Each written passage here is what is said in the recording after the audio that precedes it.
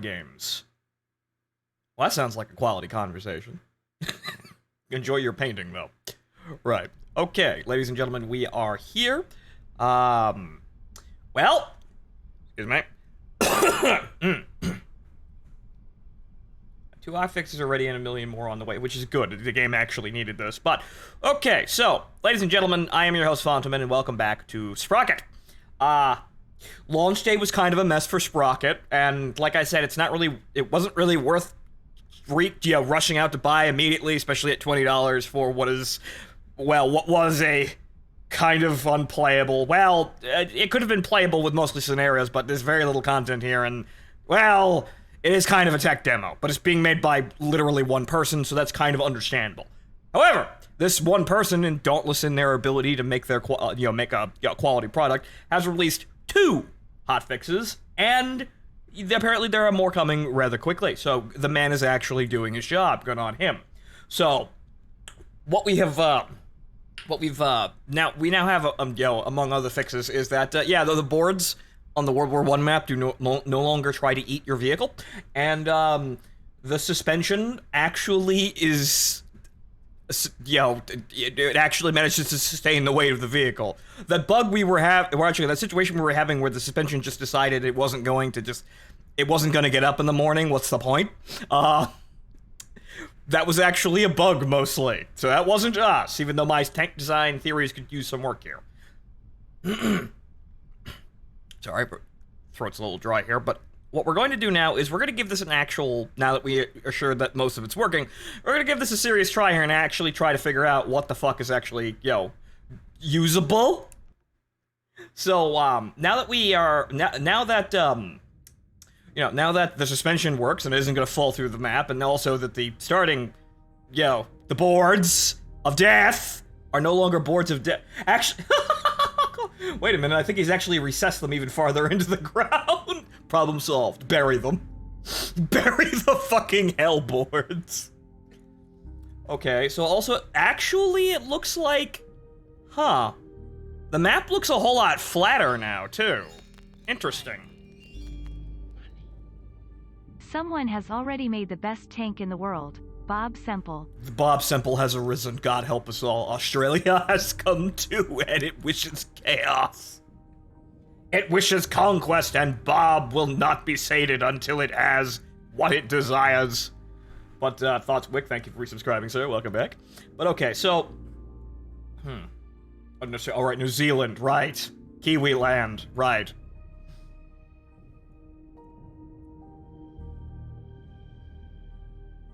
Okay, so... Also, you can retrieve the shit brick house from the folder up above, right. The box. Which is transparent. Okay. So it's there. This is our test, but I think we're gonna be, I think we're gonna be doing something a little bit different here and starting from scratch here. But just to see exactly how she behaves, after the vehicle, it actually works. Like, as the game will actually function correctly, we may hollow this out and make an APC of sorts. A Mark 9, I think? Basically a Mark 4 that was supposed to, a mother? Supposed to be an attempt at an APC in World War I, but the idea was there. It's not like we couldn't do it. But this is gonna be like a landing craft from mud, from what I'm seeing here. But let's give this a try here and see how she functions.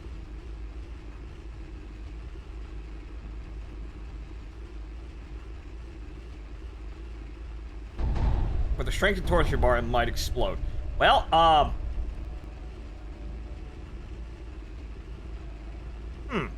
Okay, the mud's awful, but that's just the mud.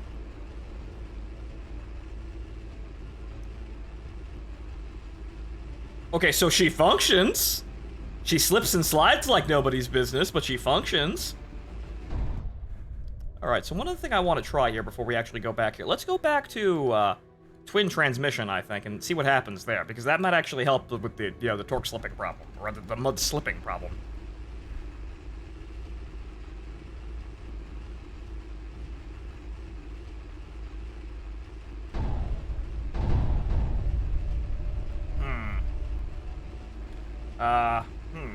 Suspension's jittering there a little bit. But, oh, sweet mother of Christ.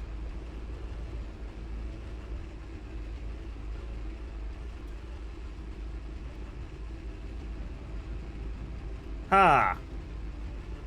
She'll get across, but in terms of, like, terrain crossing ability and mud, yeah, it seems to be the entire map is intentionally a shit. No matter what you do, you can't really get around it.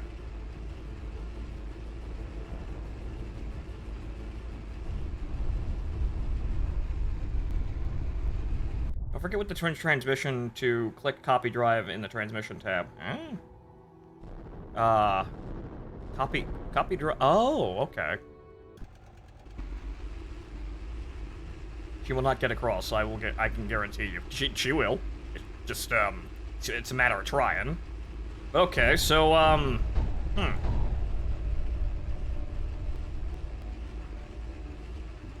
the mud seems to suck here. Just no. Call that Mark 1 just for the sake of it. We don't want to overwrite the whole fucking thing. Let's Mark 1. Marky Mark 1. Okay, so just for the sake of actually having a competent vehicle here, what's the Panther do in this type of terrain? Is it just gonna act the same way? No, actually. Okay, so what's the secrets of German engineering here and the complete lack of any sort of slipping?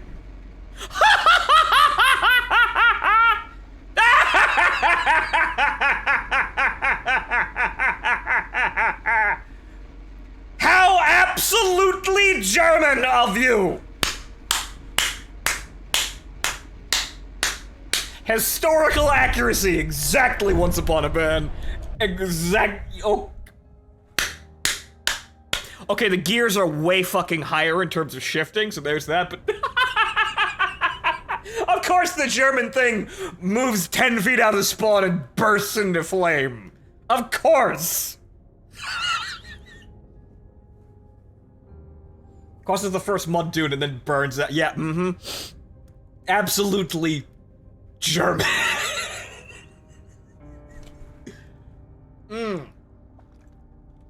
10 exploding gearboxes out of 10. Oh, that is... I needed that today. I needed something that stupid here today. Okay, but let's see, we'll analyze the gears here, but,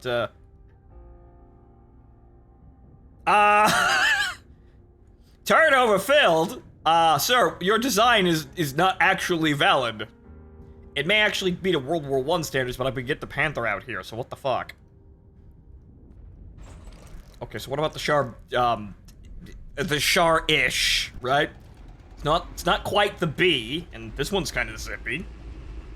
Okay. Okay, there's a little bit of slip there, but it's mostly on inclines, but she's mostly straight, and also incredibly fast. Okay, our engine designs, they're awful, but I could have told you that. Okay, so there's definitely something going on here with our initial vehicle that is not quite working well. Wow, it's almost like I didn't have any idea how to play the game when we started, because I didn't. I've made things that go 25 kilometers an hour in this scenario, fear me. Yes, fear me, conqueror of spin tires. But okay, so what we're going to do is we are going to go, down and we're gonna start again here. But before we do that, okay, so what the hell's going on with the... whatchamacallit? So those are 2 gears. Right, okay. What about the engine here? What's the... fast. Okay, so 6 cylinders, halfway displacement, 560 torque, 1300 RPM, power output, about 75% up the board here. So, okay, so this is what we're going to be using here as just kind of a rough reference for what the hell we're doing. But basically what we're going to do is I'm going to go back to basics here. We're basically just going to make an armored tractor, and we're going to get it to work optimally. That's what we're doing. We're basically making a fucking steam locomotive on fucking treads. That's what we're doing today. So what we're going to do is we're going to bring this down to, minimal spec here, and then slowly actually learn what in the fuck is actually going, what the hell you actually need to make this shit work. Probably your best bet, not gonna lie. I mean, basically the initial, presentations for tanks were basically just tractors. And hell, they even, like, for the tank corps, they actually tried to recruit, basically, like, chauffeurs and farmhands because they know how to work a clutch. So, this kind of how this went. The Caterpillar, a Caterpillar tractor was surprised. It's basically a tank, but you just put lots of armor on top of it. Let's see here. How should we shape this? I think probably what we're going to do is we're probably just going to bring that all in there. The sponsons, we don't have any. There are no sponsons. Gotta take the fenders off, too. That also, no. Zero extrusions. Okay, whatchamacallit, I think the, fenders. No fenders.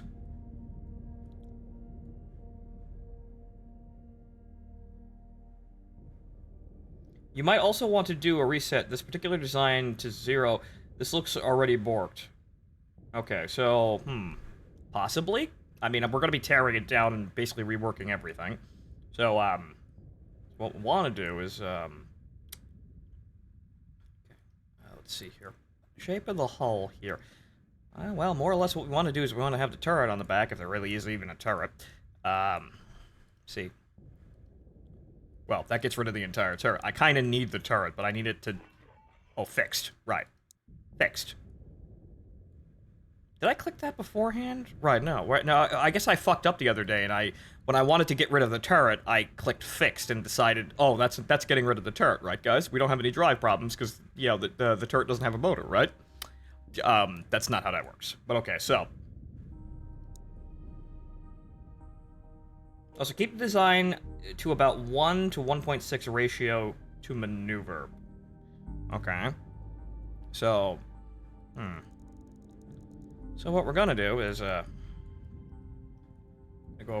bring this back all the way over there, and then just kind of shrink the box.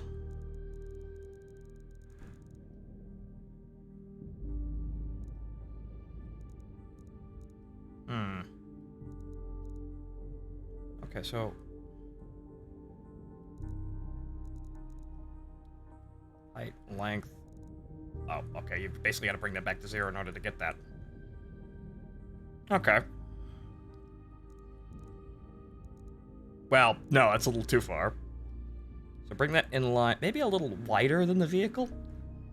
Alright.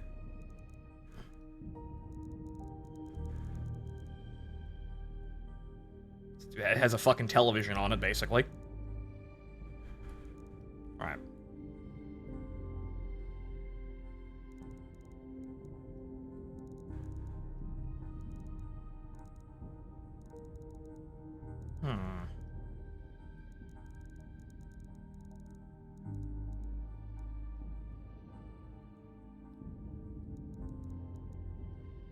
Okay. Height. Height. Alright, so we'll adjust the overall length of the hull here, too. And that's right off the end of the vehicle. I'm basically... Now it looks like I'm making an SU-26, really. Okay, that doesn't really... Yeah, that doesn't really work the way I want it to, so I have to kind of bring this shit forward.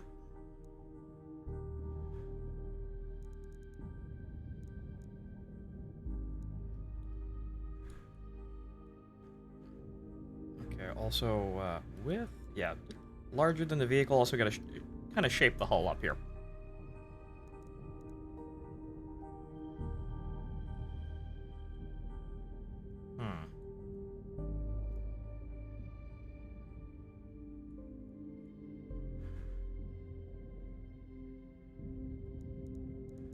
No. Let's see, front strip.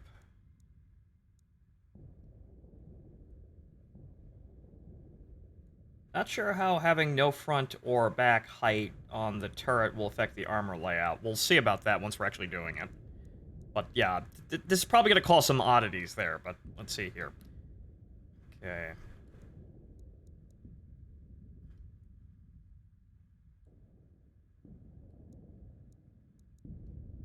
Well, that's gonna have some slanting to it, I suppose. See if we can imagine the rivets and weld lines on this bitch.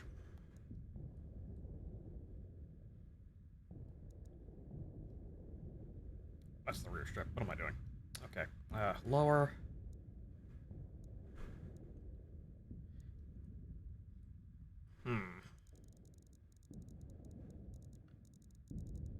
Oh, right down there.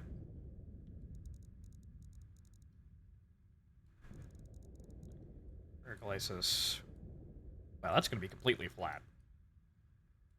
We're basically just gonna put a door back here, more or less, if you imagine. Okay, so that is... I'd kind of want this a little... Okay, side glacis... Yeah, I kind of want this a little bit more sort of shapely, but, well, can't really do that. Because I can't make I can't very well make a circle here. I kind of want to have like a circular fucking boiler-esque fucking layout here, but that doesn't seem to be possible. Or at least I'm gonna have to fuck with this a whole lot in order to get that shape. But okay, so, the vehicle is hilariously... Well, it has no internal space, but we're gonna be adjusting things, so, oh well.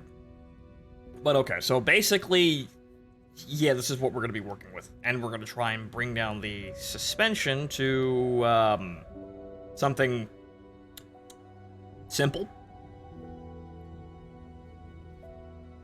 Although...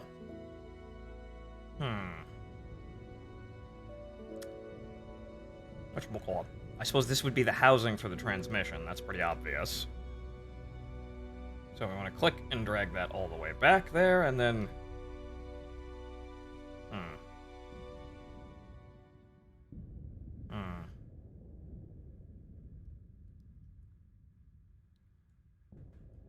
Let's see here. Forward diameter sprocket.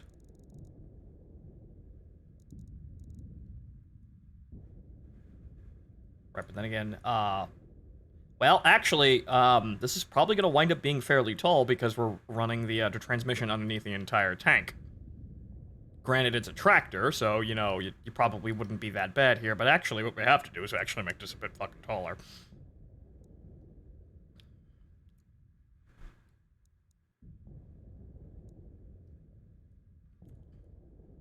That is very wide for what I was trying to do here, but I suppose it will make the tracks bigger, too.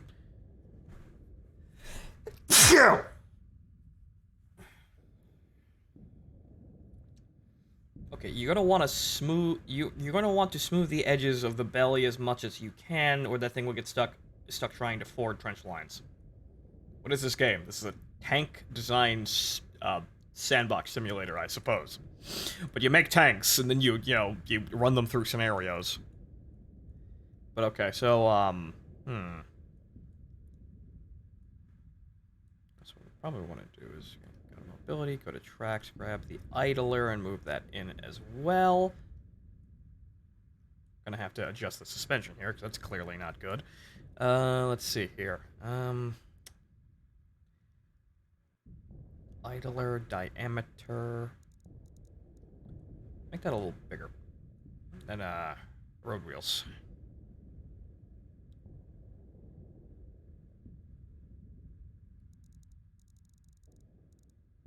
Huh.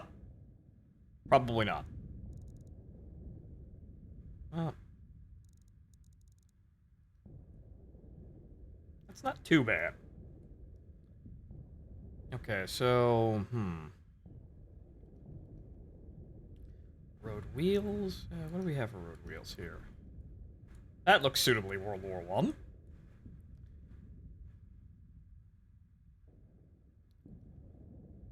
Ah!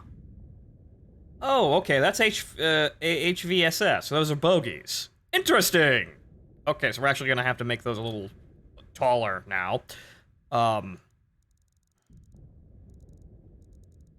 That's actually getting into, Steam territory here, so, Yeah, okay. Interesting. Okay, so there are bogies. Okay. But, the thing is here, per axle? Oh, that's two. No. whatchamacallit, group spacing. No, so how would I... Interleaved, good, what are we smoking here?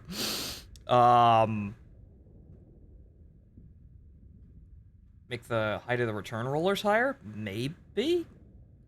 Let's see here, return rollers, height. Yeah, because we're doing bogeys, and yeah, no, you wouldn't really need the return rollers all that much.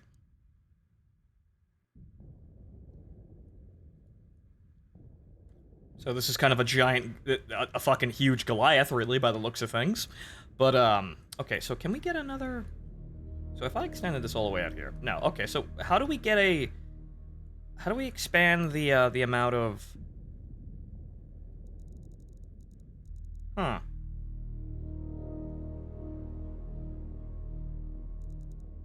Okay, I can't do that.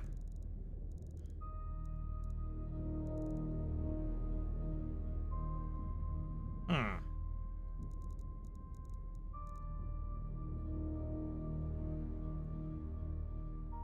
Okay, so if I just made this there we go. Okay, yeah, it's very space dependent.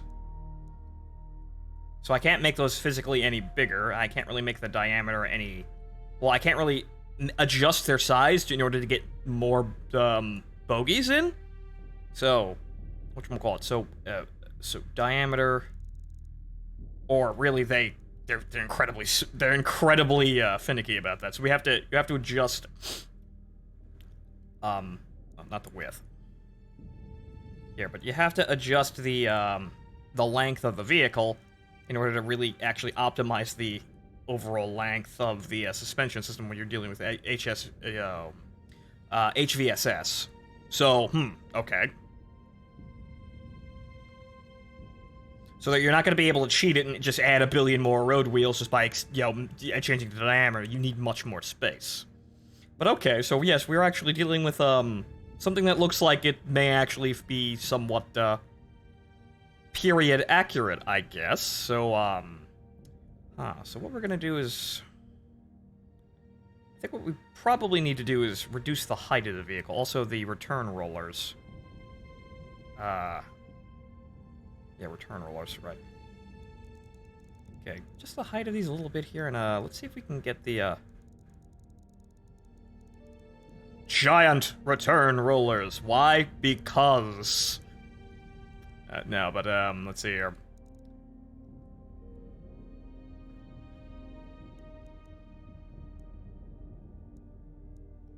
Okay, so those are entirely normal here. We're actually feeding the track back, I believe, correctly. No,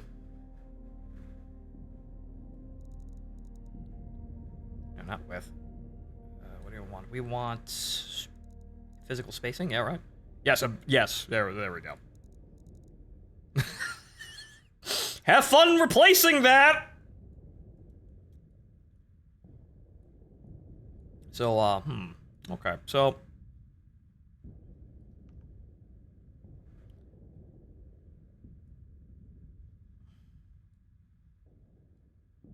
Okay, so what if we... I want to physically bring the vehicle down lower, but I suppose I have to adjust the suspension to do that. They're clipping into each other. Well, the bases are, but the wheels aren't. So actually, if I test drive this... There's no engine.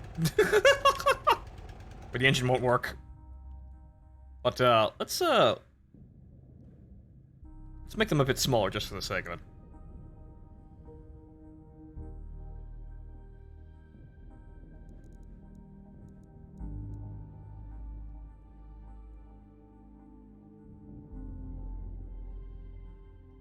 Driver can't see. All right.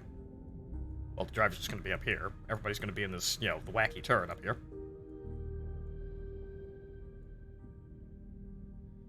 Though, probably what I want to do,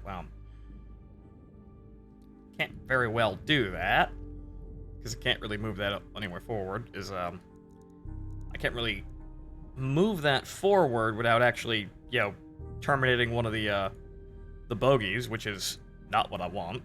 But I suppose a single bogie is actually probably more sensible, because it's a somewhat smaller tractor we're going for. We're basically making a test bed for a suspension system, so that may be actually not a bad idea.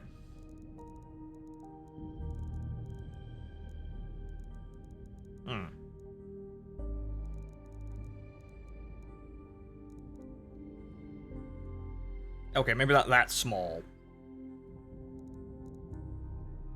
Or if we're gonna do that,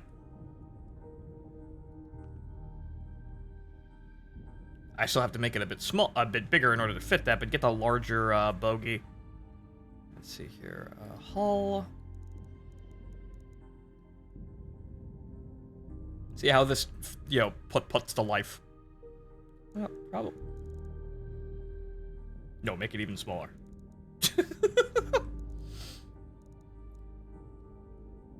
There's a logical limit here. It ain't gonna work. Unfortunately.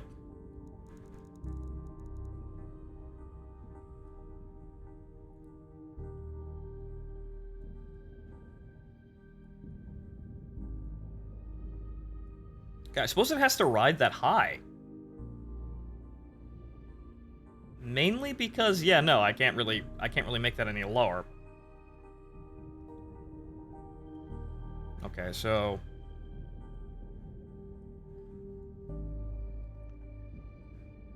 Okay, so... Return rollers, track segments... World War I, please. Spare track, no. Return rollers, there's only one type of those. Suspension system, the idler mount, there's only one type of those. Idler wheels. Well, the idler, can we make that any... I like this design, it looks basic enough. Sprocket wheel... sensible enough.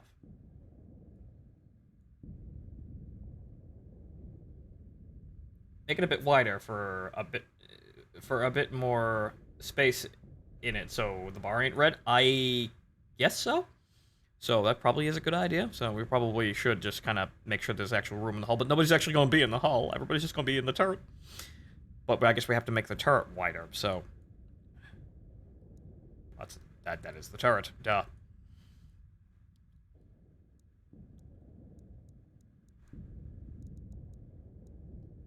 So we'll...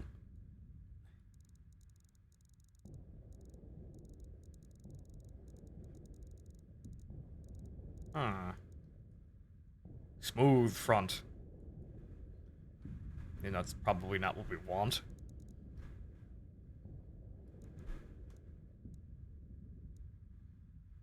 Okay. Side glacis, a box. Forward.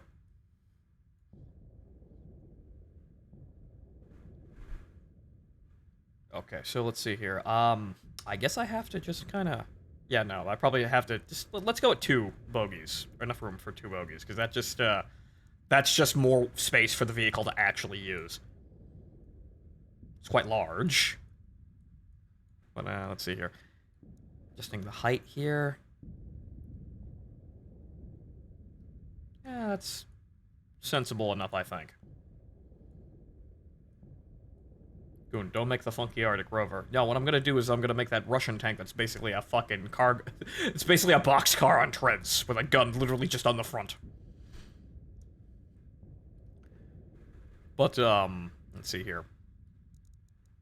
We do need a... Well, I mean, shit, why don't I just do that? But let's get this testing, let's get this working so we know exactly how the suspension system kind of behaves when we, want to do something. Let's see here.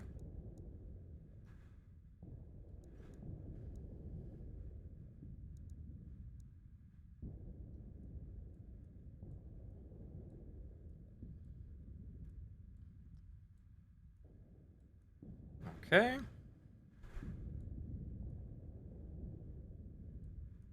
We're just gonna put a fucking door on the back of this, essentially. But, okay, so that seems to be...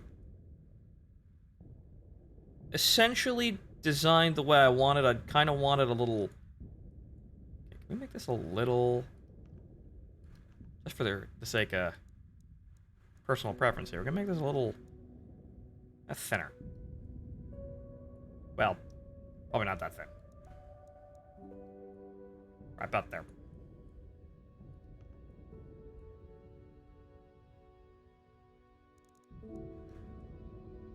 There's basically no space in it, but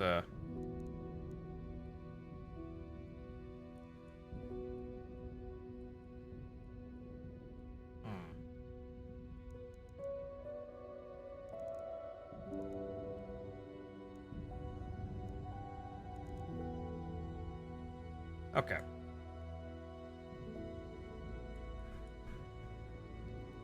Alright, that should be good enough, but, so just for the sake of it stopping its bitching, driver's port, driver's just gonna drive. He's gonna be over here, even though that's probably not the port that I really would have given him, but okay. I probably just would have given him a flap. Stowage, well, at least we probably got a lot of stowage space on the front of this, but, crew hatches, anti-infantry. Well, yeah, whatchamacallit, yeah, the machine guns, those are the cosmetic stuff, but, unfortunately, we can't really... We don't have a door. Actually, but no, wait a minute. What I can do is I can just make this bigger. Yes, good. Right, that's your door. That's how the fuck you get in and out.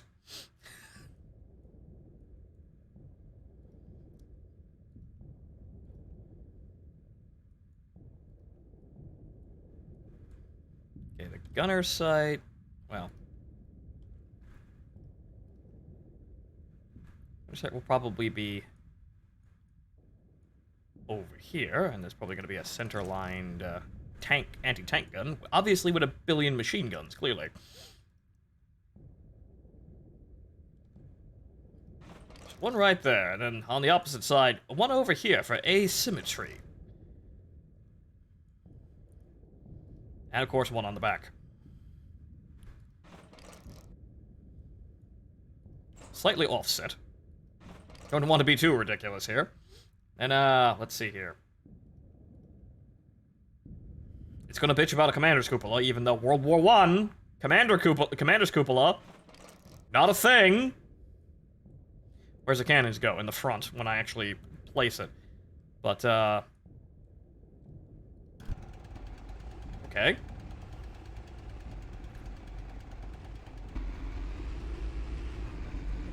Huh.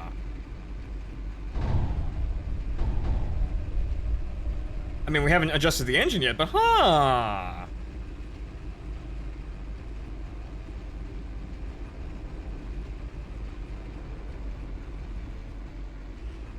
The mighty tractors of doom! Uh-oh. It's not really designed to be shot at! Canon's cupolas were a thing in World War I, they just look like an extension of the superstructure. Yeah, but we don't really have anything like that. Basically what I'd want is I'd want literally just a flap. But I can't have that. Because we don't have a part for that yet, but it's kind of, and that's kind of unfortunate, but oh well. So, right, stowages, right, so clearly what we also should do is, wish I had a better, whatchamacallit, better selection here.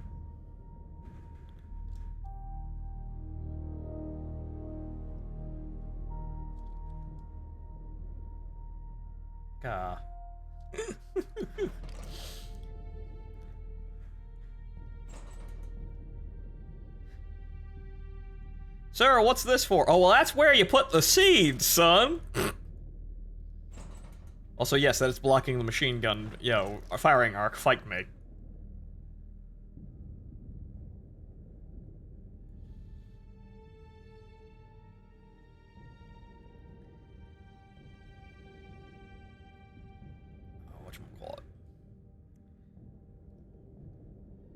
Also, yeah, no, what I'd want to actually do is, I don't even fucking command school.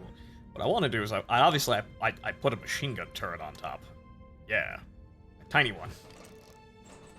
We're fucking using an M3 Lee or something. However, I can't actually, can't twist that. How do I... oh, it's a Q and E, right.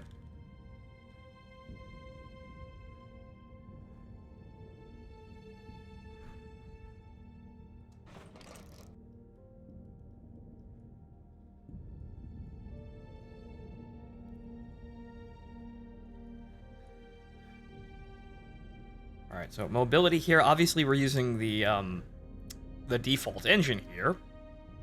But, let's see here. Engine, basic, whatchamacallit. Obviously, we're just gonna bring it down to complete 0 and then see what we can manage here in terms of our own engine design. Cover vents here.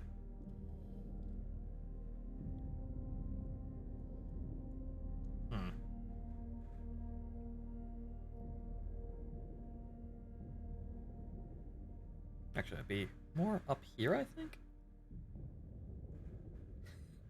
And why, yes, that is a belching exhaust right in front of the driver's side. We need to move that over.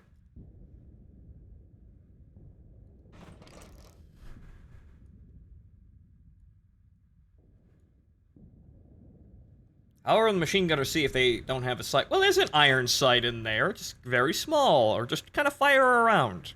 Just kind of spray it around. That's basically World War I tactics. Just gotta spray that shit around. You'll get them. You'll get those Huns. Keep trying, son. Okay, so... actually, what we probably want to do is we want to... we don't really need to.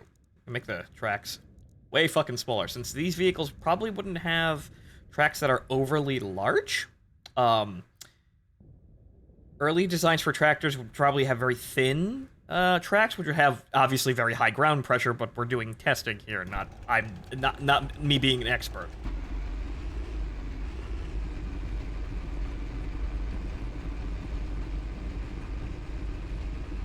She seems to have absolutely zero fucking problems currently with terrain crossing. Aside from getting up this hill, but we need to adjust the engine in order to take hills better.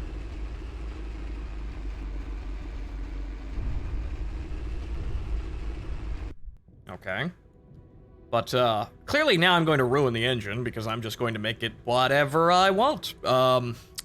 So, let's see what we can do with just the worst fucking engine we can possibly get a hold of. 0 RPM. Right, none. She's a lemon.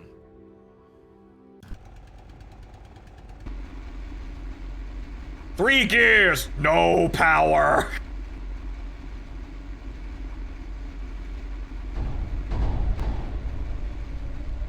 Okay, she also can't go left or right. It's probably because of the mud.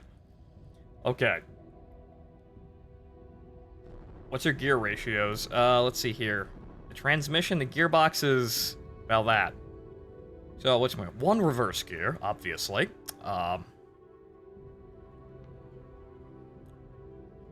So, it can't be too fancy here. Three forward gear... no, 2. Slow and fast.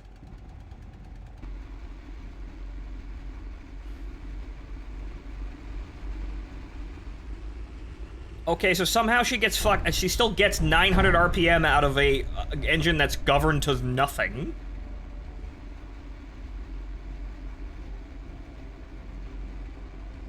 With no torque, or...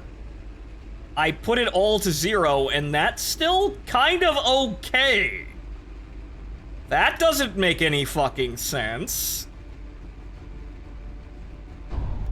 4-liter V2. Exactly what's the engine here? So it's a... actually, it's a 0.20 liter V2. 0.20 liter.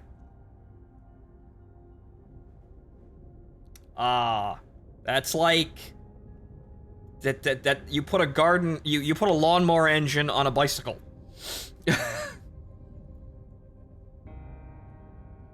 So,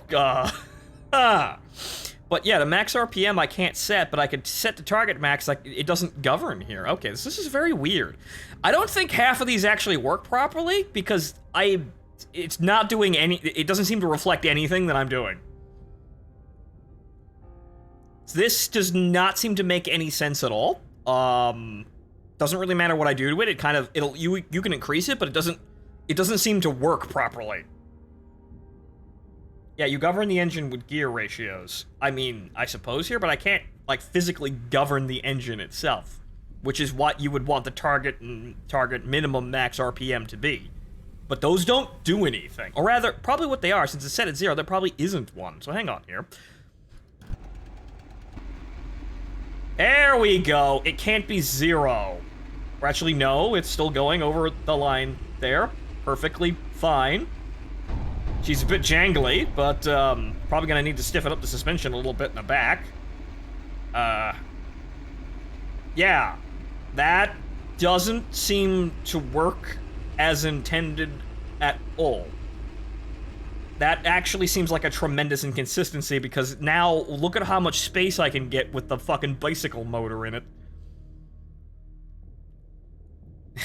You heard about Bedford Twin 6. Well, how about just a Bedford Single 6?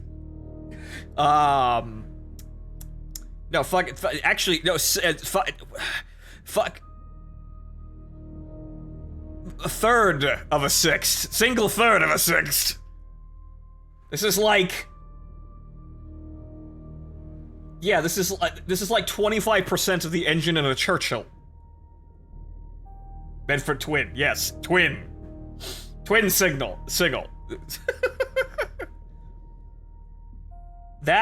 Yeah, this doesn't seem to really make any sense here, but I suppose the transmission would probably... Okay, let's tang the gears down to completely 0, see what the hell happens. Ah. Okay, now that actually works, because the gears don't do anything, but... Okay, so what if we bring, well, gear 1 up to 15? Power! It's still kind of limited. But it's still moving.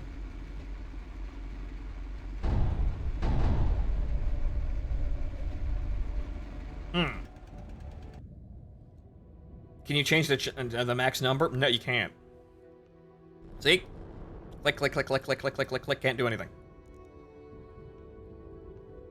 Okay, so it's not controlled by the engine's characteristics, it's controlled by the gears. And that's it. Okay, so... that's weird.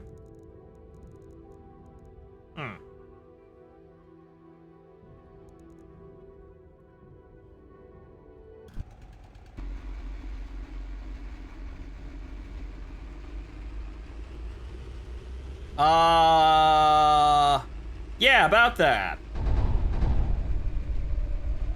2 gears are too fancy for this war machine. I mean, I suppose so, but she's still getting like 2,000 RPM, and the reverse gears, she's probably faster in reverse. That's redlining the engine, though. But yeah, no, I can't seem to affect the actual maximum RPMs of the... Even when I set it to... Well, actually, hang on here. Again, what if it's a contrivance because there's no max setting? What if I just say, fuck you, no, it still hops over the line and does whatever it wants. Okay, that's basically non-functional mechanic. None of these mean anything. Aside from you can make it go faster, but if you bring it down to completely 0, you can't limit the vehicle so it can't move. Which, You're not touching the max RPM, but you see, here's the thing. Target max, target minimum, 120 RPM. It should go to 120 RPM and then stop. And it's already instantaneously several times higher than that. The max RPM is 2,700. I can't touch that value no matter what I do to the engine. So I can't click this. Like, I can't do anything. I can't reduce the number of cylinders to make it do anything. Torque is at fucking 0. I can't do anything. Actually, nothing really actually affects the RPM at all. Oh. Oh. Wait, what the fuck? So if I turn the... Huh?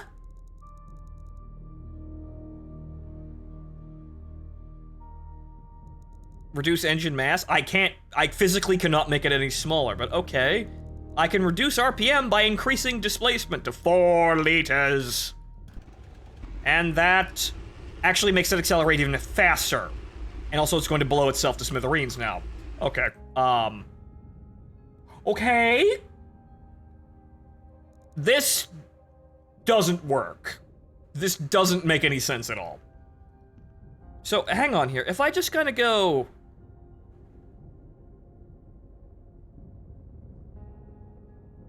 Phonto learns you can make the engine better, colorized 1915. What do you mean it only goes up? What do you mean engines only get better, you can't make them worse? So that's significantly better than the engine I just left, which had basically nothing. Severely underpowered? I don't think so. That looks fine. I don't think so. I think that's perfectly fine. That's stately. That's an infantry tank. It goes about as fast as a man can walk. So yeah, increasing displacement decreases max RPM, but you can't govern this. So if I put the target max up to 3,000 RPM, does that mean she stops red light? No. Okay. So she'll always try to jump to a set RPM, whatever the hell the displacement is. And if you go over that, you redline. Like that. But, okay, so that's bad. That's the thing, though. You can't... Wait. So, you put it up at max, and you get 1100 RPM. You will overrun that immediately. Okay, so... 27,000 RPM with 20 liters of complete bullshit. Actually, what about six cylinders with 20 fucking liters a cylinder? It's like 1 liter. 1.2 liter, very what?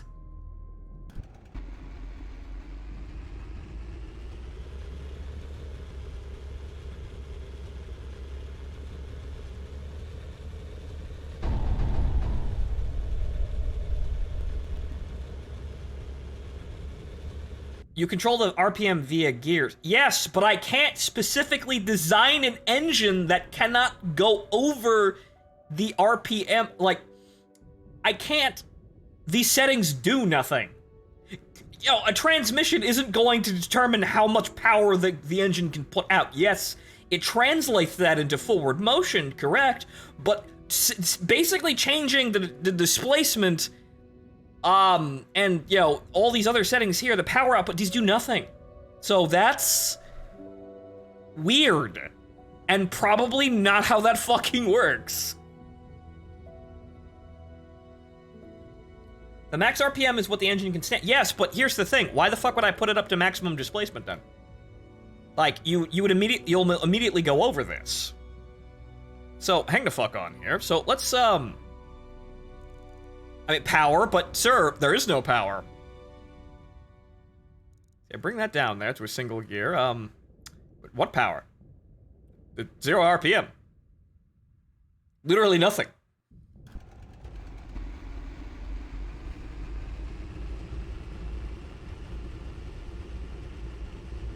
Okay, so that still goes over there. So I can probably get this to function properly if I just kind of go...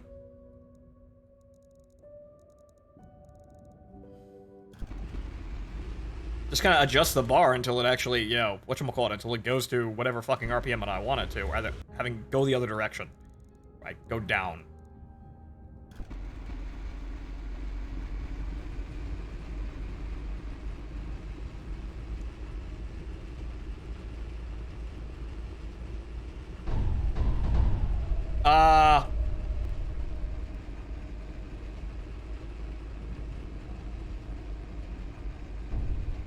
Yeah, a bit lower, but, sir, we seem to have created fucking grease lightning out of a bicycle motor. Actually, that's at, right now, so that's at maximum displacement. Let me bring that all the way down. Okay, sub-zero RPM. So yeah, there's that. But then that means the RPM actually went up. So now we have a higher ceiling of RPM to deal with when the displacement's lower. Yes, the magic of proper gearing. I suppose so, but these... I can't physically set what RPM this slider does nothing. This appears to do absolutely nothing. The idle... Like, what happens if I make it idle at, like, 700 RPM? Okay, it takes a while to get up there. It's kind of like, it's spooling up like a, whatchamacallit? Like a, you know, like a turboprop motor. And then it goes immediately to... Okay, then it... Oh, okay. So I can make it idle at 170 RPM, and that gives me a little bit of, you know, kick force when I start. The target RPM sliders determine when the driver switches gears. But it's one gear, though. So...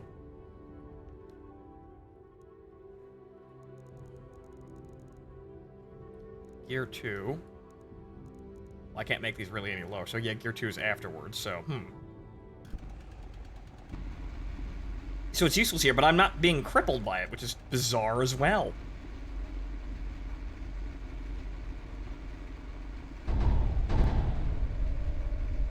But if you had 2 or 3 gears, that's when it'd be useful. Okay, so what the fuck does power mean?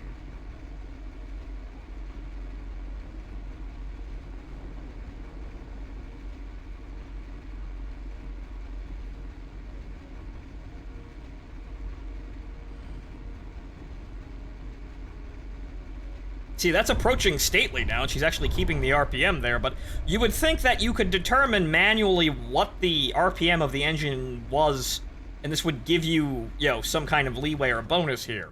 But you do it kind of indirectly with bars that don't seem to do much.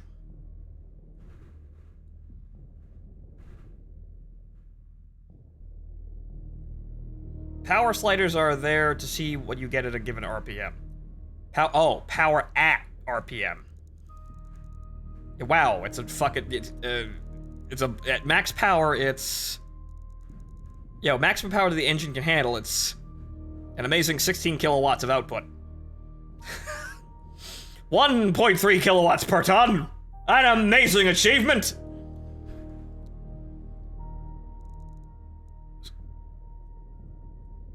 So, the problem here is that... Yeah, if you're just gonna go, you know, all the way down there...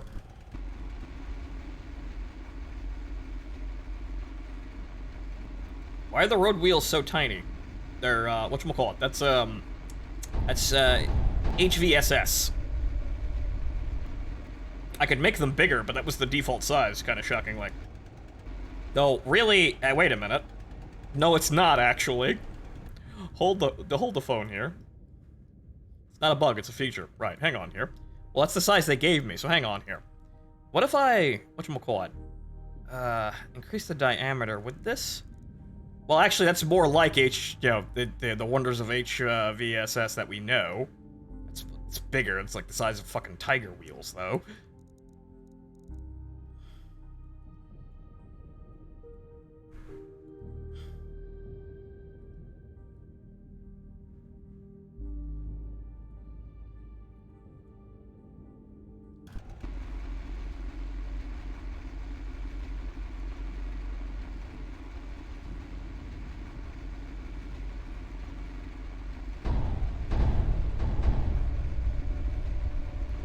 Yes, yes, thick hydrovoltaic spring I forget what the actual acronym means, but the silly fucking thing here is that it feels like I'm powering this with nothing. I could increase the whatchamacallit, the displacement here, and that would increase power, and that would give us whatever, really. Yeah, that's A-okay, we don't need more. Like, I probably want to stop the engine from redlining. But I don't think she's gonna redline too much here.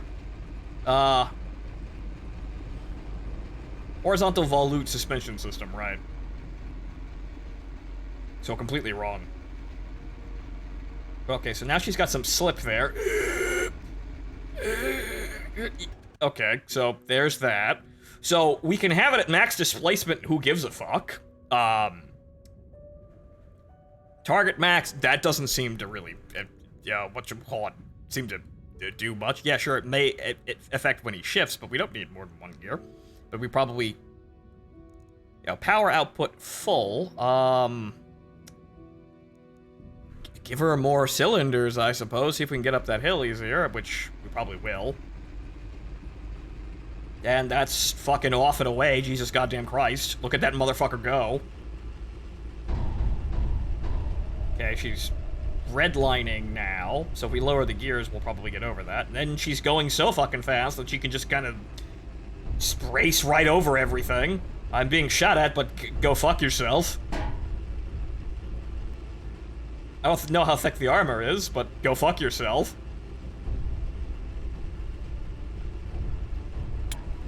Ooh.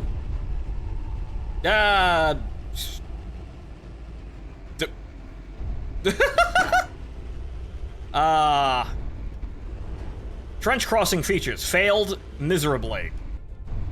Yep, nope, that's a design flaw. That's a feature.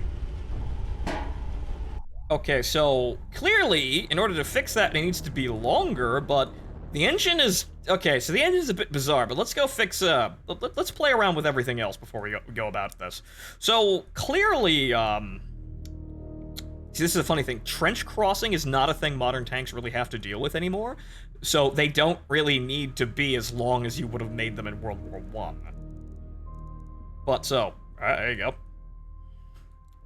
The Das Boot here is what we're making. Making a Whippet tank? I'm making the shoe. Clearly. And also, for the sake of our own entertainment, yeah, that's kind of goofy. That looks extraordinarily retarded. I suppose I could actually, make the turret a bit larger here to give it a bit of a, a bit more room here. Let's see here. Let's see, turret. Length.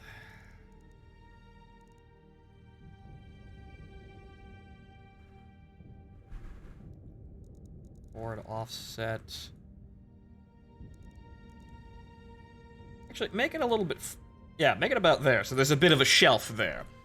Right, so, whatchamacallit, we'll back that up a bit, because, you see, there's a bit of a shelf here. So the machine gun's over there, and then on the shelf back here is where they have all the ammunition, and, the loader, the commander comes back here and then, he put the ammunition cans on a shelf and load the machine gun. Needs a bit of space. There's a bit of overhang there. It's a practical concern. Okay, so... Probably actually want some more viewports. Just for the sake of it, looking interesting. Yeah, obviously we need a... you can't...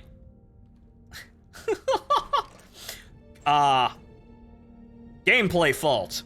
You can't make a rear-facing or any other direction-facing driver's viewport. It can only be forward. That... Add more viewports, please.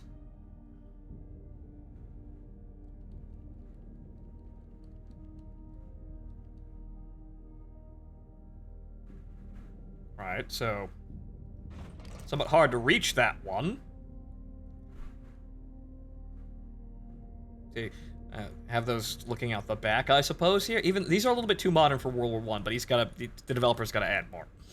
So, there's that. This vent seems to be all the bicycle motor fucking needs. I suppose, let's, whatchamacallit? Let's slant the, the front of this a little bit, because just give her a bit of a slightly more photogenic looking prow there. Or rather, yeah, no, actually, let's see here.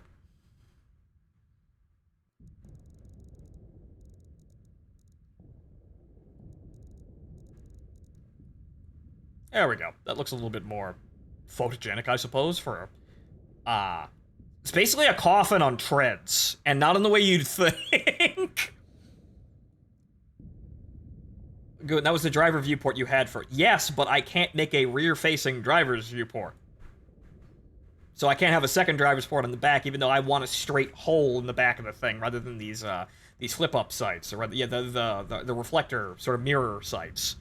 I want just a fucking slab of metal that's a viewport. That's a little fucking little... It's a little flap you put out and you hold it out with maybe like a metal rod or something. I don't want glass and mirrors, man. Just give me a hole in the fucking front of the tank. Gosh, what is this thing? A tractor with HVSS. I am doing some things that probably are not advisable. But so we have that, and then there's well, I suppose we have to put a gun on this now, but we're going to be very simple about that. We're just going to have a, you see, like that. What's that? That's just the hole.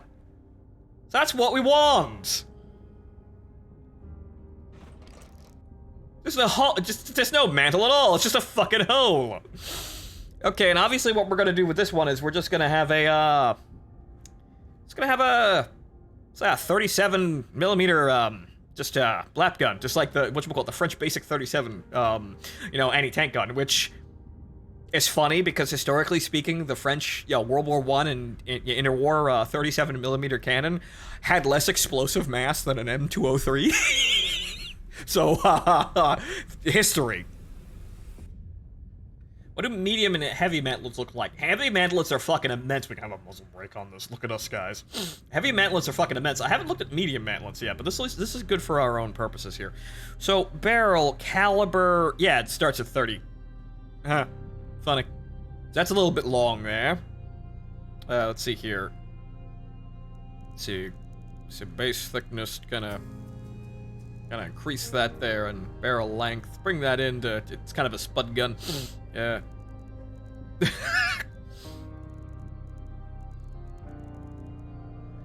So, 37 millimeter cannon. Yes, good, fantastic. Also more machine guns, because we gotta have more machine guns. Max length. No, I'm not making a penny gun rail launcher, or penny rail gun launcher. Okay, so. Crew, utility, anti-infantry, a machine gun for, you know, for the gunner up there to go with a coaxial mount there, and then of course the driver's got to have a machine gun. Actually, I can't have that one because the viewport's blocking that one. Wait, no, I get it. No. No, the driver has one facing that direction. Why? Fuck you. That's why. He could just sit there and just kind of put his left hand out and just kind of spray it in every fucking direction. So in honor of you and your uncle, my first IS mech I'm painting is an Atlas. Thank you, sir. It's not in the right colors for Foo Fighters, but that will come later when I'm making my Merc Lances. Excellent work, sir. Thank you for the, whatchamacallit? Thank you for the sentimentality. I'm entertained, and my uncle probably would be as well. So, okay, now I have to put ammo in this.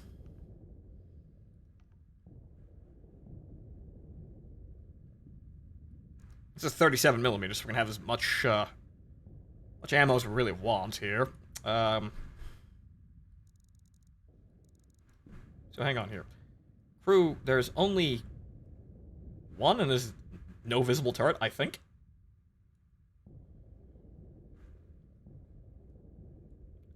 Are you making a Bob Simple? I'm making a Mike Regular? I'm experimenting with some things, and then let's, yeah! Not the suspension, though, dear God, that's disgusting.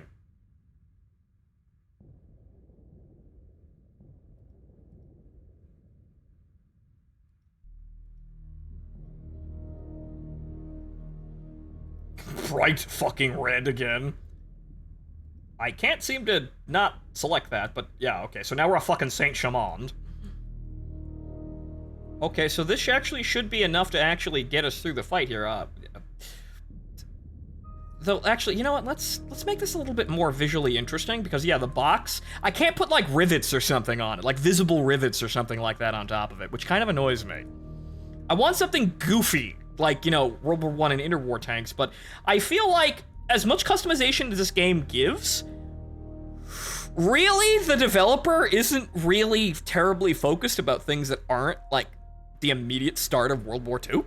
And this kind of shows with the selection of parts, but I suppose it's one man making, you know, parts for the game, so give him time, I suppose. But in the end, this is kind of... I want more customization options that make this, you know, and make it look sillier. Or rather, make it look more World War I-esque jank as fuck. Saint Chamont. The Saint Chacant. Saint Chawont. Let's see here. So, angle... Actually, I want the leading edge. So, that would be the cheek? That would be the cheek on the front, but... let's see here. Yeah, that would be that. Which, it's not really what I want to do.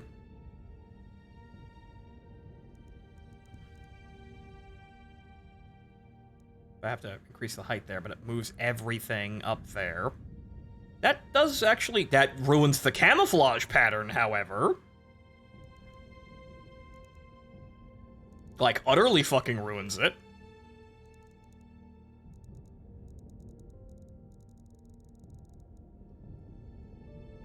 Hang on here. What if we had this... What if we... Yeah, what if we have this kind of bulge out a bit?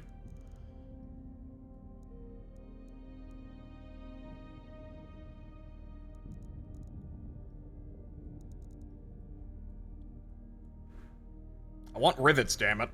Give me rivets.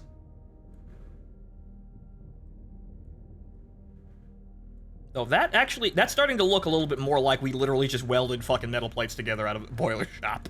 That's what we're looking for, I think. That's kind of what the aesthetic I wanted to go for is. I don't know how thick the armor actually is. How thick is the armor? It's 10 millimeters. Yeah, it's actually accurate. 10 millimeters thick. 10 millimeters boilerplate. Greatest fucking invention this country's ever put together. Yes, with its amazing 24-liter V6. That's actually pretty okay.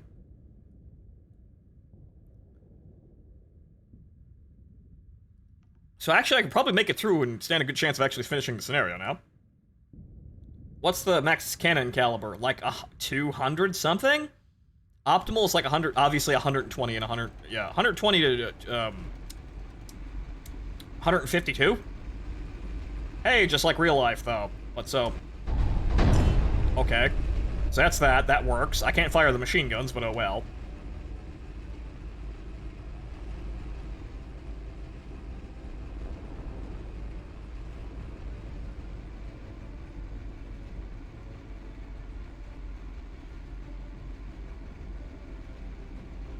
Yeah, obviously the armor's probably not sufficient, but let's see if we can actually get close to these targets first.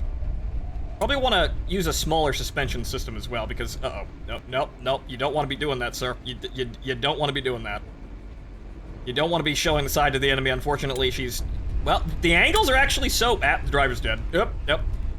The driver absorbed the shell, saving the engine. Oof. That man ate a shell. Oof.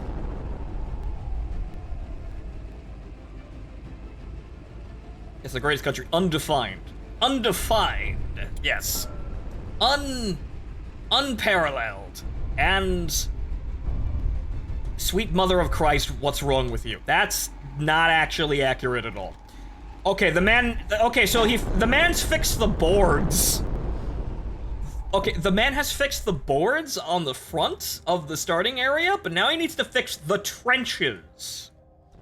So... Yeah, wow. Okay, so let's try a different suspension system and maybe make the vehicle a little bit smaller. So let's see here. Let's go back to... Actually, no, we want to go suspension. Let's go to... Ah, yes! See, now we're fucking cooking with, like, turn of the century. Now we're cooking with Edwardian era bullshit. So, let's bring the... Well... that's funny. Tiny tracks. Well, actually... Really big tracks. Do you know why? Because we don't fucking care. We can't produce these. So let's bring the... Actually, yeah, obviously the length of the vehicle down, because it doesn't need to be this fucking long anymore. About there.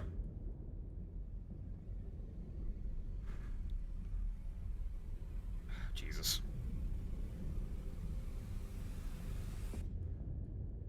Alright, then bring the turret forward. Because now that overhang is a little bit too significant.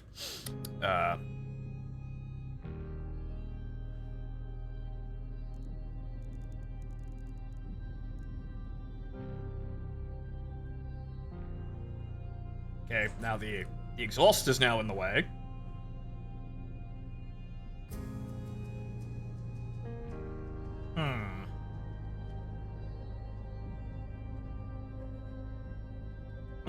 That's probably not a good idea.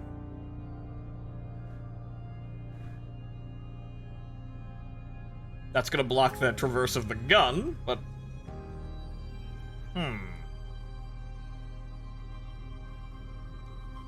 So, that's kind of annoying, again. It's cosmetic. Actually, I think the what was it? The mobility... Spare track? No, okay, so what the fuck? Where the hell was the... Where are the vents again? Stowages, lights, crew hatches, antennas, viewports, command cupolas, utilities... Where the fuck is it?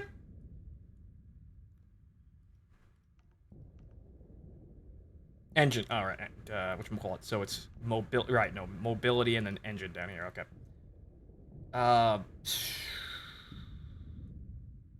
That's kind of unfortunate, because, I suppose this will have to do.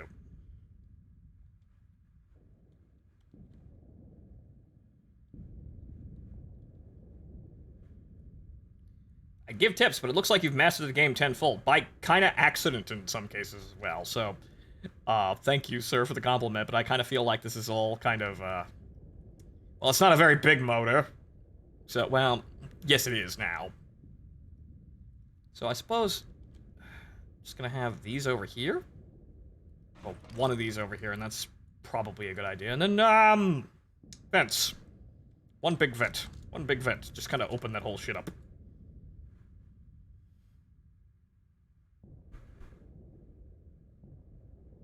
Can't have that because it's in front of the gun. Actually, let's two. Let's have two.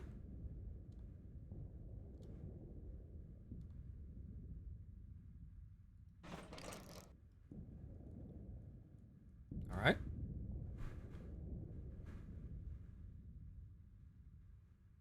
Exhaust blows straight on the turret. Tank has AC. No. No, not AC. Central heating. Also, carbon monoxide poisoning, free of charge.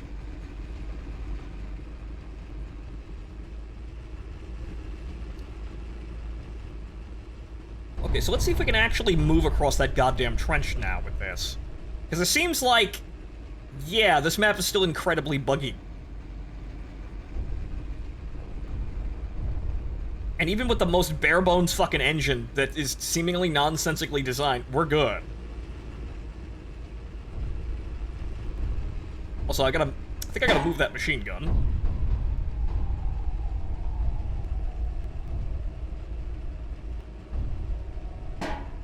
Ding. Ding. Okay, so... Yep. And she still gets stuck. I mean, yeah, so whatchamacallit, I suppose... Do we have... fenders, front, middle, placeable... Do we have, whatchamacallit, do we have a ducktail? External fuel, that would be a terrible idea, but... Tracks, return rollers, return mounts... Spare tracks, powertrain, that's not gonna be there.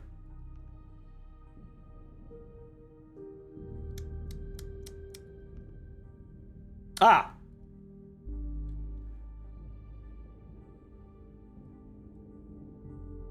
Well, see, now we got a problem here, because that's where the door is.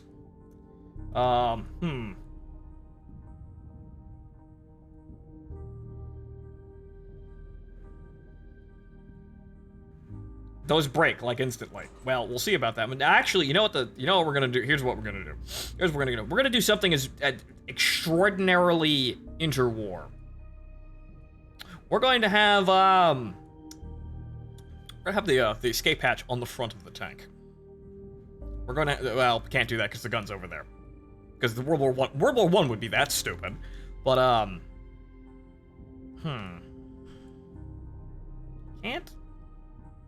There's unfortunately no way to get in, so I guess I have to put it over here. And that's how they get in and out of the fucking tank, which is... Good luck, boys.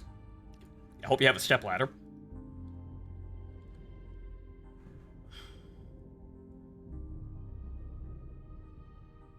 Okay, so let's try... that, and see if that actually does anything.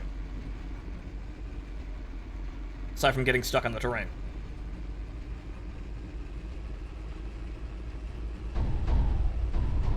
It's not like you'll need to get out when the tank is moving. I mean, yes.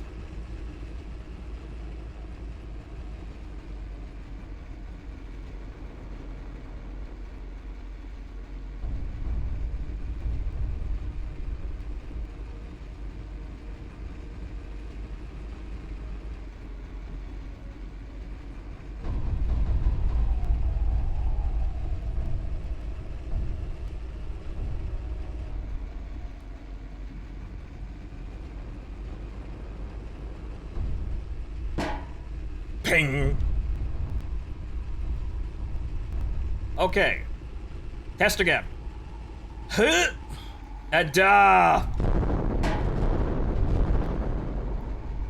Wait. Yes! That's totally not how I expected that to go, but okay, we're over the fucking top. Actually see any of these fuckers out there? Can we see who the hell's shooting at us? Not really, no.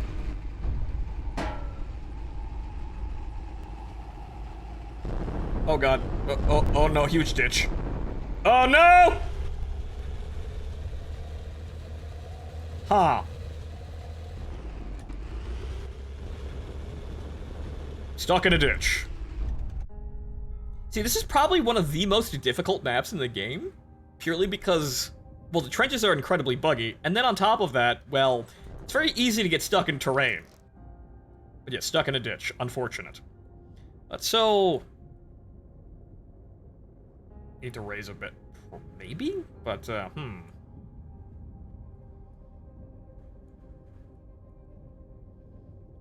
let's see if we can actually just cross it. Just move the, move the ducktail out a little bit and see if we can actually just get across the map purely by navigation purposes.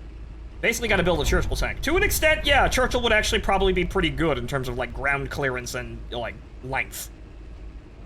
Or, like, a ground pressure and then, whatchamacallit, length for terrain, if you're a trench crossing.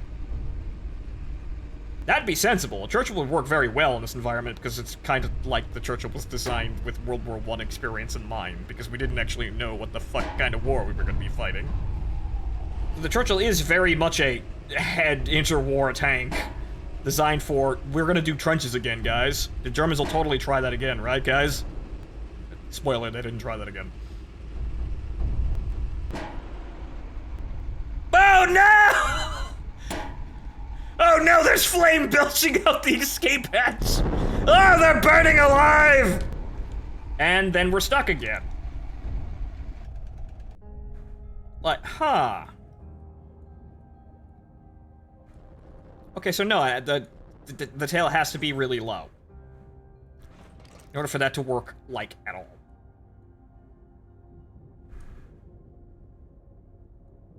So,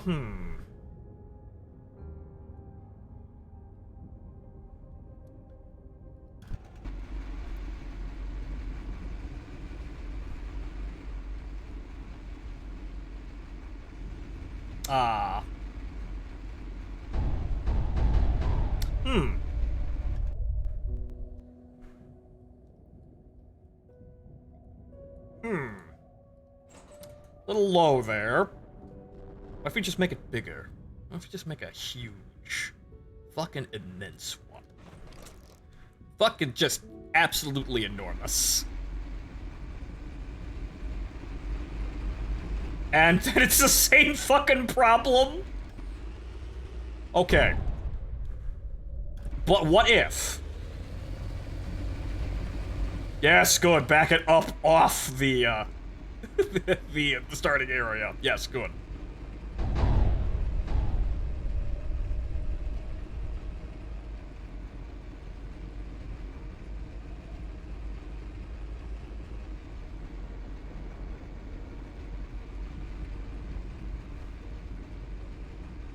Doesn't bode well for crossing hills, though. Well, it's not gonna get stuck on the rather easy to get stuck on starting pad, because that's made of, fucking Griptanium or some shit. Going over hills? Perfectly fine. And I say that and I immediately get stuck on something. But nope, nope, we've got it. Hang on. Nope. There we go. And then we get stuck on literally nothing.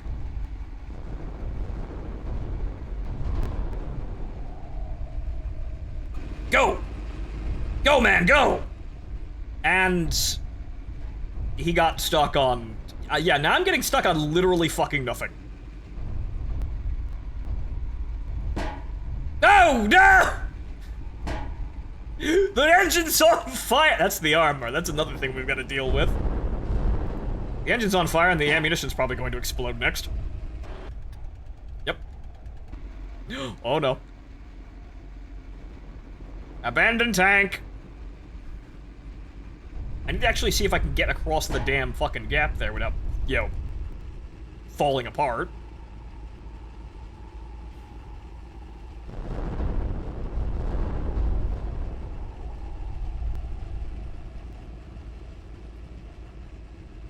I mean, you got those for ease of cross there, but that's cheating. Okay, she goes right over it. How exactly is 10 millimeters of armor stopping any of those shells? Well, they're World War I guns. They're probably terrible. Yeah, no, angles are... Well, depths, there... we are immediately killed. Okay, so, yep, strengthen the armor a little bit, I suppose, in order to make this go here. And then maybe change how the suspension is mounted, because we're kind of heavy. But then again, if we add more armor to the front, we'll balance out. Effective thickness actually is 20 it's actually 20 meters thick. Ha ha! Science. And auto ricochets. Call it front. Let's bring it up to 40 millimeters. Obviously on the face, because that's just a good idea. Side, upper, rear. We don't really need those since we're running straight to fuck at the enemy. Armor, front, cheek, right.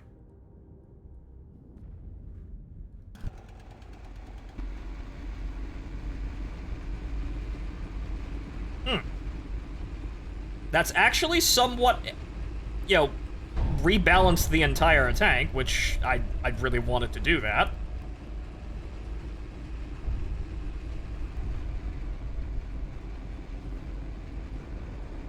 Well, we're not gonna die, most likely. We just need to worry about the suspension.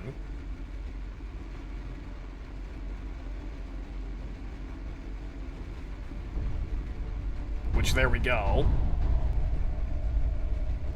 Power! Power! It's getting stuck. Okay.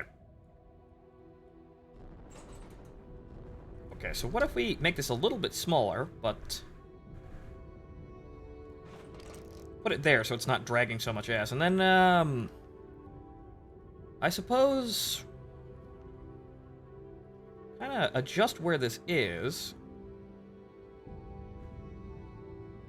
Return rollers. Not spacing on the axle. No, it's not width, it's spacing, general. Right, so let's reduce the number of return rollers, and also we've got to go back to regular wheels. Rather, go back to, yeah, go forward a bit, I suppose, because we moved the,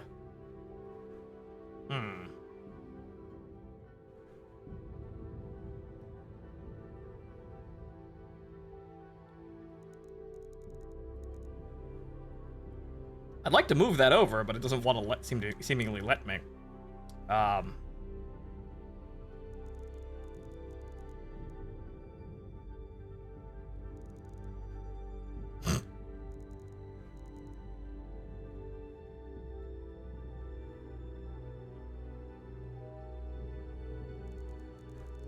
I can't seem to move the other one forward.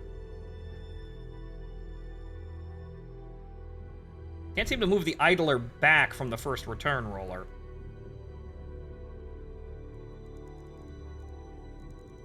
Giant idler.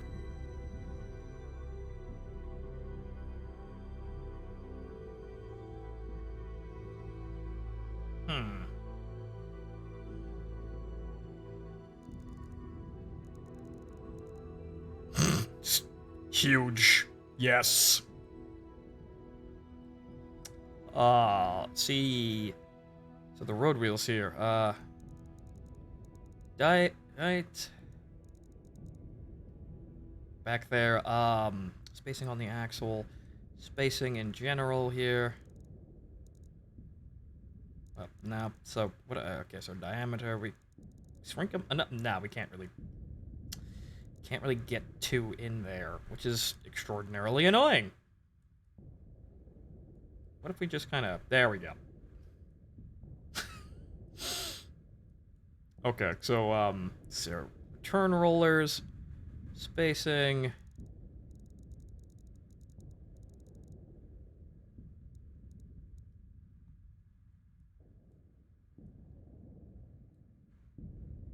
Remember, small wheels get fucky.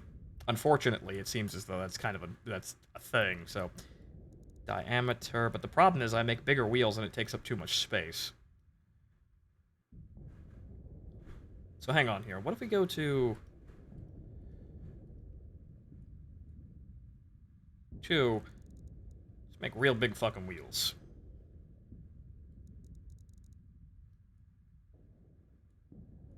See how this rolls out. Still somewhat off balance. But she's not getting stuck anymore. She's just leaning back because of all the weight back there.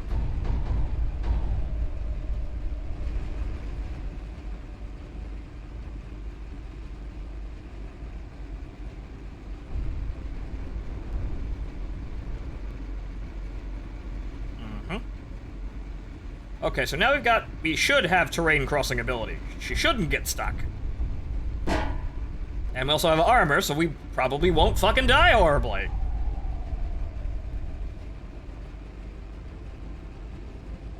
German Panther interleaved road wheels with Chrissy suspension. Sir, do you wish to court chaos?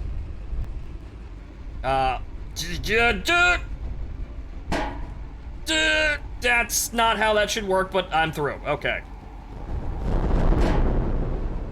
Fucking 10 millimeters of side armor is doing great, though.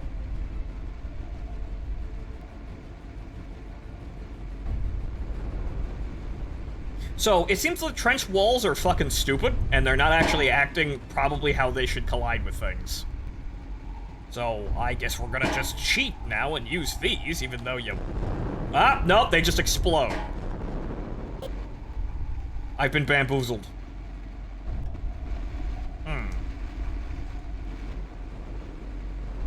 But yeah, you see that? I'm just going through the... You see, the problem here is that the tracks are clipping through the boards, but the wheels are stopping on the boards. The problem is, though, since the tracks aren't actually touching the ground, you can't get any traction. So that's a developer problem here. He needs to actually fix that. So I think the problem, the most sensible idea that we could possibly get is we just go back to a normal suspension. And, whatchamacallit. We kind of just, we want as little spacing in between the wheels as possible because we do not want the suspension to move at all.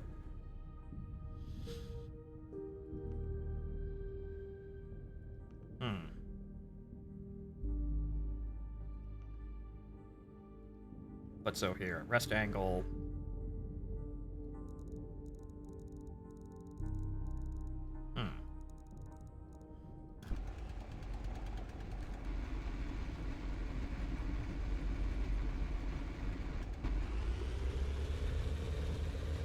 And also now I'm in the ground. I've found the boards again. I found the boards again, but I don't think that's the boards. I think that's the ducktail getting stuck on something. Also, camera. There we go.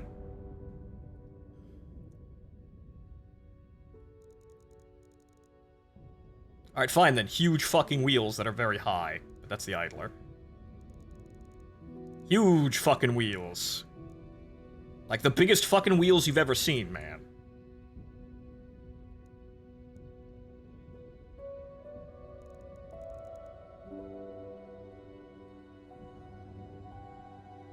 See, what if we... Okay, what if we... Okay, not the height, but the diameter. Just kind of... make that area as small as humanly possible. This looks utterly fucking ridiculous, but it'll probably work fine. Aside from it getting stuck because of the dovetail. Or the ducktail. Okay, so we can fix that problem. We just go backwards. We, whatchamacallit? Rear offloading. Looks like the game doesn't use the tracks as a point of traction, but road wheels count, and which has its own problem. Which, I feel like a lot of games actually wind up doing that, because making tracks actually collide as physical entities takes too much work and no one wants to do it, even though, holy shit, that's the right way of doing it. I know this is a Unity game, and I shouldn't, a Unity game made by one person, I should add as well. A Unity game made by one person, so I shouldn't expect the world, but holy sweet mother of fucking Christ, man. I miss Big Sprocket. I also kind of miss the Big Sprocket, but let's see if we can actually get over this terrain. Make the tracks wider, too, I suppose.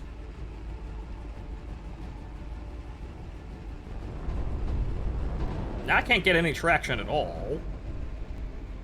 Because the ground pressure is probably too fucking high. I think it's better for Big Sprocket, Small Idler. Actually, you know what we'll do? Okay, so let's see here. Powertrain. Well, actually, tracks. Okay,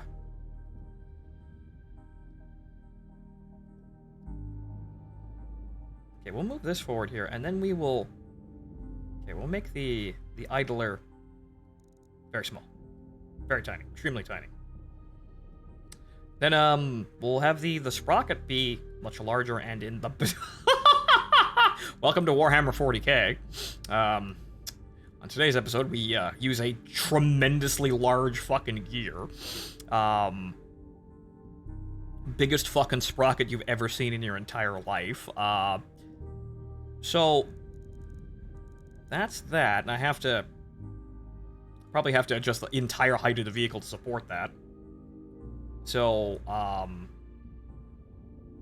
the road wheels have to be made smaller because the ground pressure's too fucking high.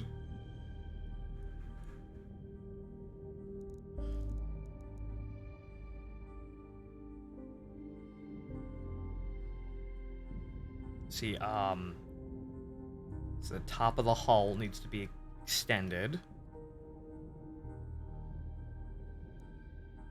There's not a lot of room for that giant fucking sprocket.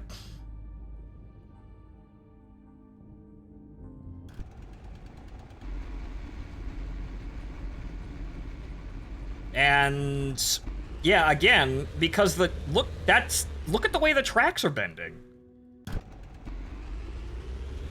That doesn't make any fucking sense, and yeah, you just get stuck because that's not actually a point.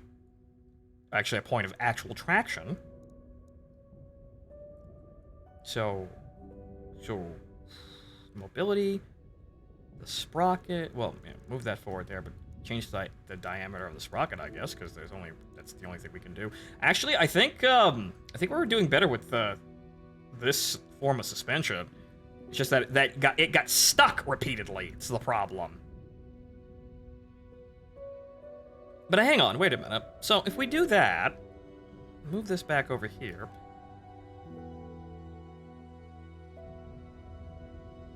That's weird, but okay. So move that back over here. Then, whatchamacallit?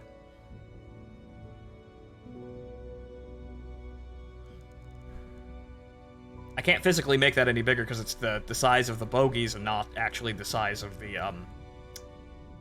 not actually the size of the actual, it's not the size of the road wheels, it's the size of the bogies that are holding the road wheels, so I can't make those bigger or smaller. I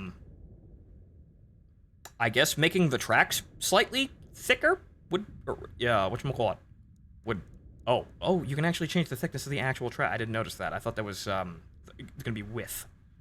So I didn't actually notice that. So length, maybe just kind of, maybe make that a little bit tighter, I guess.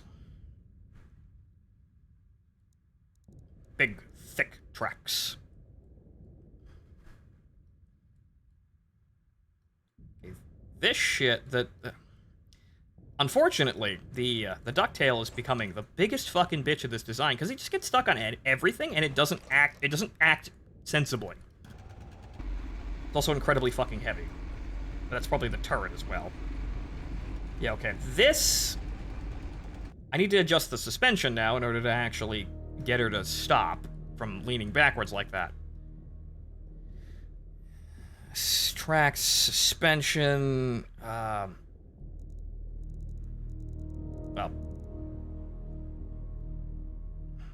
that isn't it, but she would be, no, that would be there.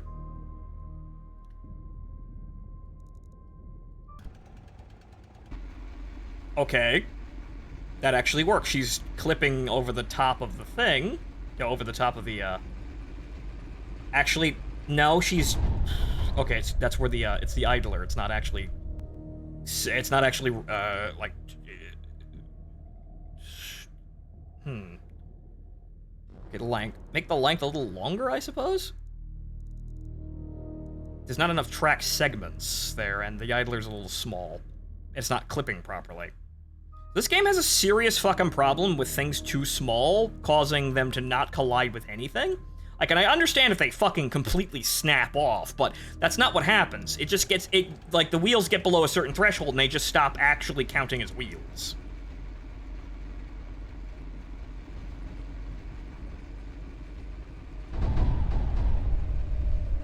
Okay, so there we go. We've got speed and we've got traction.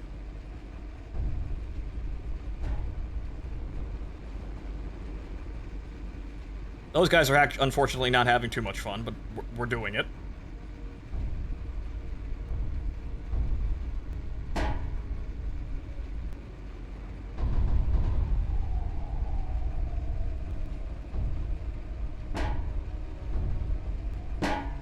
Ping. Also, that is a Zeppelin over. That is a Zeppelin over there. Interesting.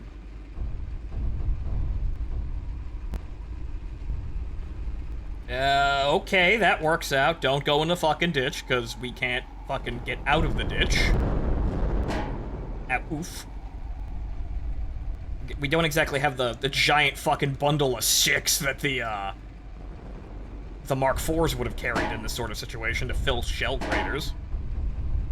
And that's too wide. And, like I said, because the tips of the tracks aren't actually... This is rather silly. The tips of the tracks aren't actually collision points, I'm now stuck here. Also, the back ass of this being slanted would actually probably help out. And somebody Once Upon a Band, I think, pointed that out. You don't want to have gripping edges like this, because it'll get stuck on the terrain, unnaturally so. Okay, so, we want the hull, rear strip, well. Okay, so... upper, rear glacis. No, that's not it. Okay, rear strip. Let's see here. Top. What the hell was that one? Slant? No.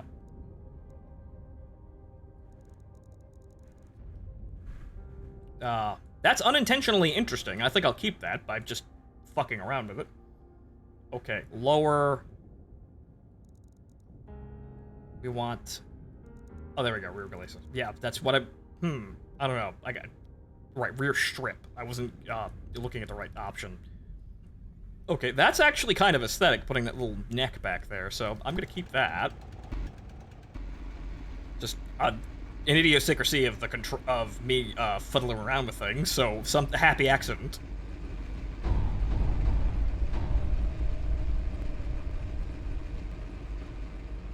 Okay, but I think I see a further issue that might actually come to haunt us. It's the front.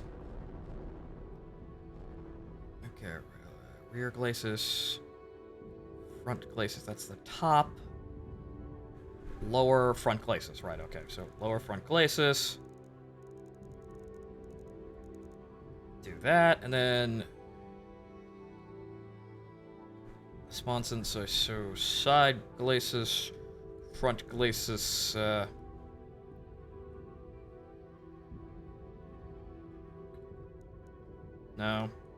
that ain't it. Okay, sponsons. Yeah, the slant on the. No, that's not what I. Front and bottom, strip bottom. I guess, but I also want to curve this. What the hell? Okay, that's the. Oh, right, that's the. Don't want to do that, because that'll fuck up the armor model something fierce. I can't seem to. That's the bottom. Huh. What's this face?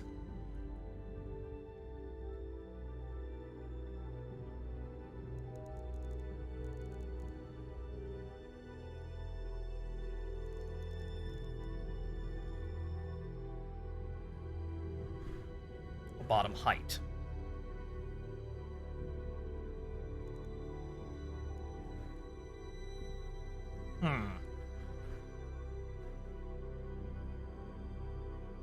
Okay. Lower front glacis. Strip. Okay. Rear strip. That's the rear strip. Duh. Front strip. There we go. Okay, that shaves some inches off of that, I guess, but not quite what I wanted. Still, I'm kind of just accidentally making the back of this a little bit more aesthetic looking, which is kind of funny. But I think that's a little better because now we don't have the hull just to clip into the ground. Let's see if that improves terrain crossing ability. But I feel like a lot of this game's problems with its, collision, colliding into shit is purely down to the game itself and not because I'm making bad designs.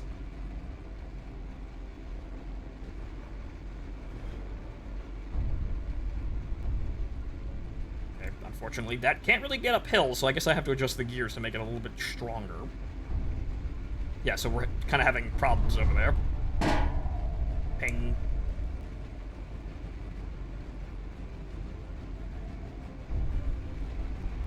Maybe add a little bit more torque, because the torque is actually still at 0, I believe.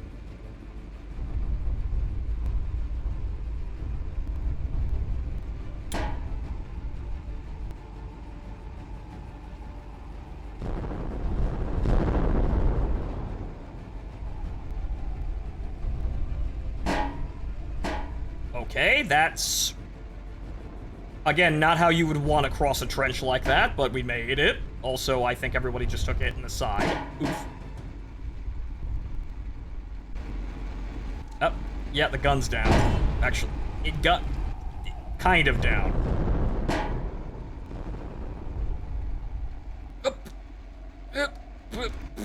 Okay, that's coming down to engine power, I think. Okay, so now we need to adjust the gears a little bit. But so, let's see here. It's mobility. Because now we actually have to fiddle with the engine a little bit here. Its power's at maximum. I guess I have the torque. Actually, no, it's displacement. Torque goes up via displacement. What if we actually add more gears? So that would be power to transmission, right? Okay.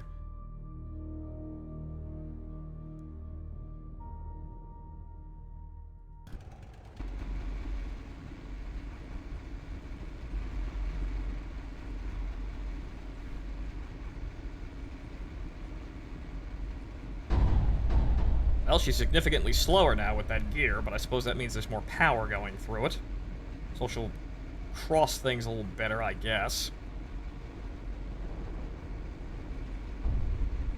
path of least resistance, I suppose, here. Just going with the flow like water. Unfortunately, that twist is a little bit hard. Why have you stopped? What are you doing? You're embarrassing the entire company here. Clang!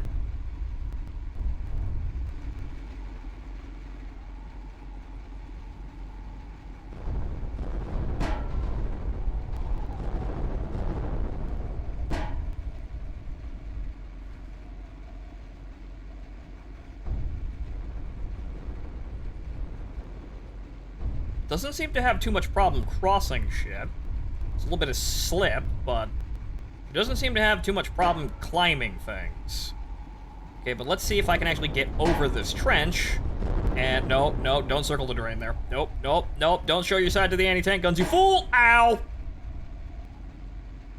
Turn. Oof! Oh no! Ow. Okay, hang on here. Actually, yeah, let's that third gear. Let's govern that a little. Let's let that third gear run a little higher, I guess. Get some more speed out of that.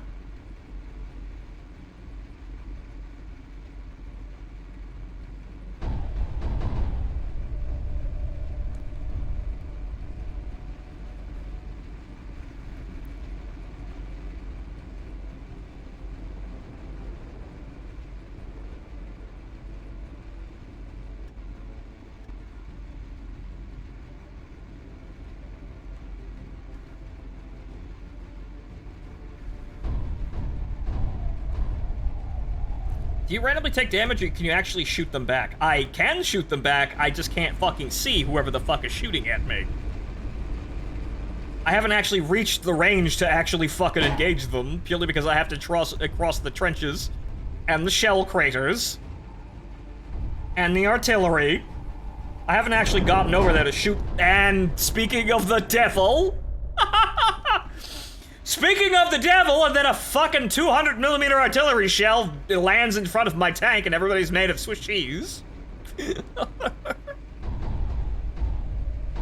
Oof. This is a very wonky map, even though it's kind of the map that I actually wanted to play on the most.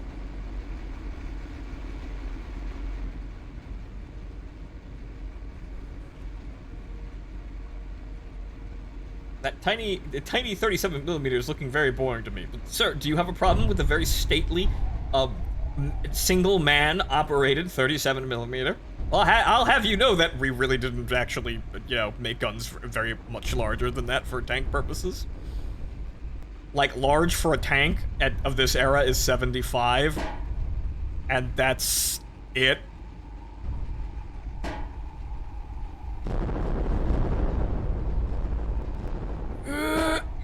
Yeah, okay. Maximum length. Let's see if we can actually get the tank over to shoot something before we worry about what we're shooting it with. Oh, don't fall in the hole. Don't. What the hell is that now?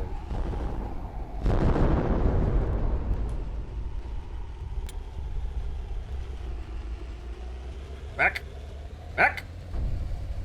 At least the reverse gear works.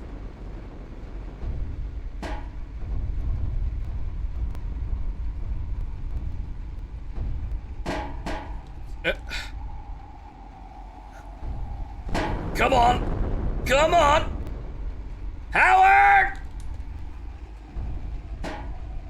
Come on! See, look at that! It should be actually on the ground grabbing traction, but the tracks are through the floor. Because I can't actually gain traction on the wood faces of the trench.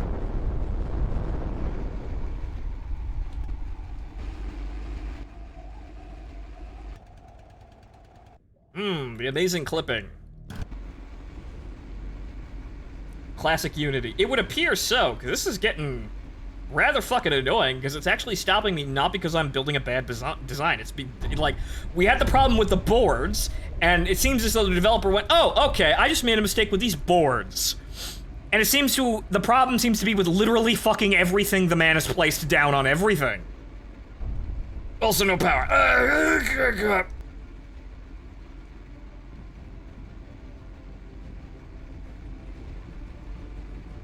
The Panther did fine, it just burst into fucking flames, which was hilarious.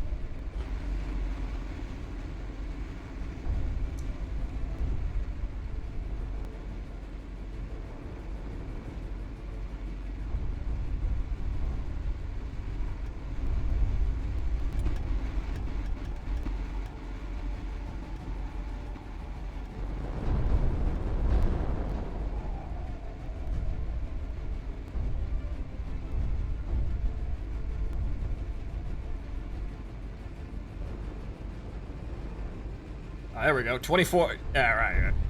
24, 25 kilometers an hour. Now we're fucking racing down the line. Okay, and... there we go. And then the artillery basically shot everything inside the vehicle, which is basically dumb luck. And the funny thing is, I don't actually have the option to put enough armor on to stop that. And then she's immediately into a fucking ditch. That I can't actually stop. This is fucking frustrating as hell. I suppose it's, kind of like, this is a horror game in terms of, like, falling into the nearest fucking thing that you actually see.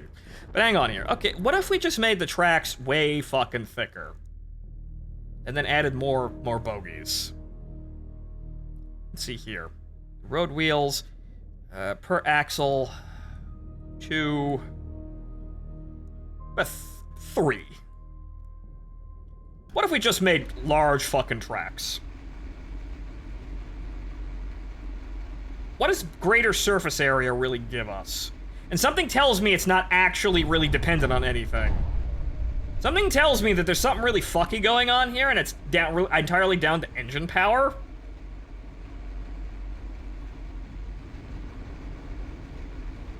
And as you can see, right. Okay. Alright, we're gonna do some super science here, because I think I understand what the fuck's going on here. It's down to the number of road wheels. So, we're gonna do some super science here. We're gonna go absolutely, completely mad with power. How are we gonna do that? Well, I'll tell you how we're gonna do that as soon as I actually find the correct option. Those are gigantic fucking spring arms, dear God. So what we're gonna do is we're gonna increase the okay, that's a sprocket, but we're gonna increase the diameter of the road wheels. And then we're gonna have interleaving oh my fucking God! Well, actually, that's a...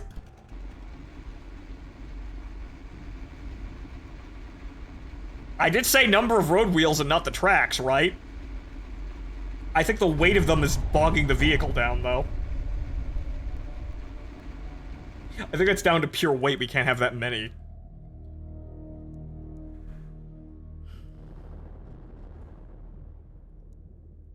Okay, so let's bring the tracks in a bit there and see if that actually smoothed out. Because remember, the Panther was fine.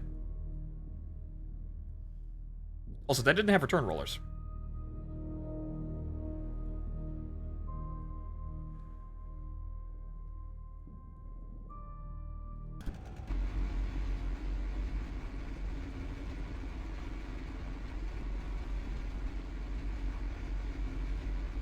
Clipping is made out of clipping. Yes.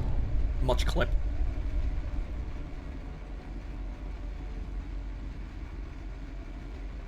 Also, one other thing I'm gonna do here, whatchamacallit, the transmission? Let's see, the powertrain. Twin transmission, clutch braking. Try that. Because I feel like that's also not helping us. Right, okay, yeah, okay. I get much more adjustment when I'm moving forward.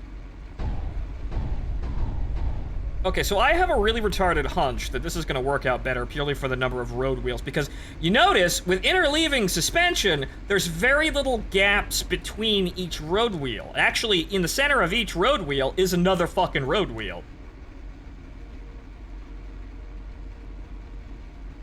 So I got a really stupid hunch.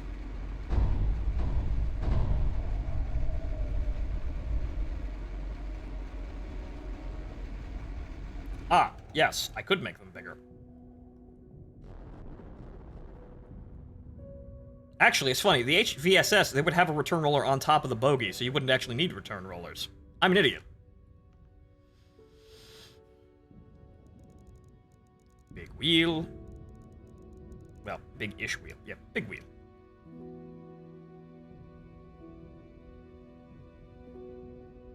Idler. Okay, so, large diameter idler. You see, that would actually increase traction like a, motherfucker in the proper, in a sensible world, but this is not a sensible world, unfortunately.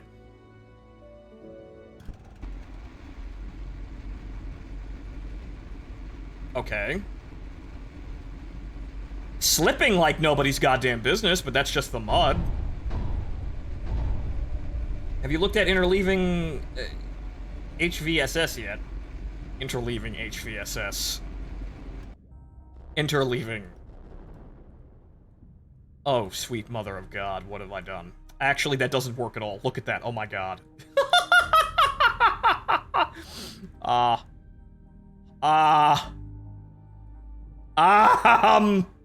That's not how that works at all, video game.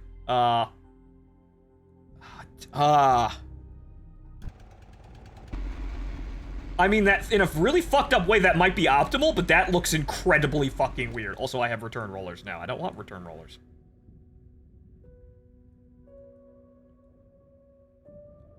I seemingly, oh, right now. So, actually, now they're forced on. That's bizarre.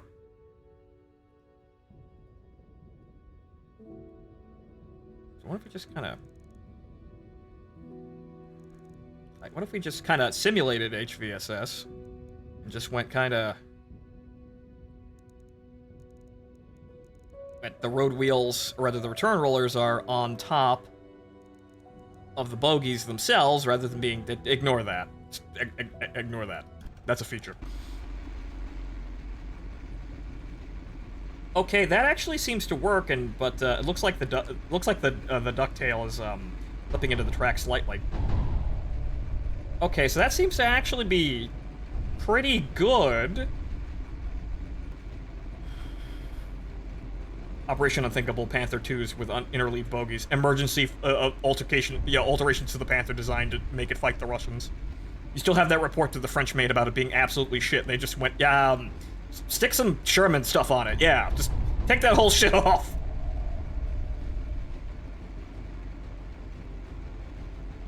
Basically, at the end of the day, they make the Panther actually look like the Aerostats Panther, where it's just kind of combined with, like, roughly an M10. So it's just kind of using like a Sherman's front-mounted transmission instead of the one that it actually has. The Aerostats becomes the real Stats.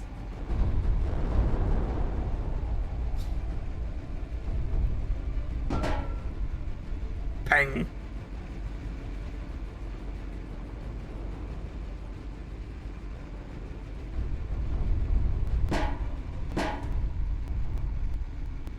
Okay, so now we actually gotta watch out for them shell critters, because if we go into one of those, we ain't coming out. Okay, so...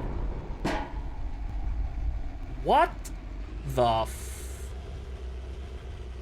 Okay. Okay, so now it's down to the idler being... And then the reverse gear blows out the engine. That's funny. Okay, so now it's down to the idler. The idler actually has to jam itself, like, sacrificially into the ground in order to actually, like, get the tank to, like, cross the terrain. That is extraordinarily weird. Also, yeah, let's fuck around with the gears a little bit. So let's turn you down to, like, 2. Turn you up some, turn you up some.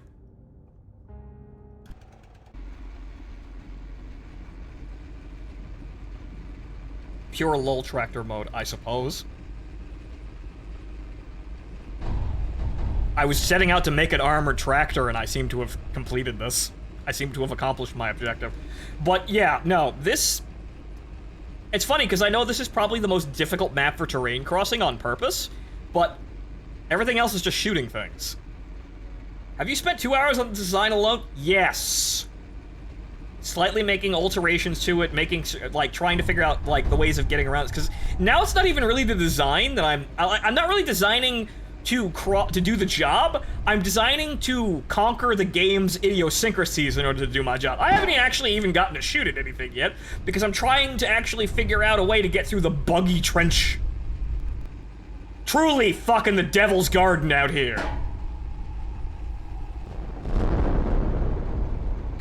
Oh, come on. Come on!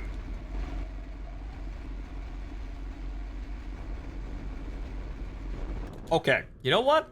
We're gonna save this. We're gonna save this, and we're gonna roll the Panther out there for the sake of entertainment and watch it not explode.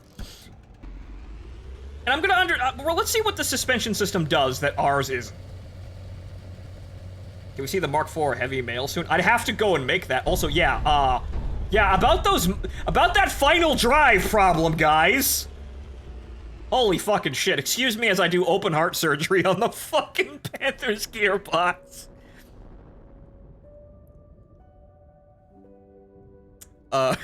Transmission. Jesus, sweet mother of Christ, down. Do not worry, Frau, I am an expert.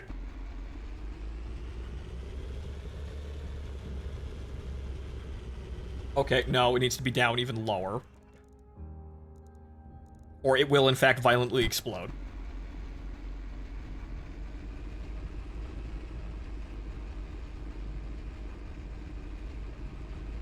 Okay, that seems to be functional. The only problem is, now I have a problem where, all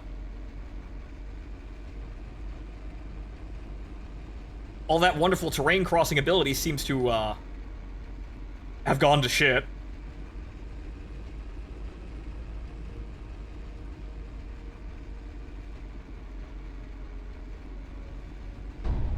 So, yeah, now she's starting to function like my tank in terms of terrain crossing, and that's down to low RPM. So, I suppose what we need to do is we need to make a... We need to make ourselves a incredibly high RPM vehicle that won't violently explode. We need to super cool that fucking engine. We need a tank with a VTEC.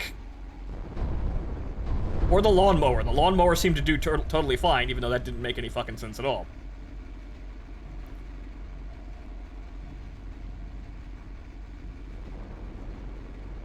Holy shit, Panther. Like, I had to limit you to the point where you wouldn't fucking explode, but good lord, Panther.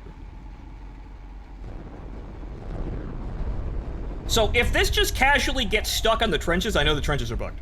And we need to actually make a retardedly long vehicle. And honestly, even making a Mark IV wouldn't get through those trenches, because it would just fall right the fuck into them, it wouldn't be able to get out. I already see that fucking coming. I know the shape of that vehicle, I know how it kind of works. The problem is that it won't actually be able to get out of the trenches because the front end will go directly in, and since the tracks aren't actually a point of traction, the nose will go into the trench and it won't be able to get out. Clank. So, let's examine how this gets on, if it does get on. Sweet mother of Christ, Panther.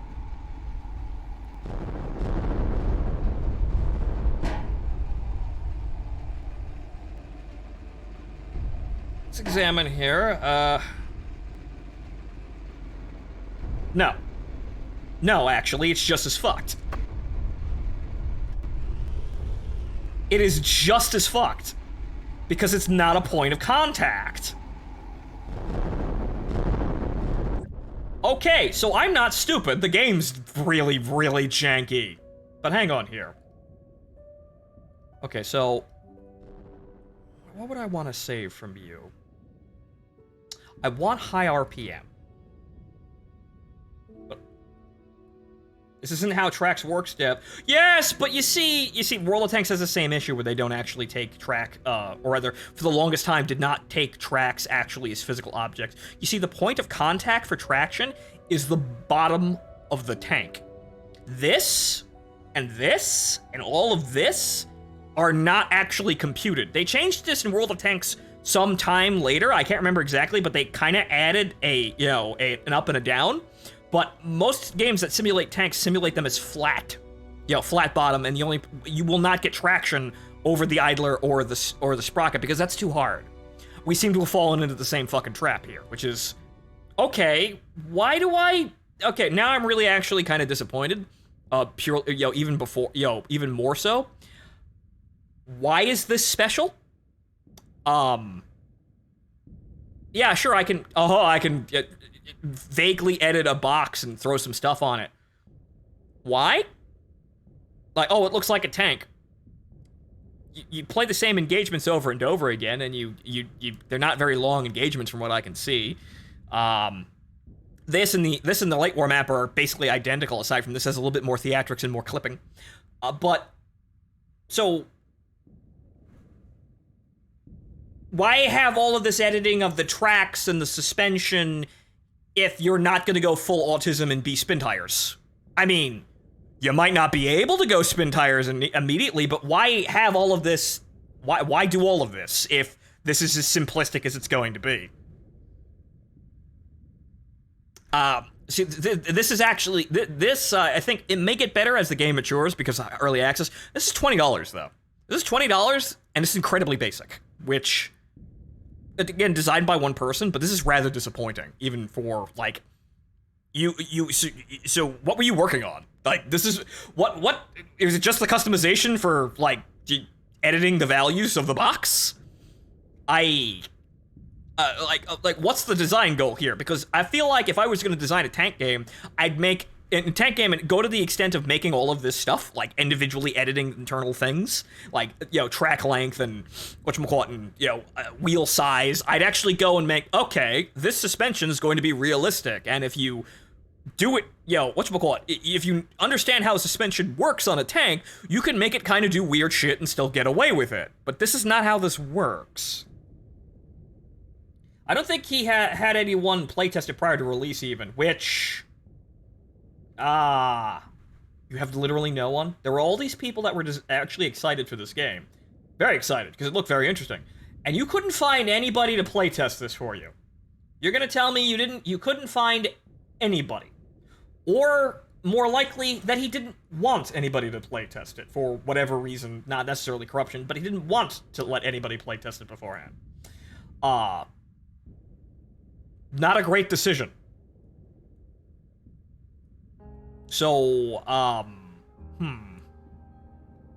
okay, so how are we gonna cheat? It seems like the only way to get over that is just going over it so fucking fast that, you don't get stuck. But let's go down to bicycle motor again. See if we can tune this correctly.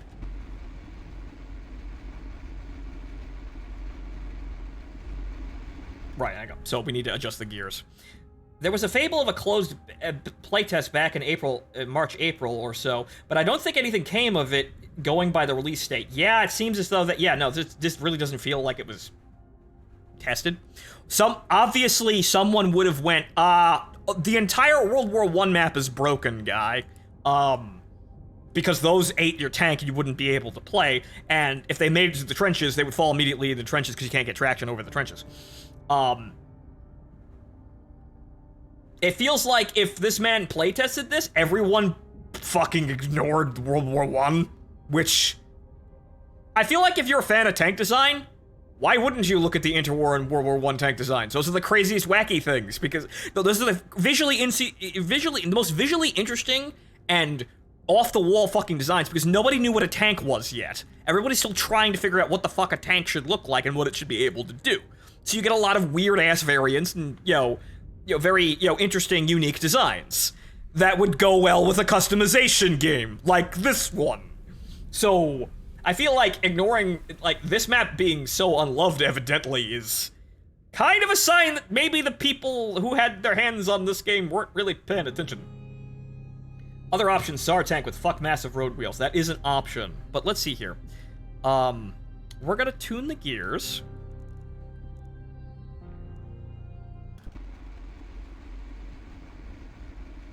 Hmm.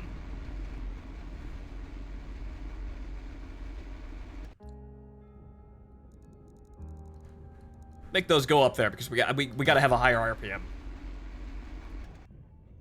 Okay, so hang on here. Okay, so now what? So displacement? Yeah, no, fucking haha. Bicycle motor. Oh wait, not. Does the speed governor actually? Well, all right, so just cut it all down.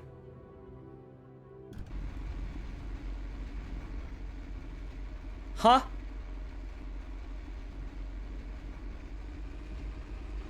Oh. Okay, so that's just a traction problem, apparently.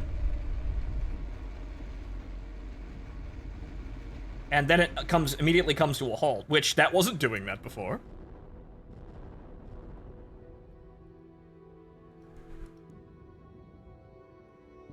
Okay, so... Okay, 2 cylinders...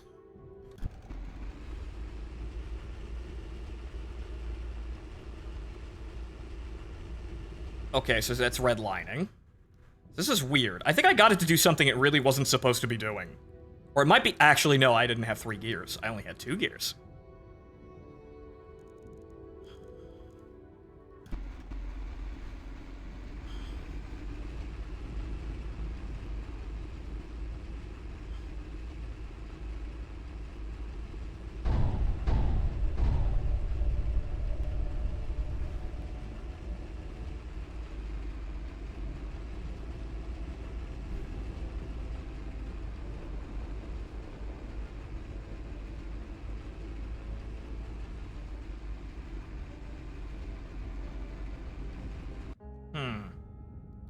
Okay, so hang on here.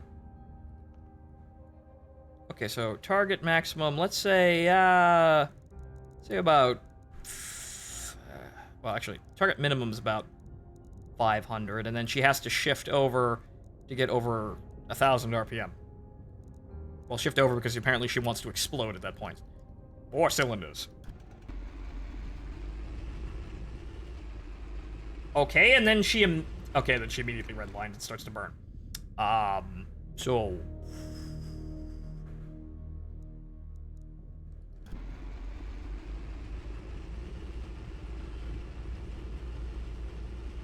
Okay.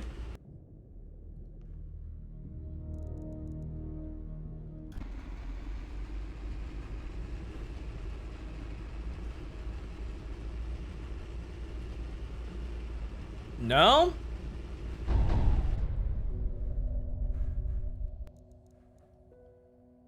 One single solitary gear. And that actually managed to cause damage. Okay, so you know what? That don't work. Huh. So now what the hell's the problem here? Because now we were running on basically a bicycle motor and we were doing fine beforehand. So what's going on now?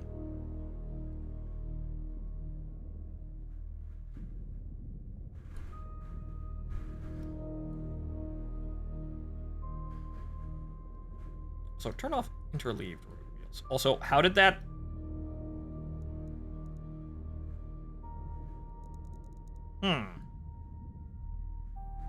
So where's that other bogey, guys? Not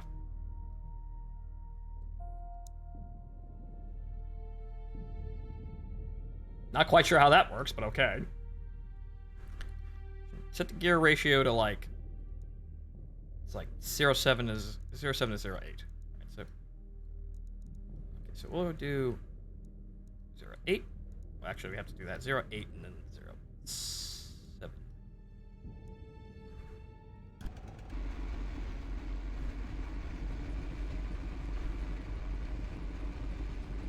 Okay.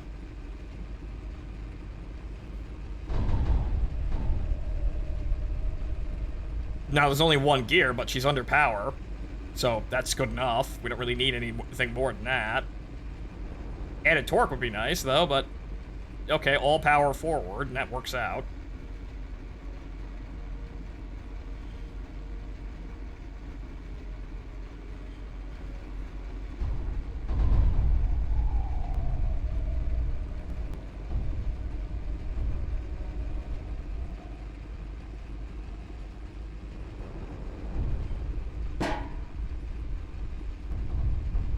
Okay, so essentially what we have to do is we just have to blitz the trench line and hope to God we make it.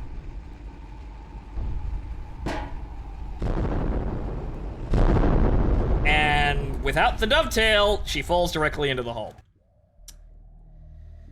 Let's see here.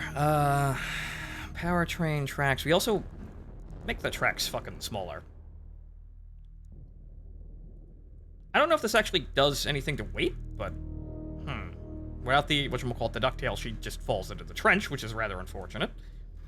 Which is probably, yeah, it's actually why that was invented. So it looks like, despite all of its fucking problems, I actually need it.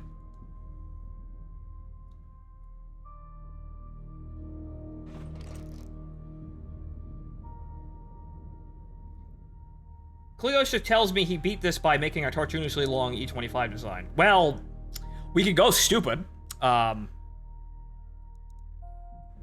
We can go stupid. Because that seems to be the way of beating this. I wanted to make it look a little bit more photogenic, but we can go stupid. I can do stupid.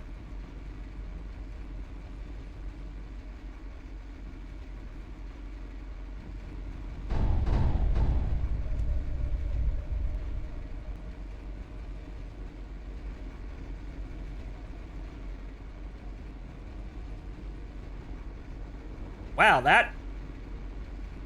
that's probably not how that works at all.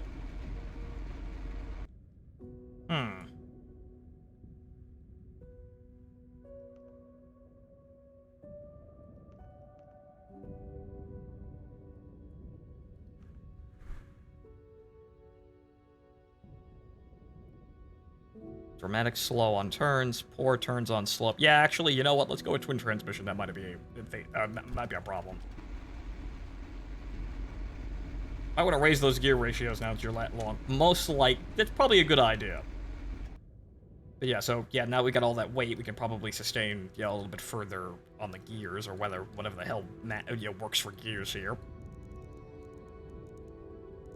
Swear to God, we were running on a bicycle motor before just fine, but that was, I suppose, before we added all that armor. But it wasn't really all that much armor, either.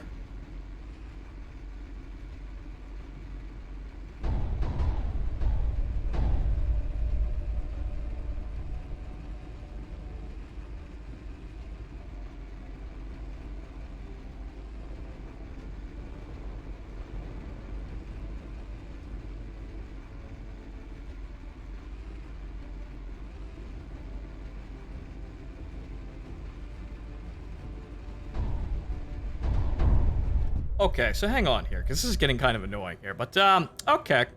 So...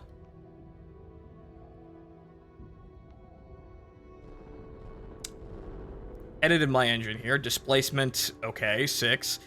Target RPM, 1,600. Everything else is non-existent, doesn't mean anything. The gears are 4, 2, and 1. What does that do with basically just the normal preset?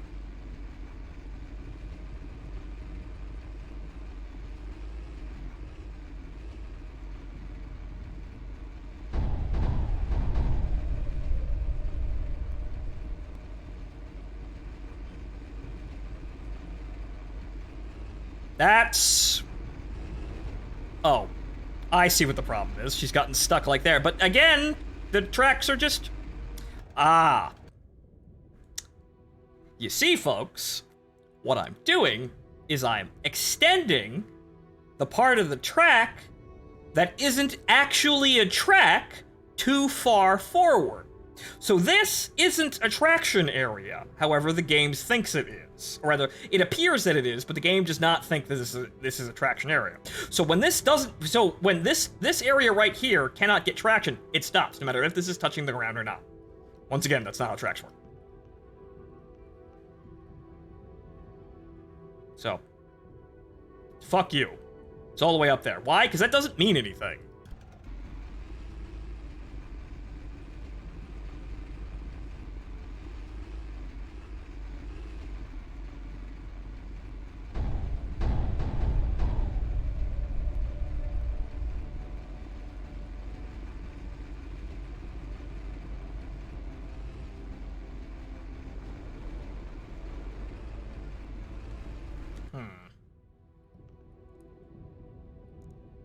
All the way up.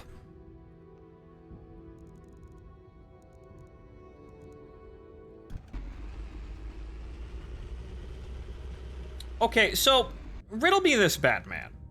What's determining the red line RPM?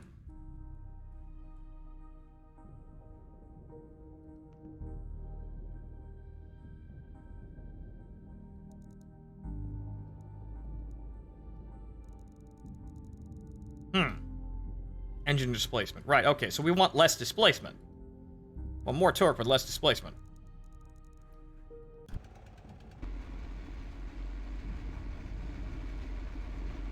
Problem is, now she can't move. Rather, we need lower shifting gears.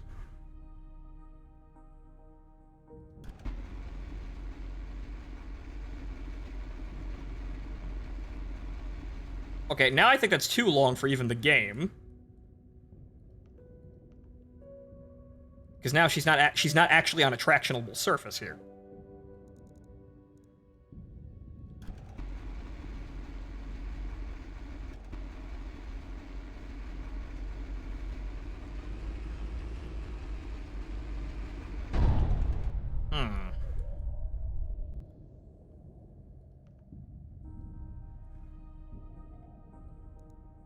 That's a turret.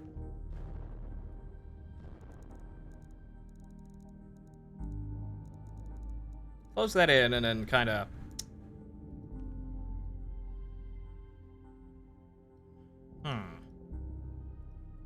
Let's try to do it with basically just the basic suspension.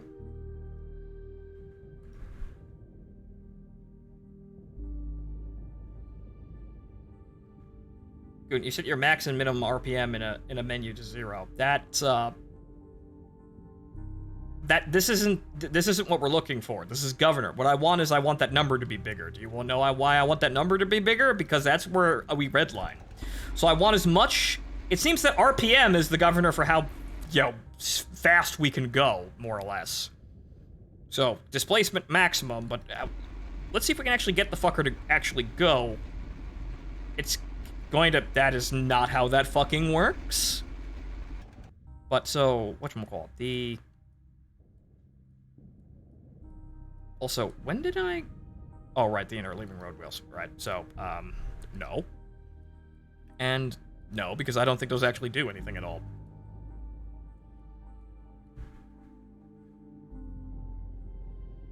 So we could even be stupid and say, like this. And it'll be fine.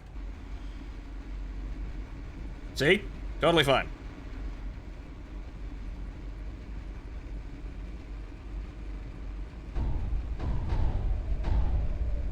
Yeah, that's the thing. Tazarin, that's not minimum maximum RPM, that's shifting. And Sorth, I understood that. So...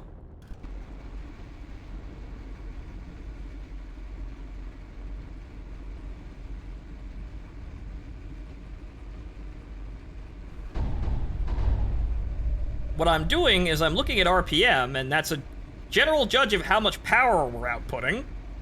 Because higher RPM, there's more torque going to the fucking treads.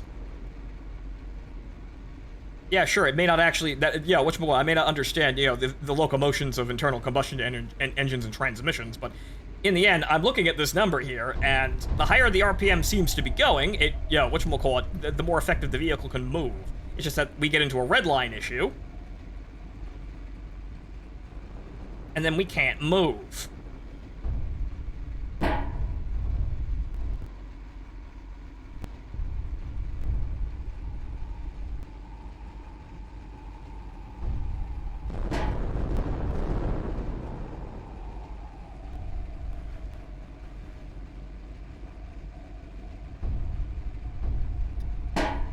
Clang.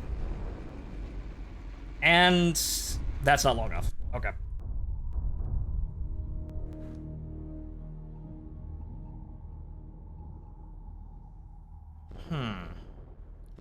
So I need bigger wheels.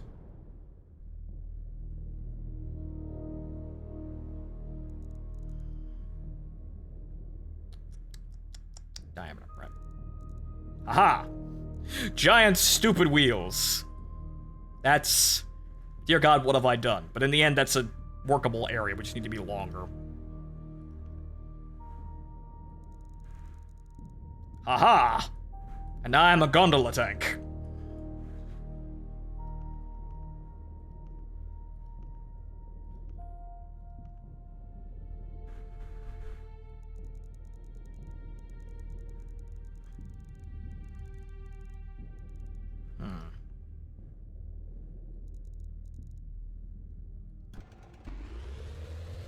No? Okay.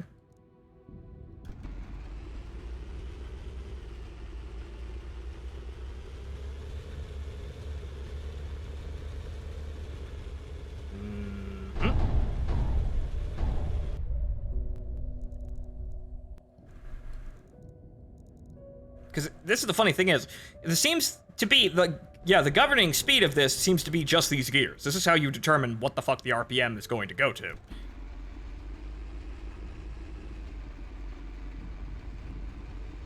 Now good, interleave them. Well, let's see if we can actually get the fucking thing to actually go first.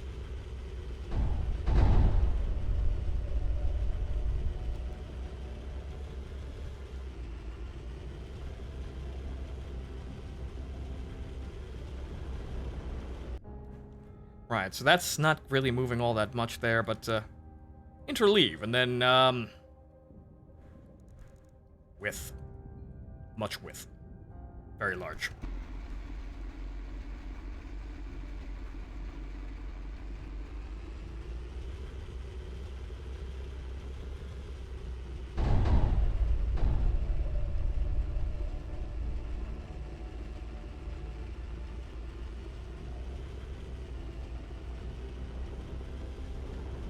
It feels like I have the same maneuverability no matter how fucking large I make this tank.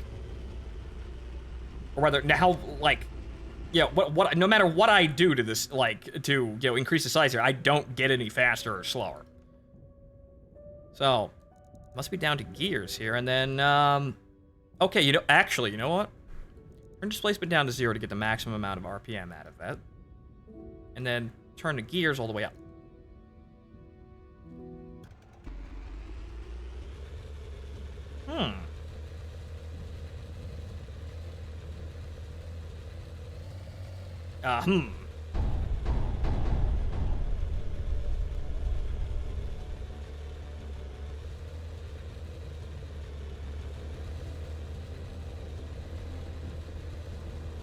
But okay, that doesn't work, but, well, that gets a result, but then, these ratios multiply the engine's force when moving, while slowing it down.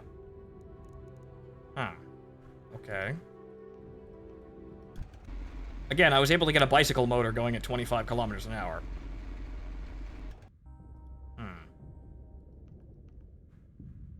Now, I don't actually know how I did that.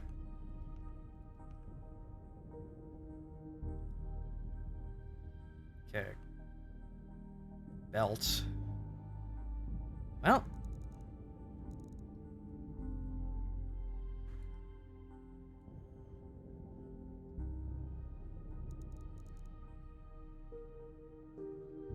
Oh, wait a minute. I was using a front-mounted transmission the first time.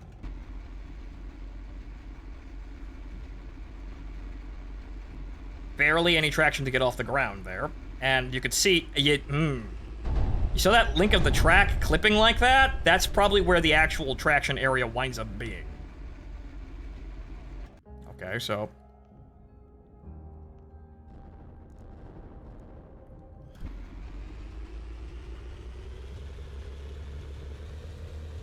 Okay, 2.9. Will this actually do anything?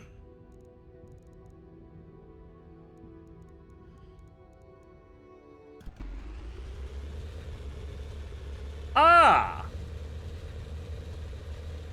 I mean, unfortunately, it's still going up there, but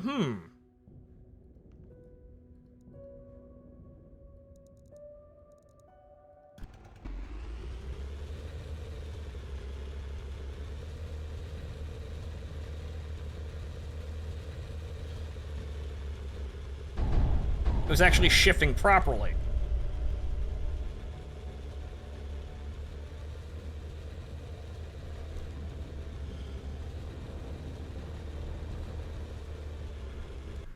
Okay.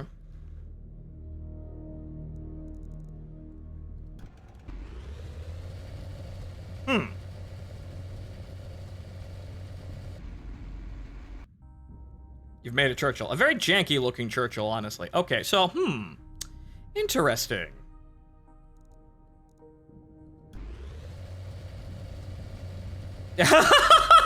16,000 RPMs. Alright, so,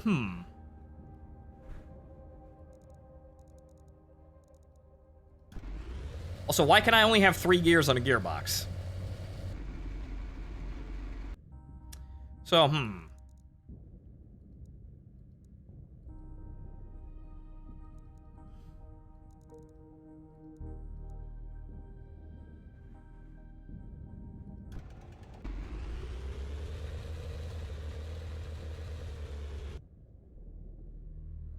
Okay, so... Transmission... Actually, the engine, what we want is...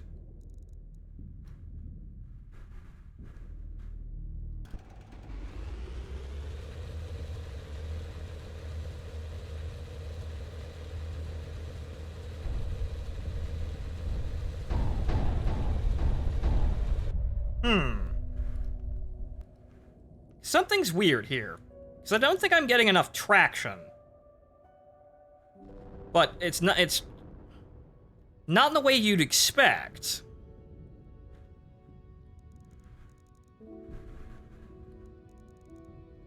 Okay, now we're going with Churchill.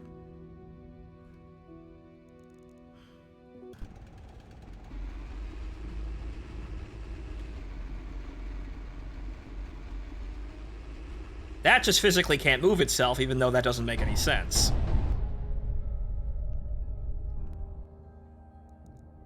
Okay, gotta make it smaller because it needs to actually work on the tractionable area. Okay, yeah, no, there you go. And then...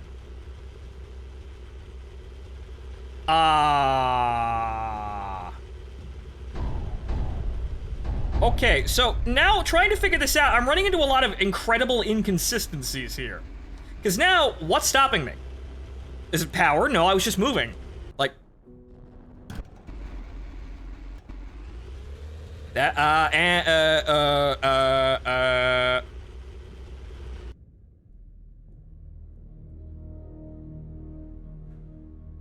So this is still incredibly buggy. And yeah, I may be dicking around and not actually, whatchamacallit, doing this, possibly, doing this, sensibly at all, but... That's not right.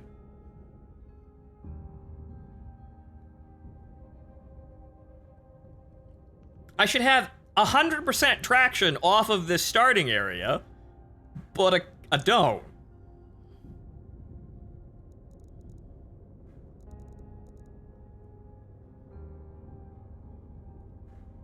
Is it bottoming out? I don't think it is. Like, actually it is. But the thing is, it's moving fine, and then all of a sudden it stops. Aha! Right. Haha!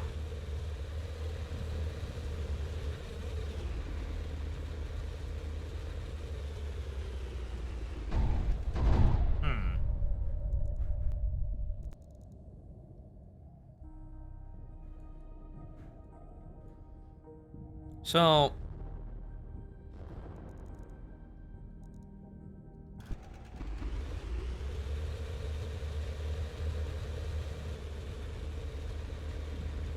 Okay, now it's just down to getting an engine that fucking functions here.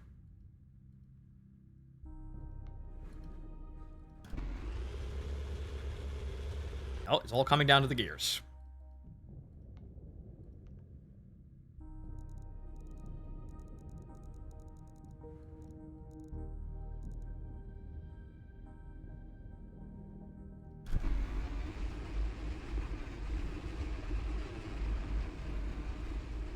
Okay.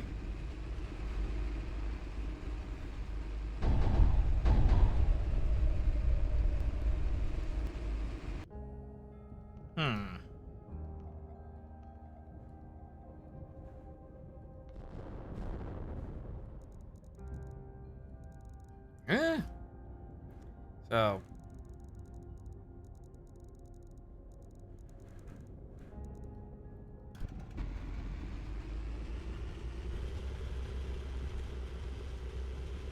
See, now I'm trying to figure out what do I get out of this. Like, what would be the actual optimal situation here for me to actually, like...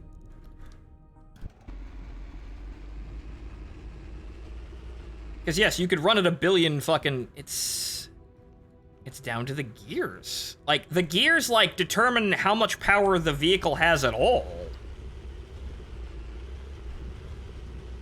Like, if your gear settings are... Like, the funny thing is, if an engine is more powerful... You would realistically rev up RPMs much faster and shift almost instantaneously, right? If you increase the power of the engine, the gears are only a part of that. But it seems that the gears do determine how effective the engine is, no matter what the fuck the stats are beforehand. So that feels bizarre, because you'd think, oh well, the gears are kind of an afterthought in how this all works.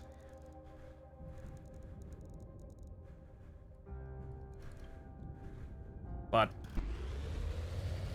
2,000 RPM, not enough. So, engines.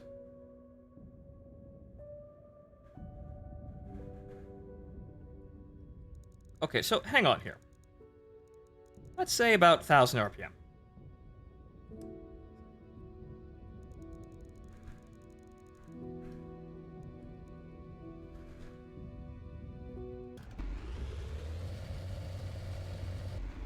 One gear immediately bursts into flames.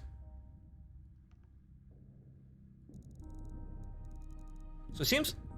Yeah, multiply the engine's force while slowing it down. I think that's a little bit too on the nose for what it should be doing. So specific power tells me exactly where it is, but that's still a little too high.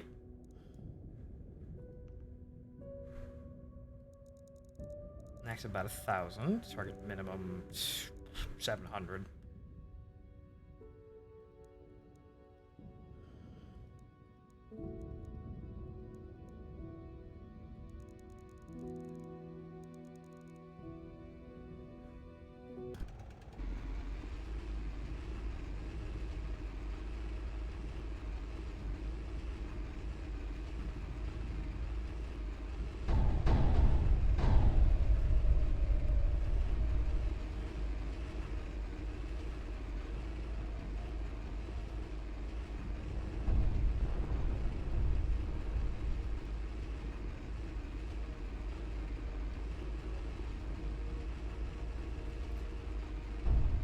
You see, at least in my attempts to actually get this to work, I have at least exposed a lot of bizarre idiosyncrasies about it that don't actually work the way you'd want it to work anyway, even if you knew exactly what the fuck you were doing.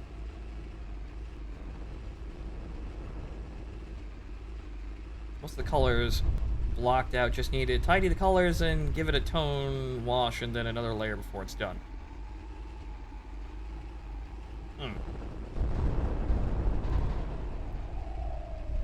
Good that the paint that you're using is, whatchamacallit, of, acceptable quality.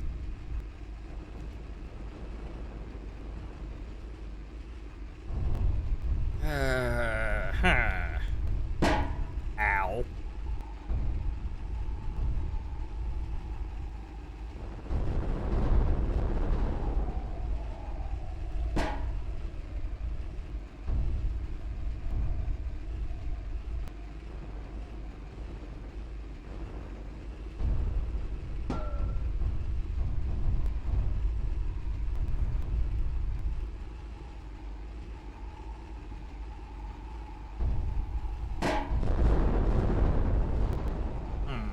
I'm seeing something. Because it's shifting too much, and I think if I lower the target minimum down there... What if I just tell it to idle at its max fucking RPM? All the time.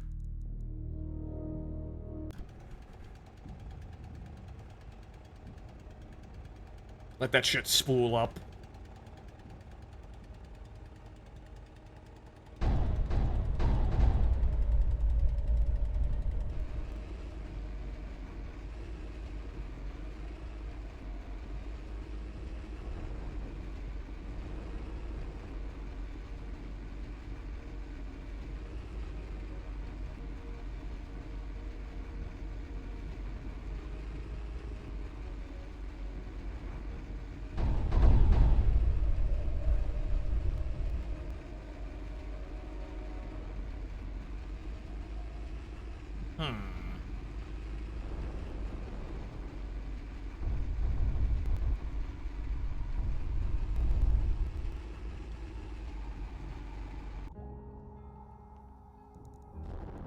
I'm trying to get this thing to move, and I was getting it to move acceptably fine beforehand, which was the bizarre part. Now it just seems to just be absolutely lethargic no matter what the hell I do with it. Hang on here. What if we just kinda... This is unwise, obviously, but... What if we get rid of all the armor?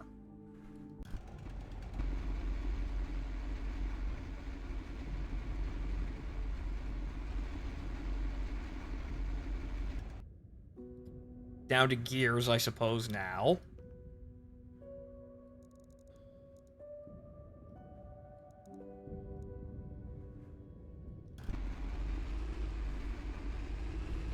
Also, I like how it's switching to basically third gear. The moment I get it up there, it's switching...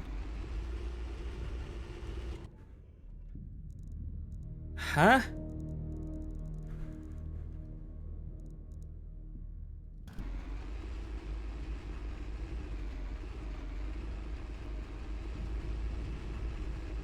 Well, you probably shouldn't expect too much from World War I era engine technology. Except there really is no massive distinction. Like, it's down to... This is just me fuddling around with all the things that I have here. I can make as much as I want, and these settings don't get any, like, say... more sophisticated if I say I'd put in the fucking Centurion.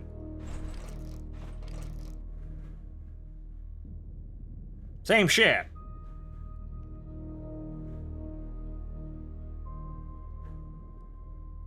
Well, unfortunately, that doesn't even work, so apparently somebody's fucked up here. But what if I just, what if I just got rid of the armor?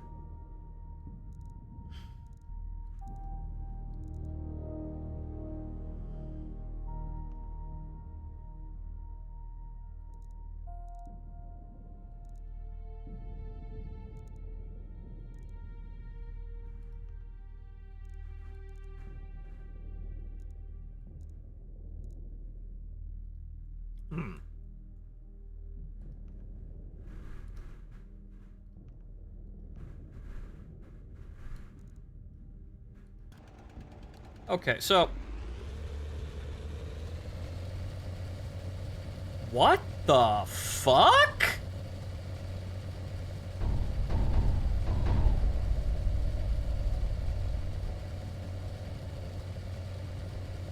This is going to burn itself out.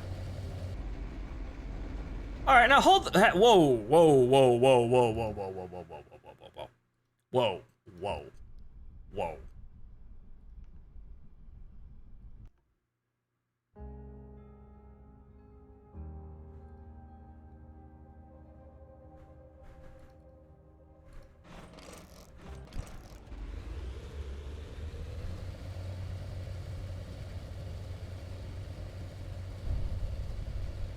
These don't even work. These don't actually even work. And this is a late war scenario with no apparent restriction, just in case there's some kind of passive hidden under the fucking table thing. No, they don't work. Like, I'll select the other one just in case I fucked with something massively.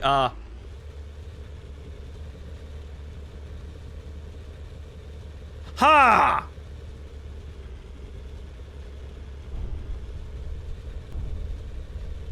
You loaded the autosave, my boy. Load the normal vehicle, but...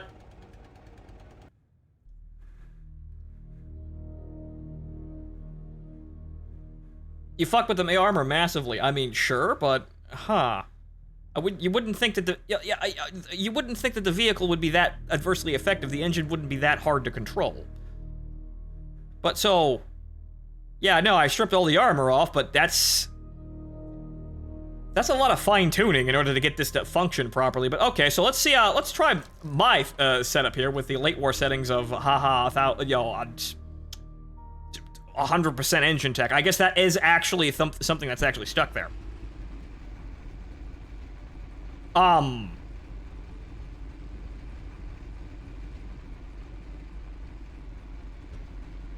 This is great? Question mark? Okay, so it's coming down to the engine quality isn't actually as good as it says it is. So, okay. So, World War One. Okay. 0. So, actually, what's going on here is that under the table, without actually telling us, these stats for the engine are being reduced by a factor of 100%. So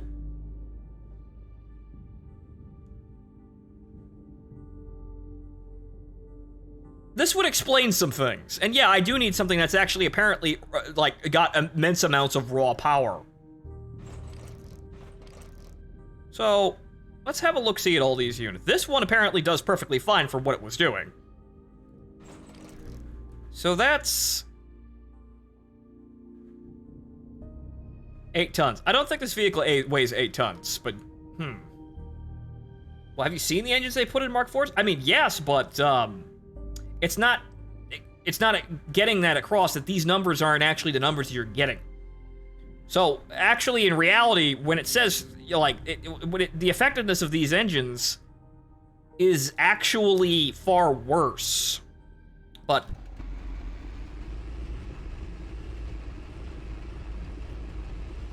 so that works perfectly fine, and that's 8 tons. Whatchamacallit? Where is... It's 14 tons. So it's coming down to weight? Okay, these are cosmetic and they don't actually affect anything, clearly. I've stripped all the armor off, that's the shocking part. This is with this is with no armor. So...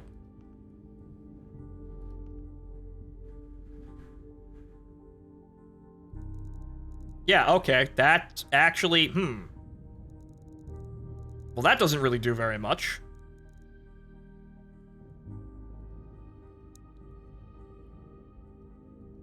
Okay, that doesn't really do very much, Okay.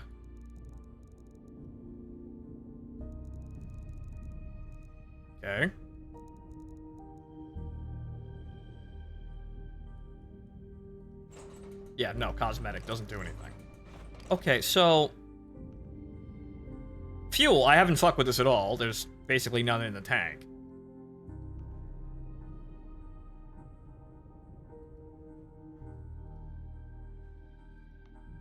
Heavy, okay, that's an even heavier engine. Okay, so where's all this weight going?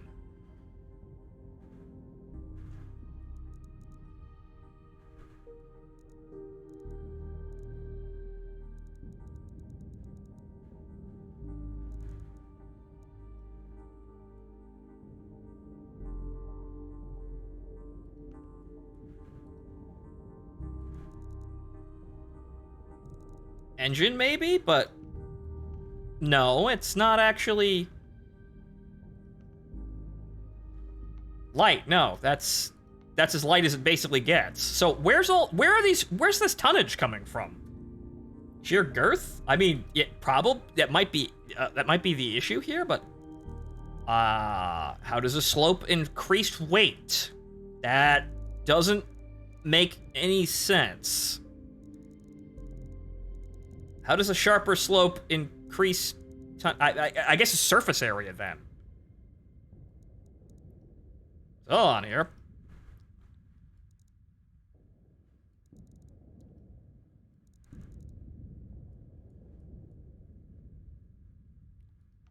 So it's coming down to she's just too fucking heavy.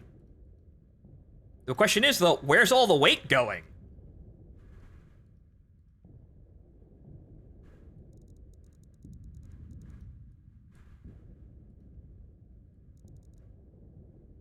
Oh.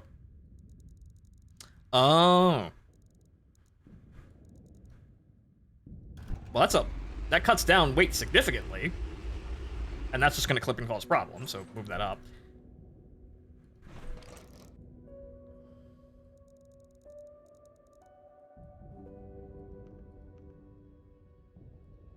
So where... I guess it's the physical hull size at this point. So unintentionally, I seem to have made a vehicle that is just far too big for what I'm trying to do, but it didn't really look all that big.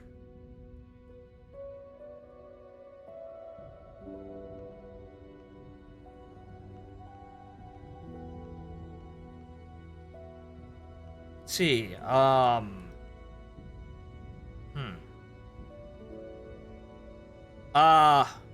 how does moving this around cause the... I suppose it's down to the... It's a number of return rollers. Okay, so these are actually... You actually really need to pay attention to how many you have. Yeah, no, this is just where all... This is where all my problems are coming from.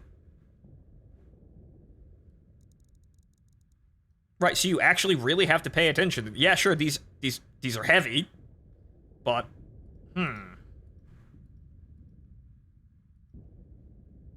10 tons. It's 11 tons. It's even fucking heavier, good lord.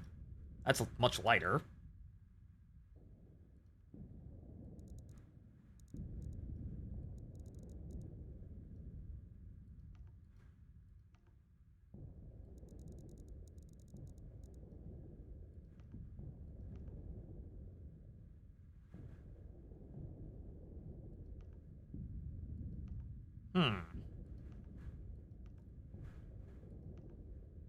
It's not gun, though ammo would probably be a concern.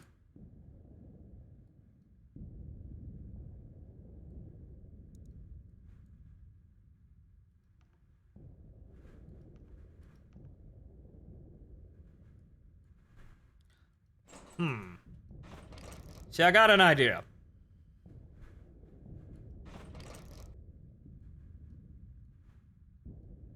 Can debuff 100%.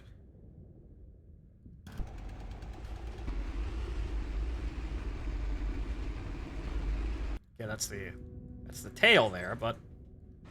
Uh-huh.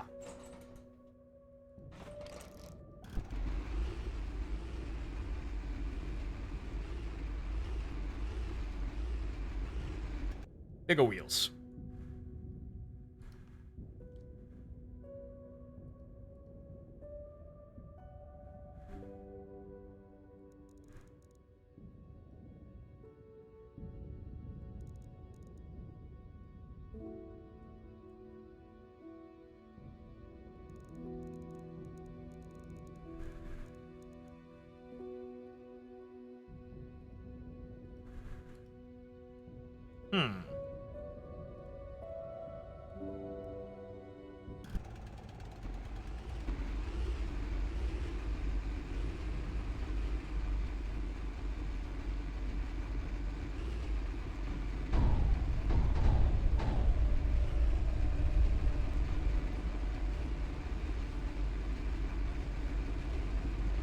Also, that is clipping into that, so shift that up there, but I don't think that's my problem here.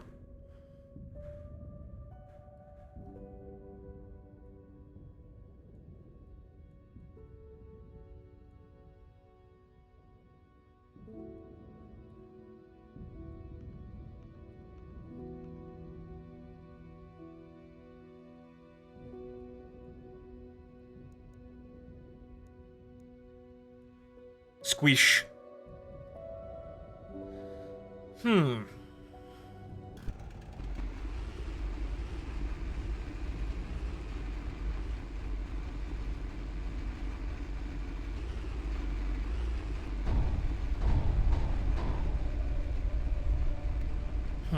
Okay, so it's coming down to weight now. Now she's significant. She's about half as heavy as she was beforehand, so now I suppose we can up the transmission a bit.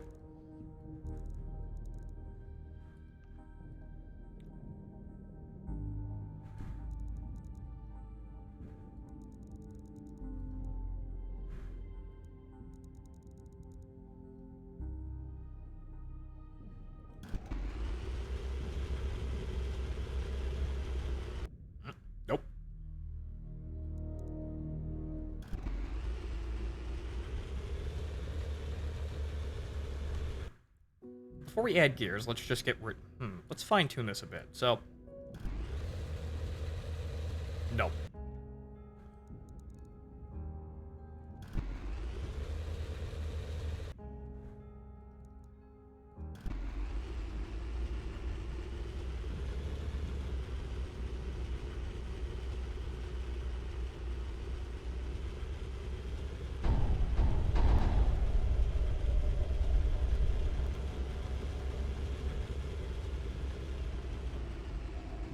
Alright.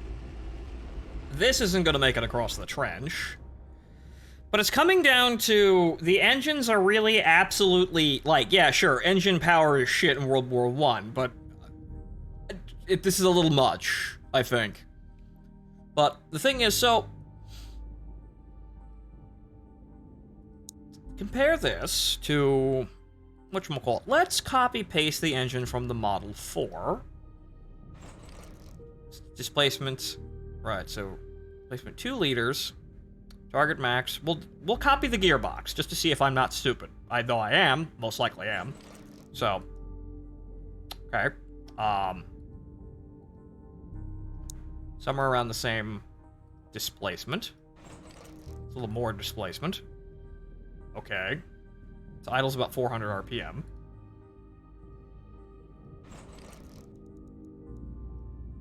Okay.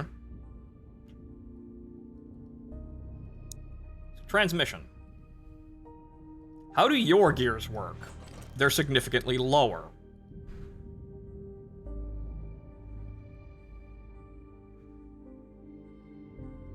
Also, these are about the same weight. Okay, so it is 1/8. Right, they're somewhere around that, right?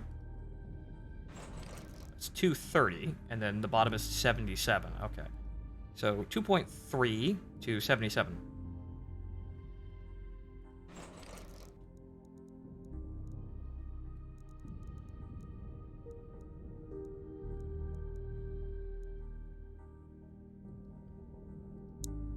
Okay, so that engine on top of that.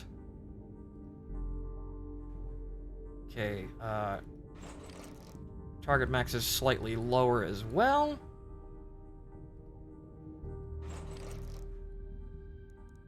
It's about, what is it, 1,200? 1,200 to 800, okay. Okay. Okay, now, so conceivably, this should just be as effective as the Model 4, because it is essentially the same exact fucking weight. The suspension is a bit different, but it's essentially the same exact fucking weight.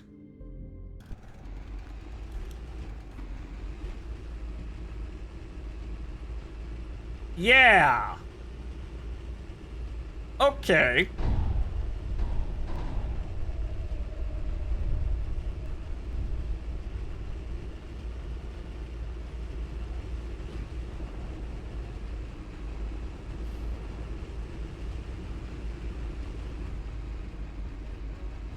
But, okay, so good news, fellow kids. You need an engine that works, steal the designs from the French.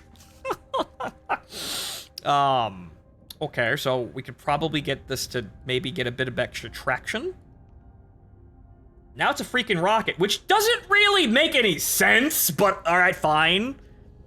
Like, this is lower. No, lower's not better, but is something really weird going on here, and I don't think it's all quite kosher. I can't really tell you what it is, though. But something about this isn't quite right.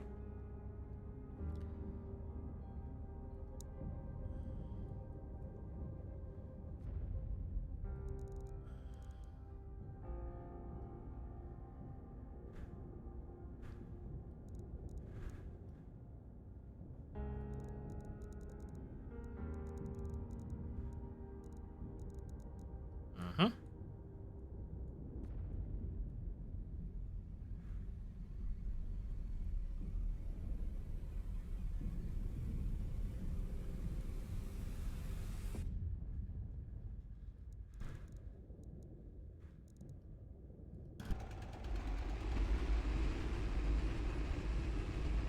Yeah.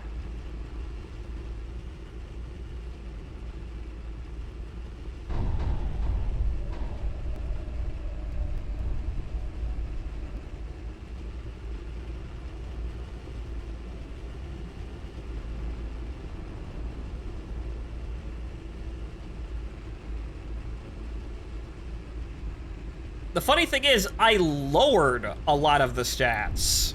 I lowered a lot of things. And for some bizarre fucking reason, that makes it better. Which, I don't quite understand. I'm still gonna get shot because I don't have any fucking armor. But can we make it over the trench? No, because that's another fucking problem. Okay, so we have to be longer. Alright, fine, we'll just be Nowl meme here since we're stealing somebody else's effective engine. Okay, so we're gonna double the weight by doing this. So we're doing this shit again. But okay, so what we're going to do is we're gonna double the engine power, at least as far as I can actually make it so. So you would need to double, I can't put in 12 cylinders, but you need to double the displacement, which, okay, right there. And that should still function perfectly fine. Should be hitting the same RPMs, it's just got more power to move around.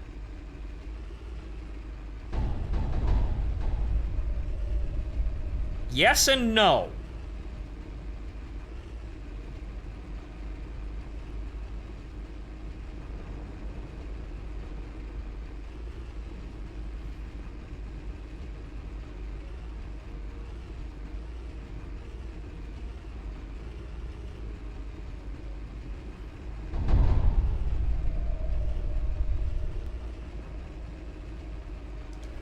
Okay, she's redlining a little bit. See there, she hops up to 1200 RPM at the end there, so that means the third gear and the second gear have to be limited slightly. And good lord, she has no goddamn torque, even though I up the engine power, so yes, she should. Can terrain have an effect? Clearly, but it seems to be... The ability for your tank to get traction is dependent entirely on the settings for your engine, and not necessarily, it seems, the tracks. Because it made the tracks wider, and there's more road wheel, so this should actually have shockingly less ground pressure than the other tank. A tank spread out over a wider area, a tank spreading its weight over a wider area has less individual, less ground pressure at any single point than a smaller tank.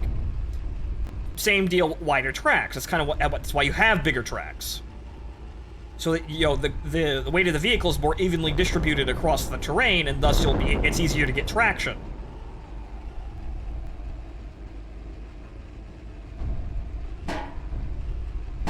Ha-ha! Ha-ha! But the thing is, I don't think that actually really is determined by anything in the tracks.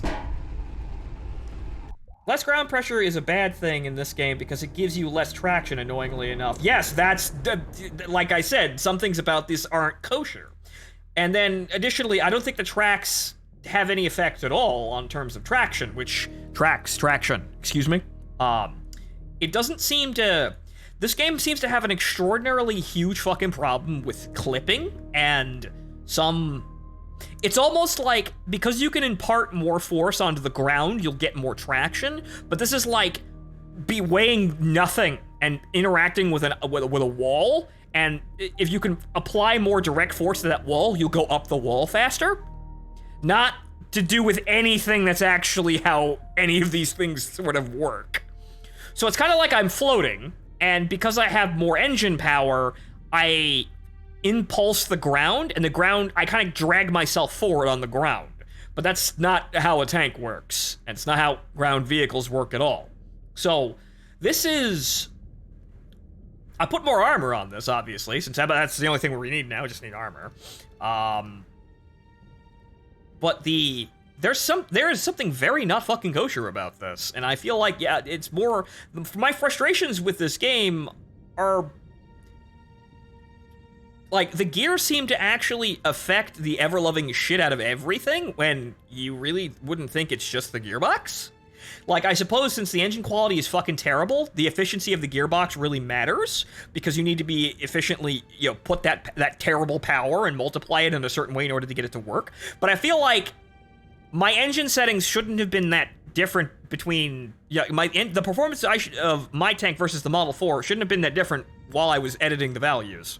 And I feel like the gears are the only thing stopping me, no matter how much more raw power I put into the vehicle.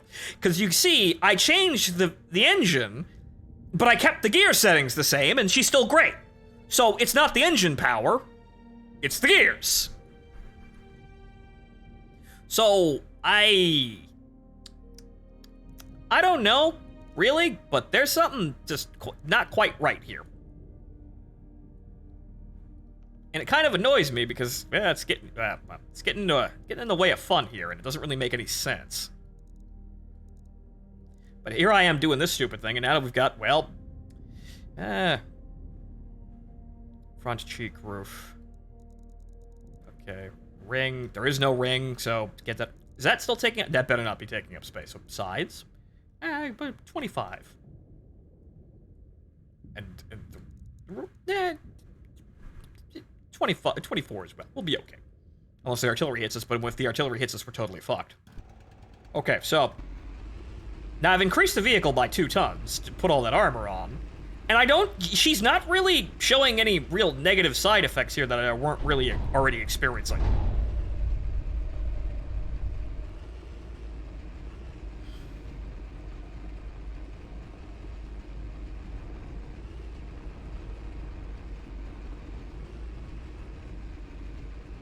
Also, I should be, if I have larger tracks, I should be experiencing, I should be, getting more traction here, and I feel like it's kind of the opposite.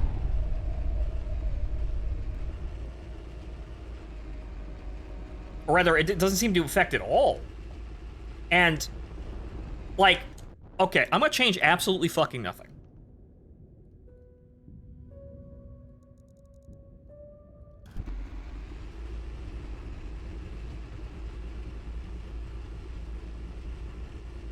Yeah, sure, the weight was significantly reduced, but the tracks are, as you can see, way more responsive for some bizarre fucking reason. I didn't even change the gears.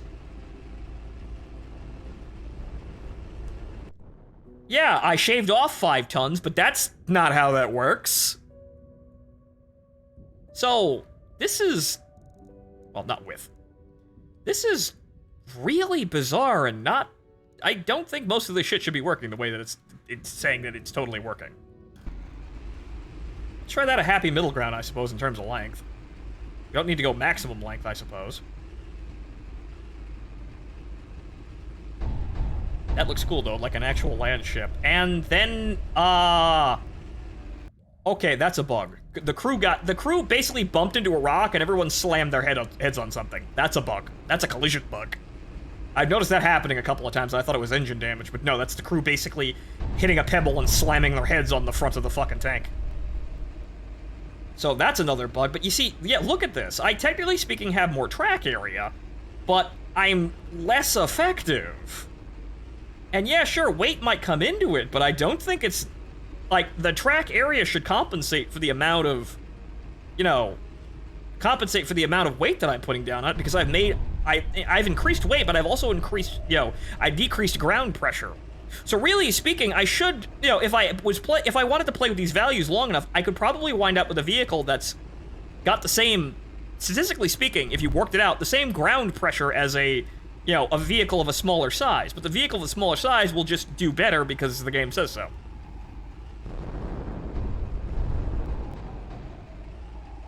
Also, I feel like a tank like the Churchill probably can't work in this game. Or, if it does work, you'll probably, it'll probably be down to fucking with the gearbox, not really anything to do about actual performance. Okay, so now we got a straightaway here, and we're kind of just flying off there. Let's see if we can actually make it to the back line here. Don't fall in the trench, don't fall in the trench, we didn't fall in the trench. Hooray! I'm coming for you now, Krauts. Jerry, you're gonna get it now. I'm holding A, but it wouldn't actually let me, like, turn. What the? I'm holding A, but it's getting so little traction that it won't actually let me turn. Okay, that's... And it also looks in no way like... Yeah, whatchamacallit. The terrain is lying to you. Like, it wants to drift right for some reason, but, the terrain's lying to me here. I don't think it's that fucking muddy, guys. I feel like I'm driving on, like... I'm basically driving on, like, water. Not, like, slightly muddy ground here. This shit's got some grip to it. There's rocks in there. It's not totally made of water. Roll the land ships. Emphasis on the ship.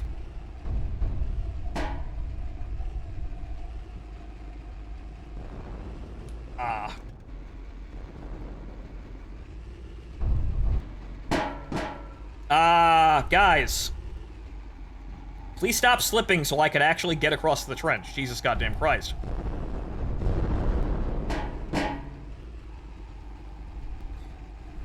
Well, it should be in its element here. Hand crank turret. What's even shooting at me? Because I know there's something out there shooting at me. Oh, it's right there. Oh, hey, look! I actually get to kill something the moment the vehicle stops.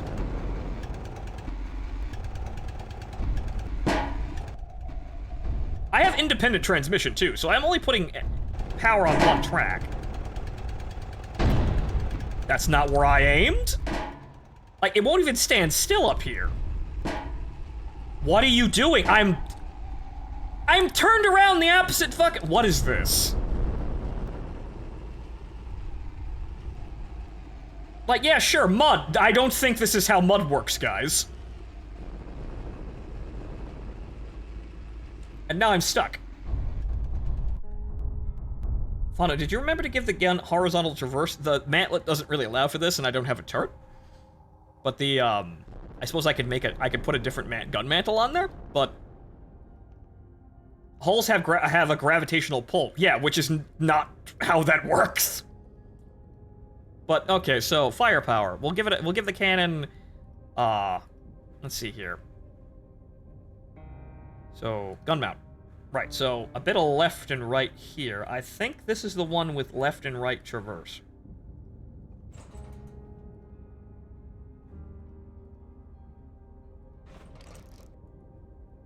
A little bit of down, too, I think.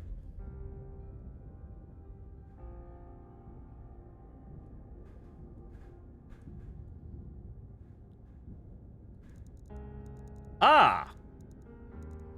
Very good.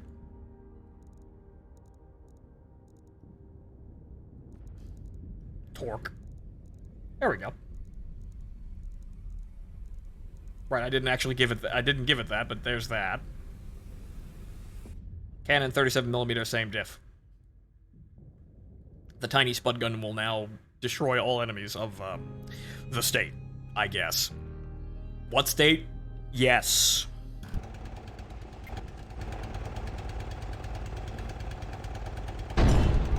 Okay. That's why your last mantlet didn't have horizontal, because you didn't fucking give it any. I didn't think I actually had to give it any. I thought it would have had some kind of, like... I thought it would have had some, you know, that would have come out of the box, but I might have actually set the slider all the way down?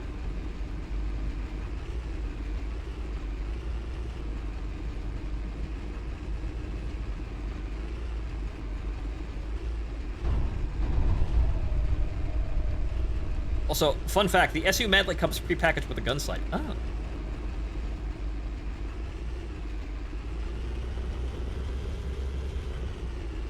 This is killing me. That's really killing me, how stupid that is. Because I think that's like... It seems to be like an extrapolation of how, like terrain slip works, but not how you would actually sensibly make it. So let's reduce size, because that's literally the only thing stopping us now.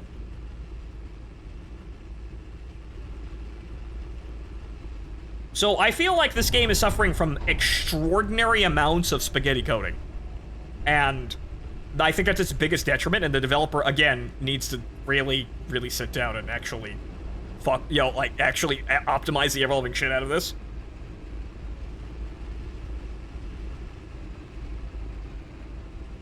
One thing you shouldn't be able to do with tracks that long is turn. You see, that's the thing. The vehicle would be so long that it has so much of the physical vehicle in the terrain that a slip like that wouldn't actually really happen because it has so much material it has to move underneath the tracks. So yeah, I'd lose traction on like 1 point, but it's still like fucking 7 meters long, man. Is this long enough to get over this trench without fucking dying? Barely. Good.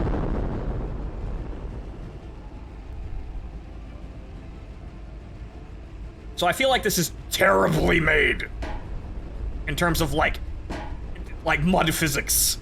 And it's really just arbitrarily difficult.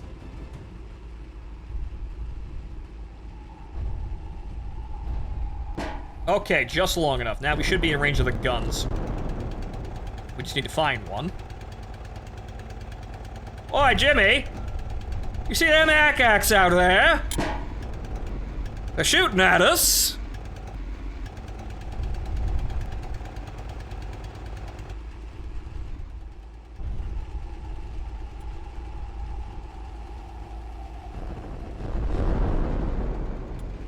There's one over there, I think. Also, here's the black holes. Literally. Like, I can't even, like... I'm gonna have to, like, overcome... Like, here I've got traction. The moment I get near that, suddenly the vehicle wants to spin. So you have to, like, overcompensate? Basically? You see, look at that. My tank friend is having issues, don't we all? Oh, the commando's hit. What a shame. He'll be missed. No, he won't. No one really liked that guy. And there's one. Nope.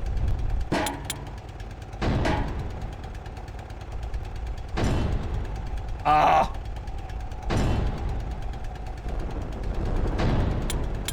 Accuracy. Oh no. Oh no, we're on fire. The accuracy is fucking terrible.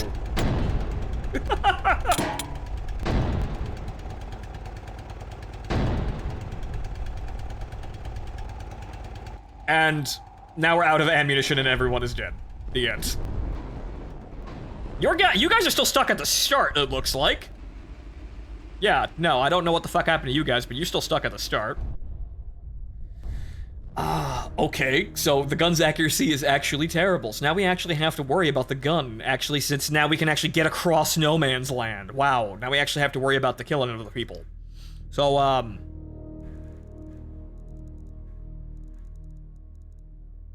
155mm gun mortar. Yes, good. Muzzle velocity of 71 meters a second, penetration of 11 meters. Better be firing all 8 BHE, because that's the only thing that's gonna fucking work out there, kids.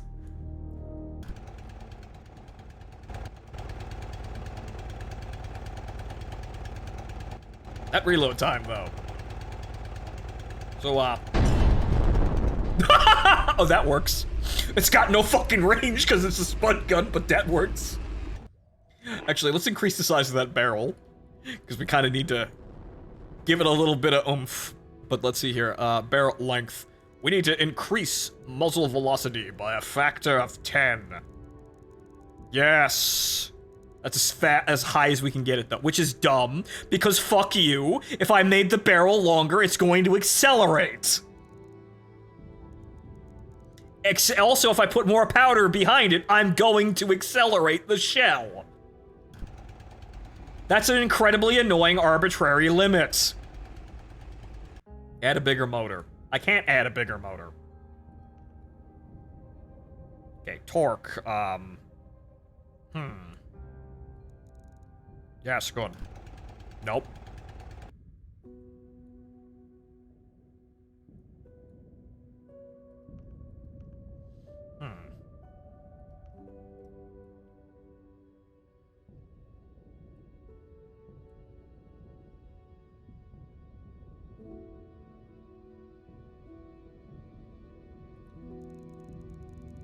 Well, I don't need to be that long, I suppose, because in the end of the day, it's not gonna work. Okay, right. So.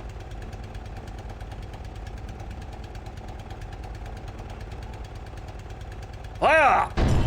That's acceptable. Okay, good. Now we got something that's workable. Don't ask me how they're loading shells in there. You know, in between all the machine guns and the driving positions. Don't ask me how any of that shit works. I don't know.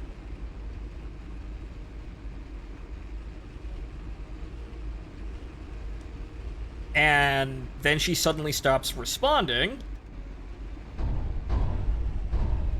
Okay, you know what? Hang on here. Okay, powertrain, twin transmission. What if we go to clutch? Does that improve performance, like, at all?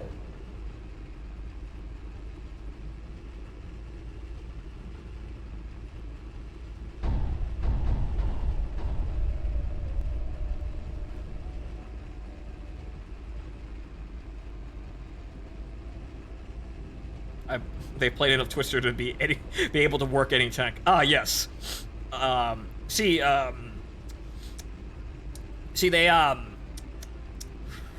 they specifically looked to hire farmhands and chauffeurs so they could actually work the gearbox. They hired gymnasts for everything else. Fucking 1917 British Olympic gymnast team back there.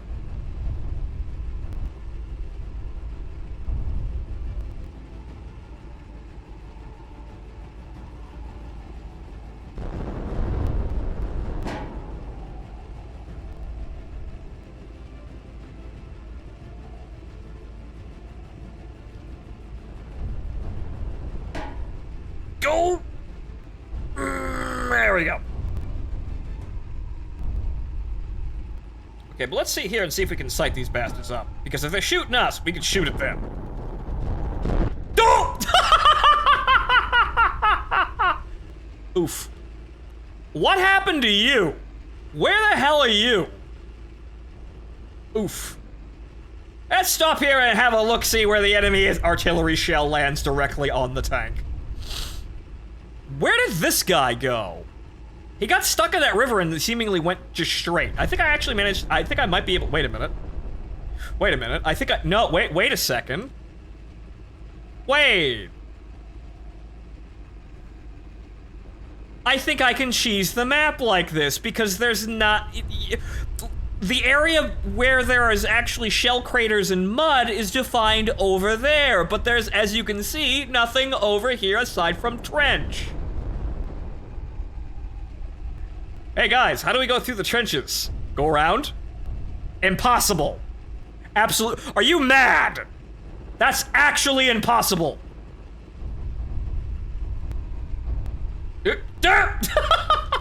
Except when the mud says no. So, this is again becoming incredibly silly.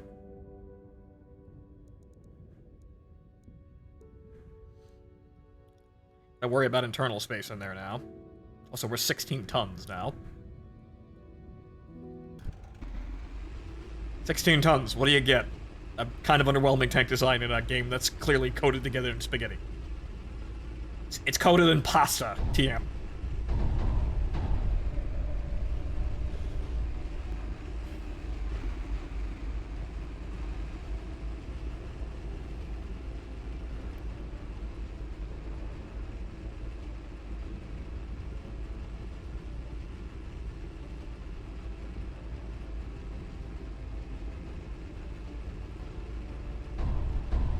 Some people like pasta and spaghetti, though. Yes, but when games are coded in pasta language, they have a habit of not really working correctly.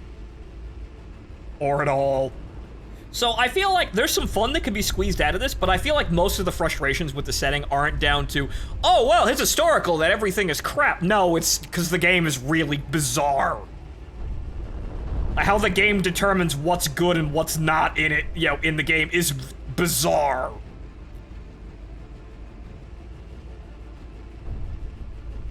There's some serious fucking moon logic shit going on here. Also, if I'm over here, I probably won't be hit by artillery. Knock on wood. I can't actually twist the fucking tank enough to aim. Okay, it wasn't me, it was that guy. That guy didn't knock on wood.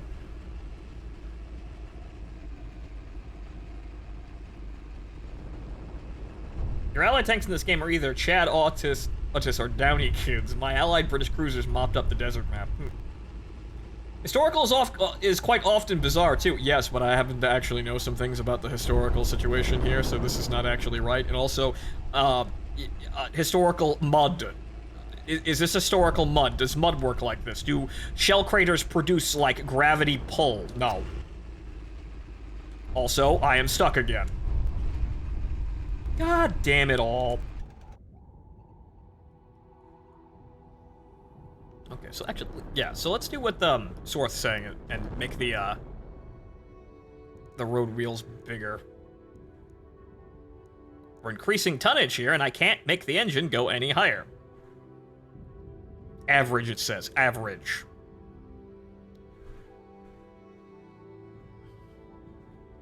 Let's set this idle about 800 RPM, because we need to double that.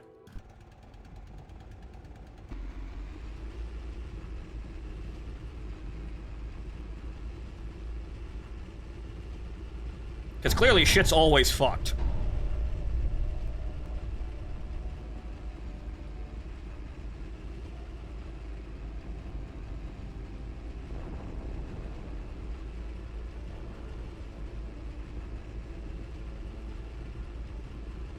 But mud's bizarrely coded. It doesn't really make any sense. Tracks don't seem to actually have traction. So I feel like this game is an interesting sandbox creator, but a frustrating game. Get me? You can make things that look nice, but trying to actually play them is kind of weird, unless you're going to World War II stuff, in which case, okay, you just make a World War II tank. World War II tanks are kind of samey. They're actually kind of simple to operate. That's where sameness began. Because everyone was shooting at each other, and everyone decided that that only one type of design really works. 3-man turret, and then by the end of the war, we got rid of the hull operator. So, one man hull, 3-man turret. And I'm stuck again. God damn it. Again, the dovetail should be helping with this, but it doesn't. Okay, so she's got to be made longer.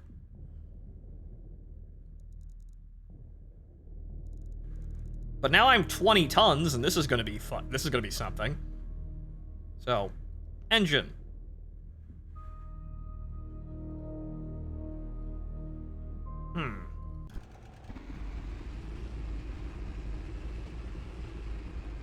The weak shall fear the long.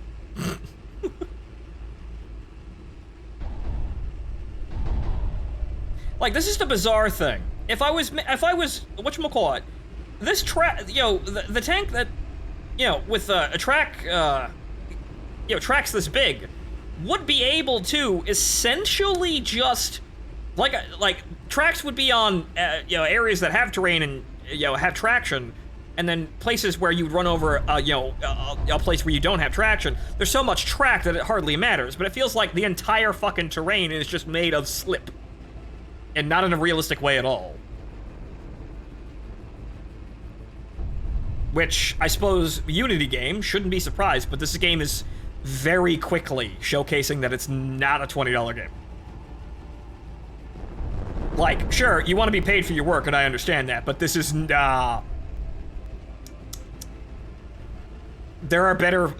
are more, actually, in-depth simulators for this sort of thing, that you could get for comparable price. Like, how much is spin tires right now? How much actually is literally fucking cars stuck in mud? How much is spin tires right now? And I'm stuck. Why am I stuck? Because the tank refuses to have traction on this board. God damn it all.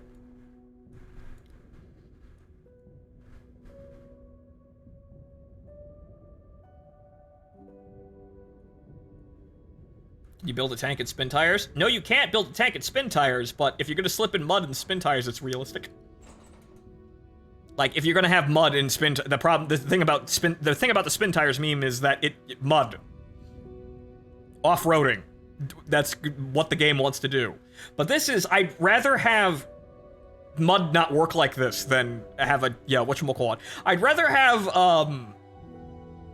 mud not be a thing. rather, have it be done poorly here.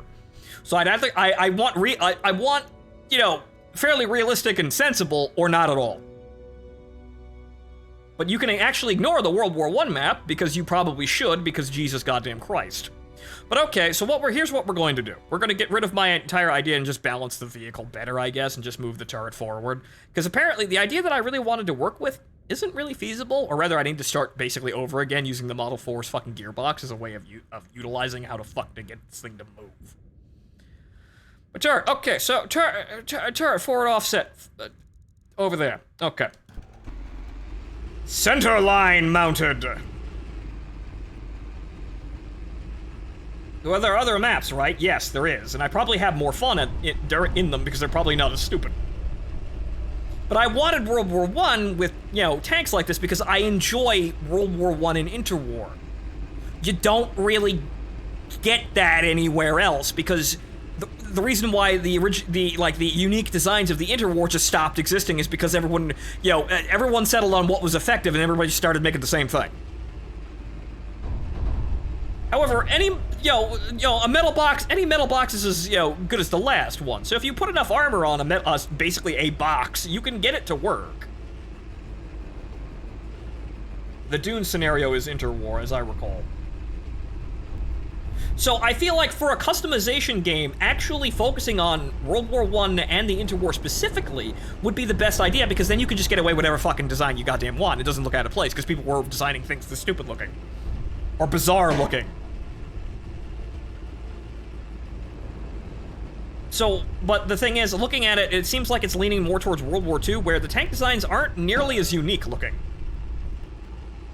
And, okay, we're good. We're good. And the artillery shells are landing around me. Pre-World War II things are the most interesting because they're so goofy. Exactly.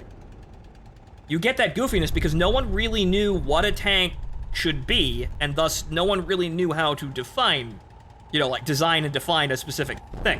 When they did, you get tanks, near the end of World War II and then post-World War II. And this is where we get the same, and then we gravitate forward where, look, there are two types of tanks. There are NATO tanks and there are Russian tanks. NATO tanks are boxy, Russian tanks are flat circles, basically. So, where are they? See, they're all fucking shooting at me willy-nilly there, but I can't actually see the fuckers now. Oh, there's one right in front of me, I think. Where the hell are they? Oh, there he is. Oh, right there.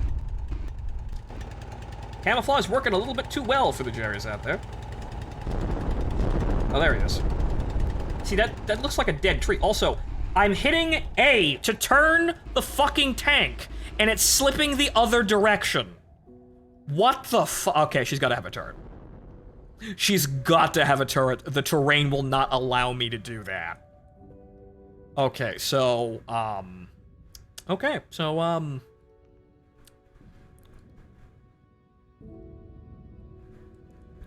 there you go. See, turret ring. Increase the diameter. She's got to have a turret, because I cannot do a hull mounted in this situation. It won't work. Now, there were plenty of design crazy during the 50s and 70s, but the thing is, you never really saw those get moving. They have some prototypes, yeah, there's some off-the-wall designs, but most of them are paper.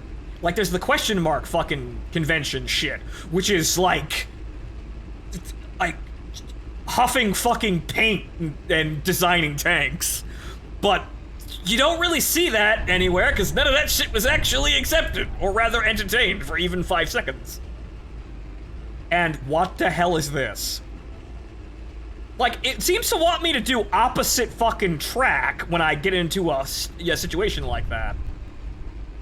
It just drags the vehicle around in a way that doesn't make any sense.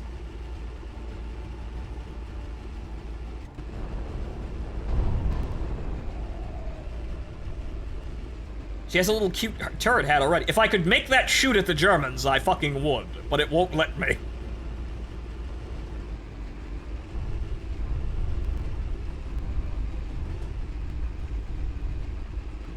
KV4. Kind of.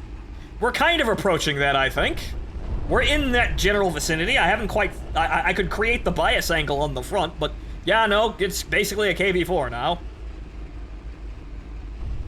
Somewhere around that design. I basically accidentally made a KV2 turret now. By the sheer need of actually needing a turret, because the terrain will not let me, like, be a self-propelled... Ah! Ah! Hey, Homer Simpson, put on the fucking welding mask and get the tongs! That one's white hot! Get it off the top of the tank before it China syndromes through the top of the turret! Interesting bug there.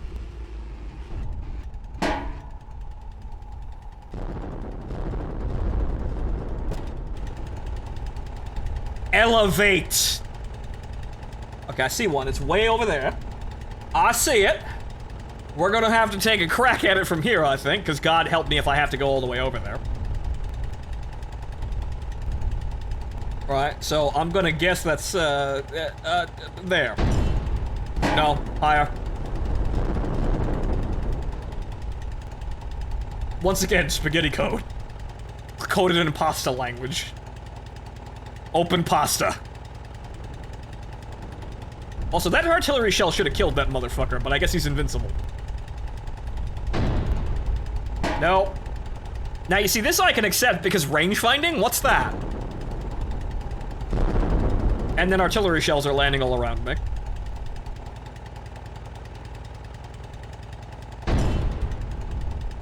High up! And yes, basically what I am is a mobile artillery piece, which is kind of what tanks are, really, at the end of the day.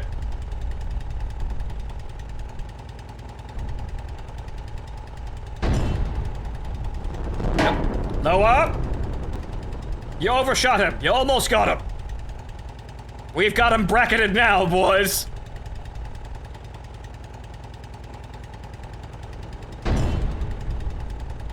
No.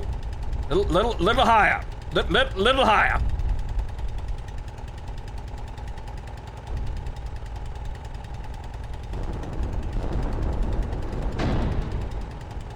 Yeah!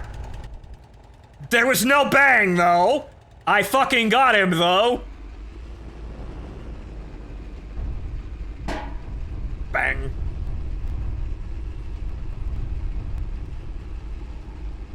As you can see here, I'd like to actually not have my armor turned towards the anti-tank gun. You son of a bitch. This is actually becoming the most annoying thing. You know what I'm going to do? I'm actually going to reduce the caliber of this thing just to get it to reload faster. Because I want to beat this, but it's really quite annoying. It's becoming annoying and not fun, because I know it's complete bullshit. Actually, you know what? Yeah, hang on here. I want to see something. So Mr. Model 4 here. Supposedly designed, purpose-built for this, right? Now hang on here. You don't look terribly long.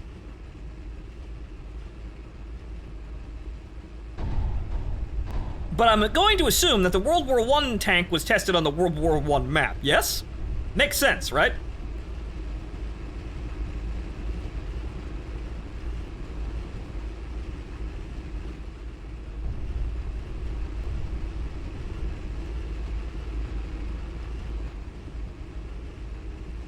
It's still having the ridiculous slip back and forth. But you see, it's got so much speed behind it that it can kind of just stay where it is. It's moving back and forth, but it's basically coming back to center almost as quickly as it's jerking back and forth. Okay, so, can you cross the trench effectively, Mr. Model 4?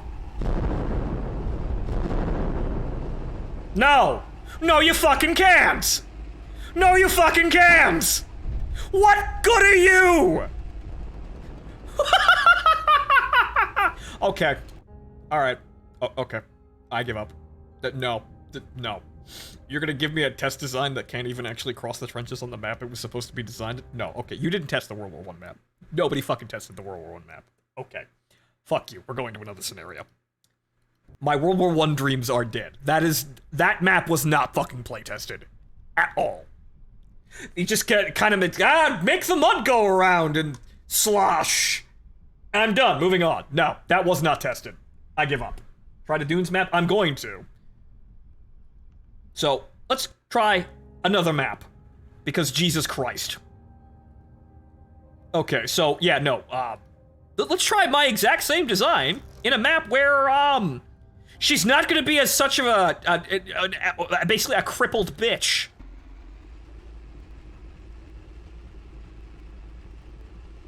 Wow! It's almost like the design is actually quite good. 30 kilometers a fucking hour. Wow, it's almost like that map is arbitrarily difficult. Gotta watch that speed, though. No, was made by one guy, and I think he had like a single playtester from the entire closed development duration, which is a dumb idea. Yeah, I can imagine, I could say, oh, well, you have to do all the development work by yourself, but QA? You only have one person do QA? I'm fairly certain if you would have asked, you would have gotten loads of volunteers, but what's going on with the turret now?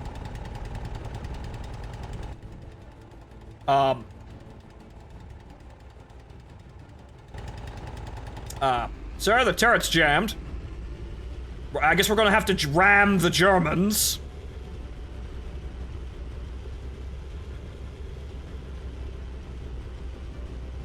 Let's go, you saucy fuck.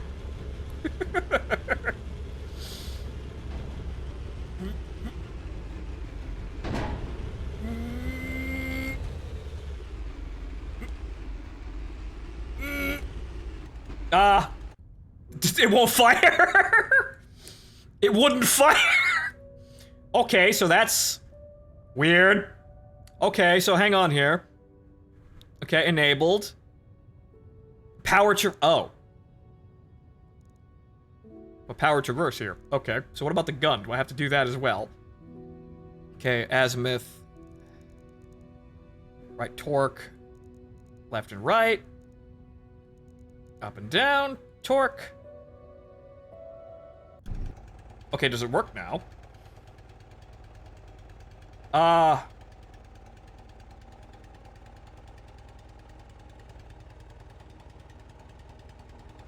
Okay, the turret does not fucking work at all.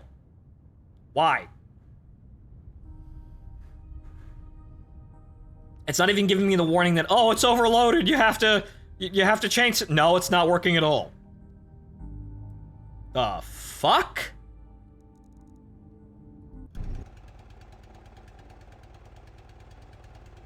Eh?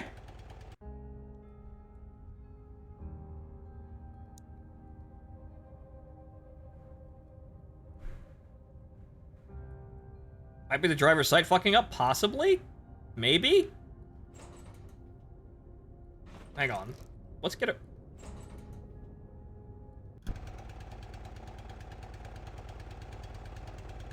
Uh-huh.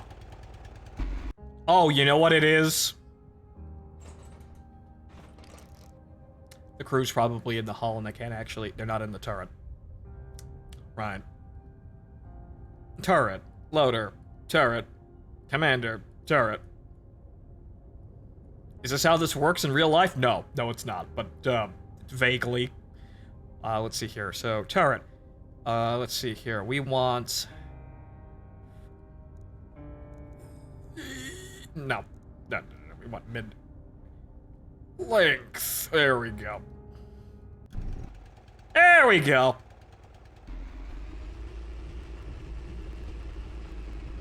Now watch how much easier this is when the game isn't physically fighting me the entire time. So this... Yep, okay. She still slips a little bit, I guess, but yeah, now we've got a really janky looking KV-4. Really janky looking long boy. So, the World War I map is theatrical, but intentionally difficult and not even playtested to be playable with even the World War I tanks. So I guess we're spawning on the infinite fucking desert here.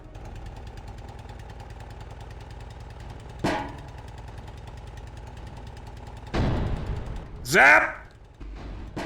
Oof. Oh, that's driving a loader. Oof. Well, now I don't have any armor. That's my problem now. So now I'm not armored enough.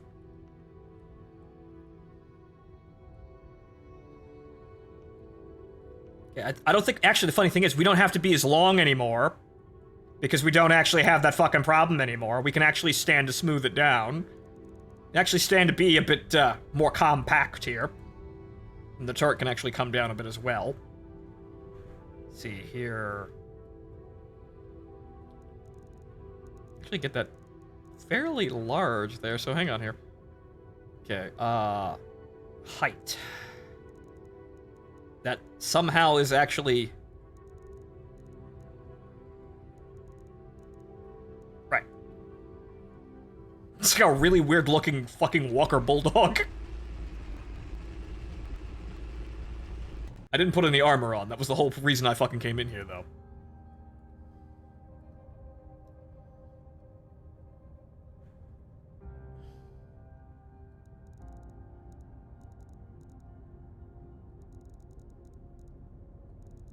We have to worry about physical space now. 150 millimeter. There we go. 150 millimeters of frontal armor.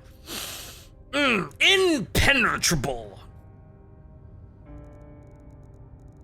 Front 100 millimeters. Gotta make sure it's able. 100 millimeters thick roof arm. We don't need that. Actually, well, we do need it because of the way it's shaped. Right. So,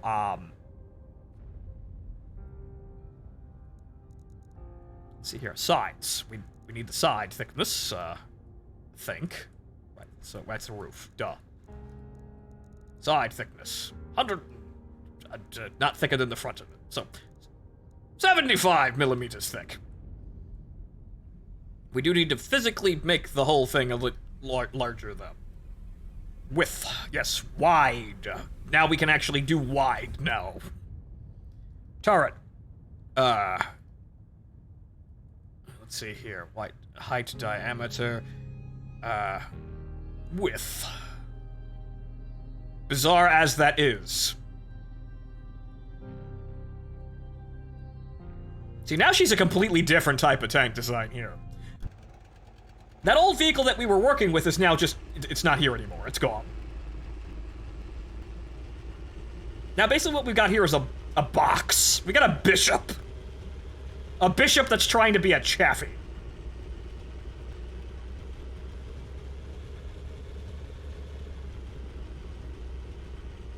Considering some of the Gmod tanks I've seen, I wouldn't say it's... say that is good here. Walker Bulldog made a Gmod.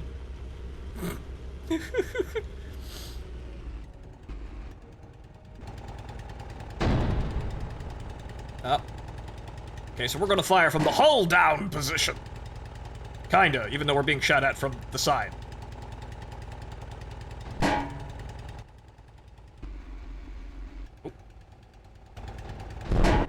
Ooh! What the hell hit me? I think I might have been the side hull armor. Actually, no, I know that's exactly what it is. I didn't put any side fucking hull armor on. It's still 15 millimeters thick. Right, hang on. 150 millimeters of armor all the way the hell around. I don't care how big we have to make the tank. 35 fucking tons, though. Okay, right, so. Now we're basically making a fucking tiger.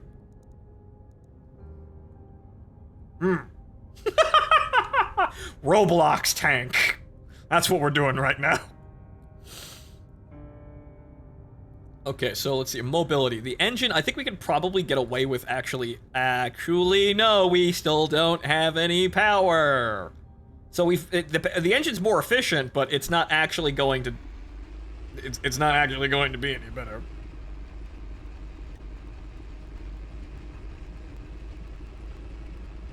Welcome to Roblox. I am your host, Phontomen, and today we're in the desert.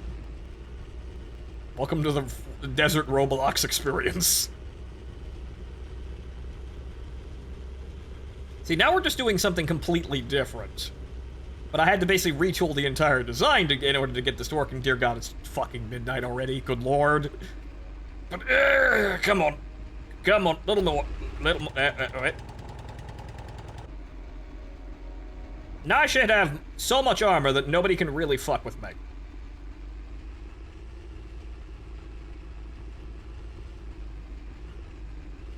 Welcome to Desert Storm. Desert Storm, but it's like 1936.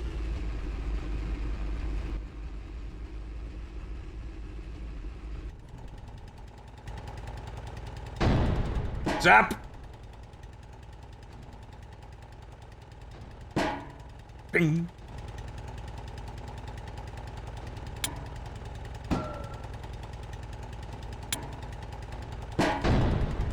Oh! Grounded underneath him.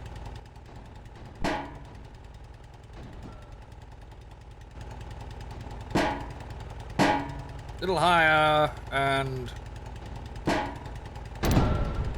Ah! Oh. Hello? Excuse me?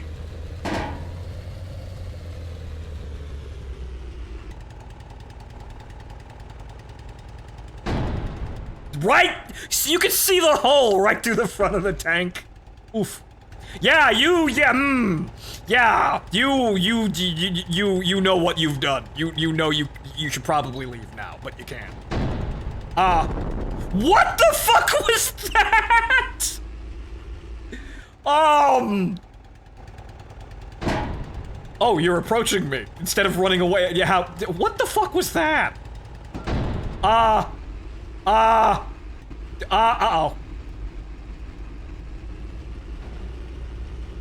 You don't have that much fucking armor, you fuck. I think I jammed his turret. There we go. What the fuck was that? It, like, got caught on the side of his tank and is tracked and then ricocheted at, like... It just stopped in midair. Also, who the fuck is shooting at me now? Honestly, I should seemingly, like, just wait in my spawn for these fuckers rather than trying to move through this awful terrain. That man's not dead. Also, what is this? That's the... Okay, so that's basically a Model 4, but a self-propelled gun, more or less? That's actually fairly interesting looking. However, I must kill you. Goodbye. Model 1 AT. Oh, okay.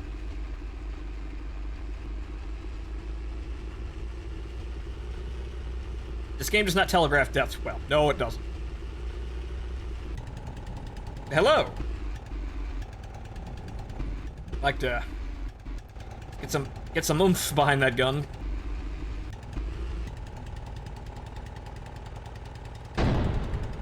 That was a bounce.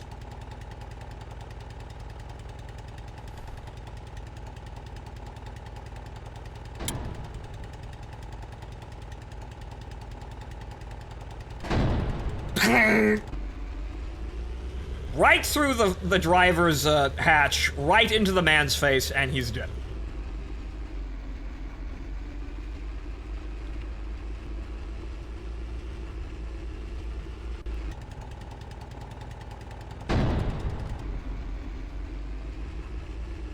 See, what a surprise. This is actually easy when I'm not fighting the goddamn terrain. Where'd all my allies go? Did I even get anyone this time?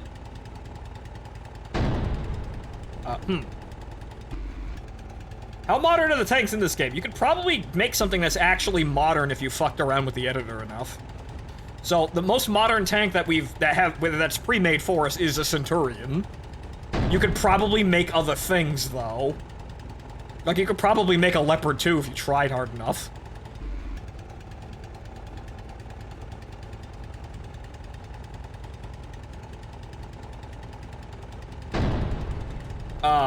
Wow, these shells are just loving the grounding here.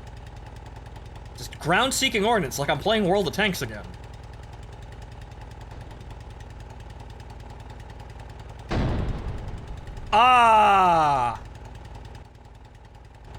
That's a bounce, but I don't think his armor's that goddamn thick.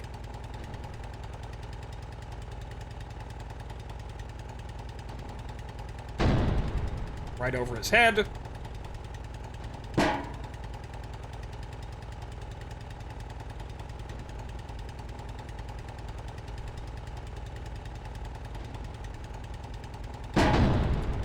Ooh. Oh no!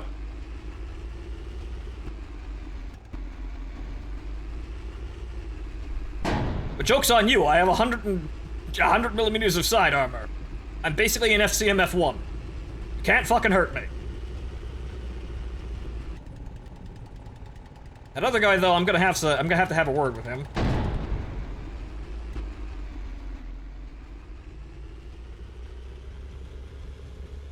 Is that an active enemy tank?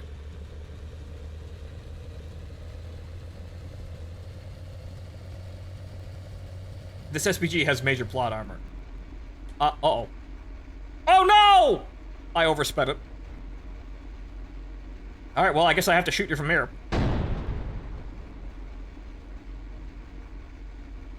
I oversped it because I didn't actually set the rear gears to not explode the engine. And then the entire tank stopped. Oh well.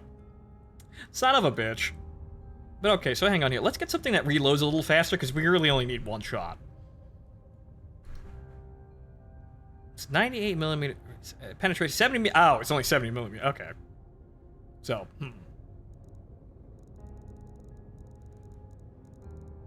So, 75 millimeters of armor, and then, 84. The barrel length, large. Dispersion actually decreases accuracy. So good.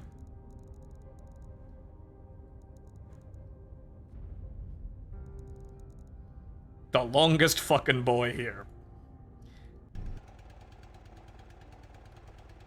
I mean,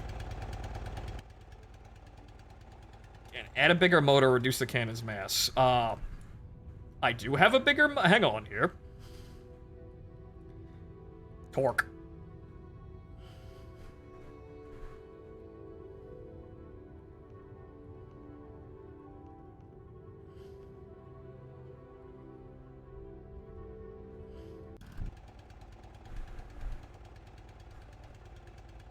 It's funny because the motor's actually fine.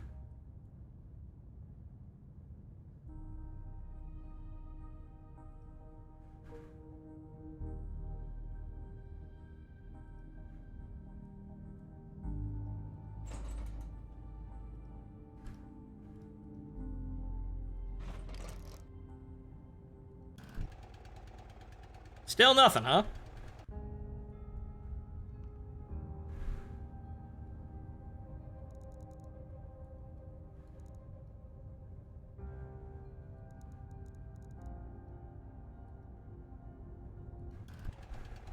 Huh.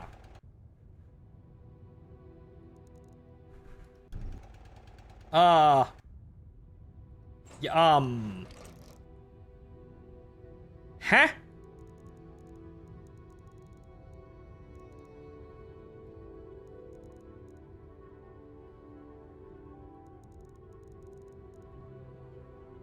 Squeeze ball, yes. There we go.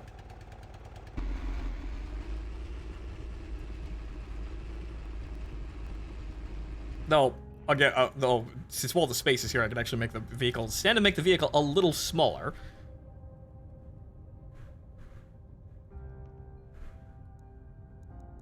Tighten this shit up. We don't really actually need to be this heavy.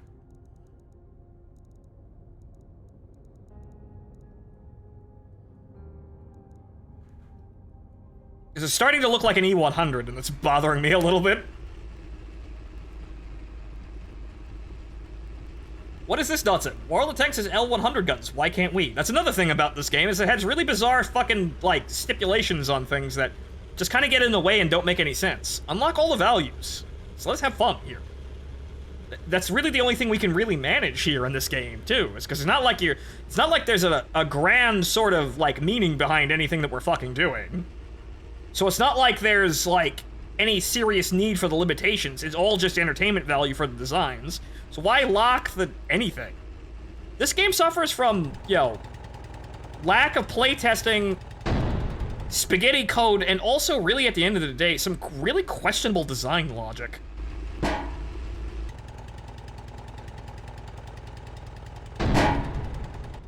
I hit him, but it probably bounced.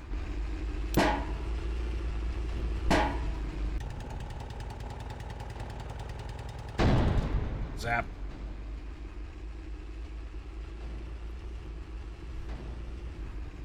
Alright, you fucks.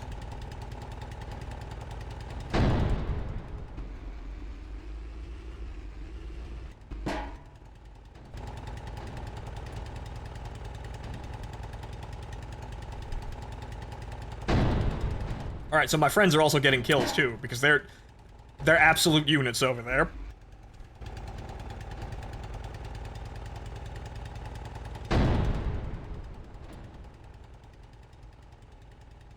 Graphics are pretty nice, though. I think they're acceptable for what it is, so graphics are definitely not a problem here. Immobilize. Oh, no. My tracks. Oh, no. Actually, no. No, I'm not. That was weird.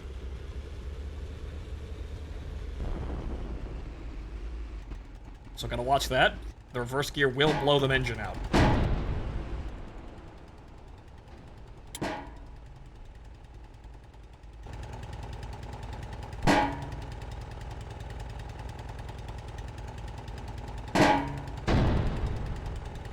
No up!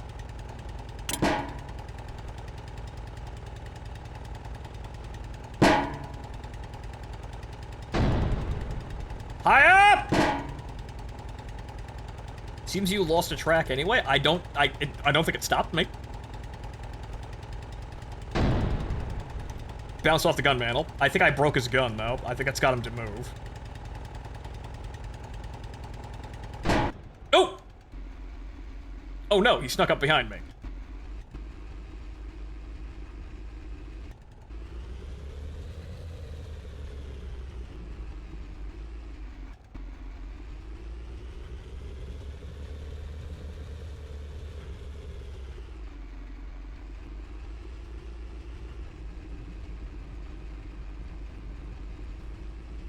Actually, you know what?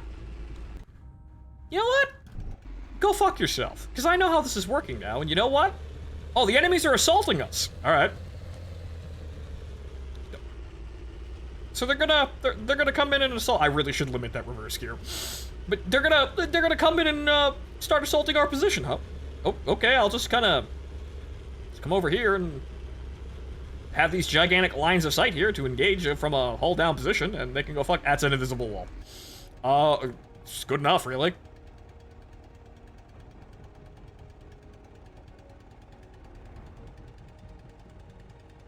They'll get here eventually. But now it comes down to basically, you know, figuring out a design that works for this scenario, which is tearing apart my old designs because I was trying desperately to make something work. So, this is maybe not the most efficient design, and I could probably fine-tune it to be a little bit better on this, you know, map's terrain. But I feel like I've lost all my energy from trying to get World War I to work when World War I clearly is not something that was finished. And I'm incredibly disappointed with that, and also, I don't really want to try anymore. Aside from just to complete it just for the sake of completing a map.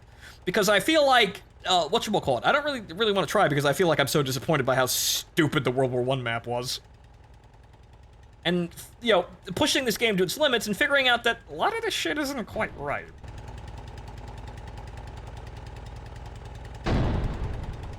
Huh. Our armor penetration is unfortunately not amazing at long range, but, he got it. Oh.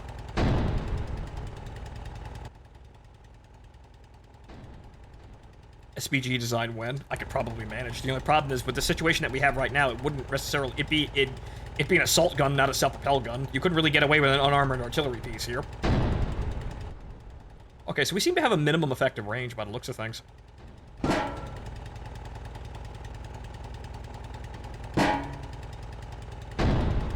Yeah, I can't really hit anything from here. But then again, I am using APHE and not AP.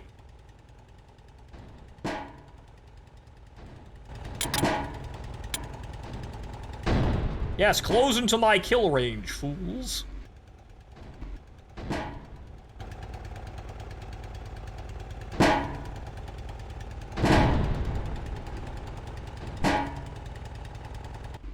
That was him, right? He's dead.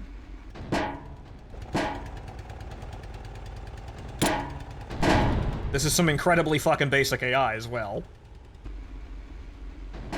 Yes!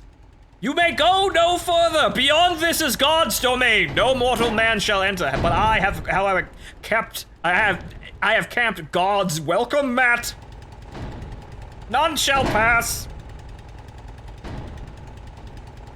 I am the guardian of Avalon, and none shall pass without sin.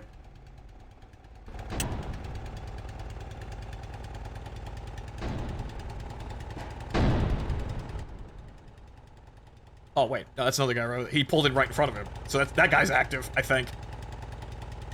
I think? One of them is shooting at me.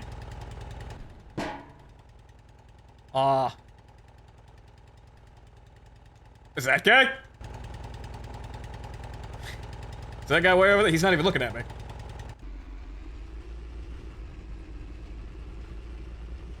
Fucking Valley of Tears over here. I don't know which ones are still alive. I think this one.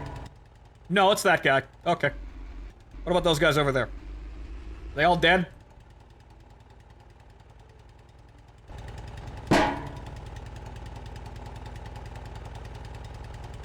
That's a friendly.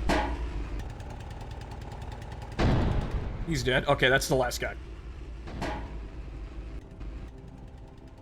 Charles, go out and give those hulls a friendly tap with the hat. Yeah, right. Coax the men out. Make sure they're either dead or surrendering.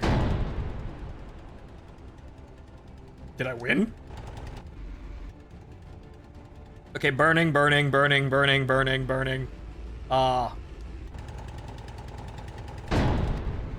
I'm gonna say, yeah, burning. Okay, did I win?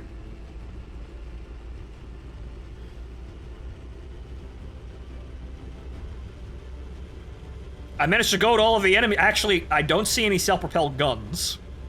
So it could be that those guys are camping somewhere else. You know when you win when you say victory, but okay, fine. Burning. Friendly? So there's a friendly. Where's the rest of them, though?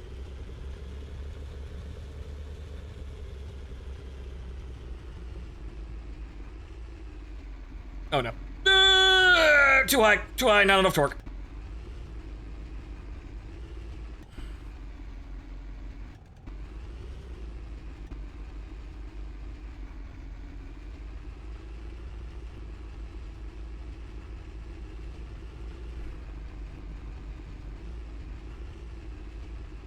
Why am I now stuck in this hole? What's going on?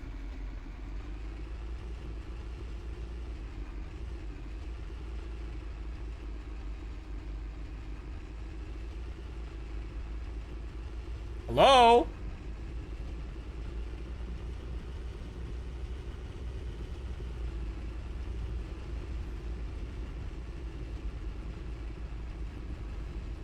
Hello?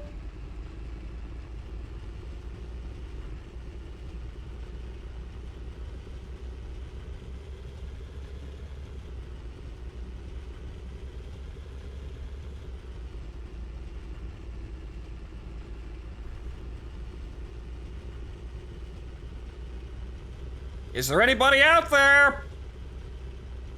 Is there anyone who still wishes to accost my colonial claims?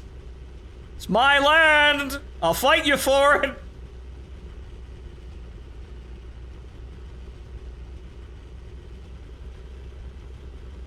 Where? Where are the last guys?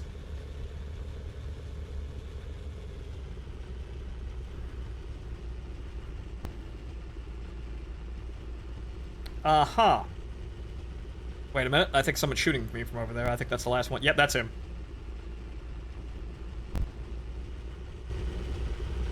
Also, the funny thing is the turret motor on this is so good I basically have a stabilizer. Ding!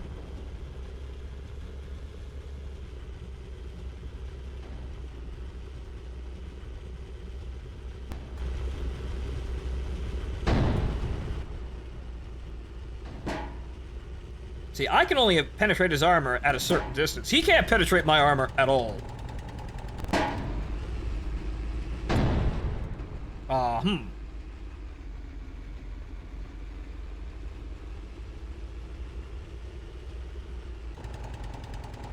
Center mass. There we go.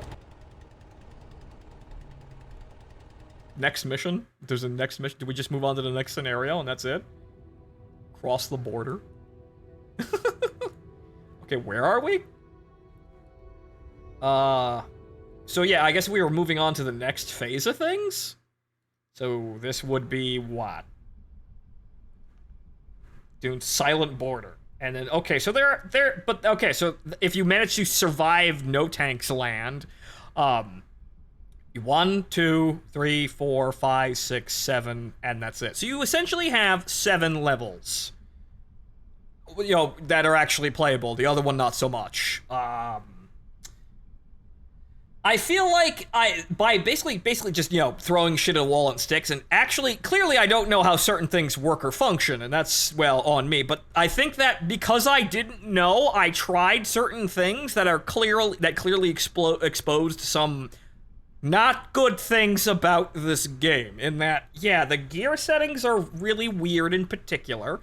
The engine power isn't necessarily engine power, it's just how much the setting will give you and not how much you've made the engine get up and go, unless you sit there and fine-tune the ever-loving shit out of it in order to get it to work, which I kind of feel like that's not really what you want to be doing all of the time with every single design. I mean, you kind of have to at the end of the day, but it feels like it takes way more effort than it should, because on the surface it looks fairly simple, but in the end it's not simple, and also works in bizarre ways that only seem to really function the way that the game designer thinks they function and no way else. And it's kind of hard to parse how that is, aside from just straight up copying their gearboxes. So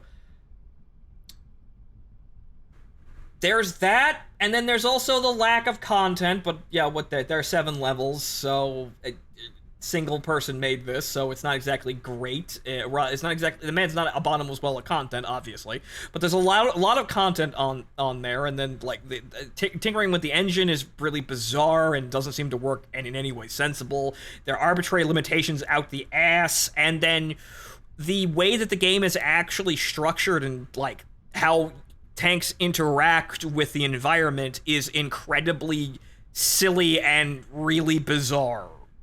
So I think that what this game wants to be, it is nowhere near it currently, aside from haha funny sandbox, funny editor. It's like buying, like, which is funny, Code Vein wasn't really that great of a Dark Souls-esque sort of game, or a Souls-like, but it had a really good character creator, and that's kind of how I feel about Sprocket right now. It's a game about,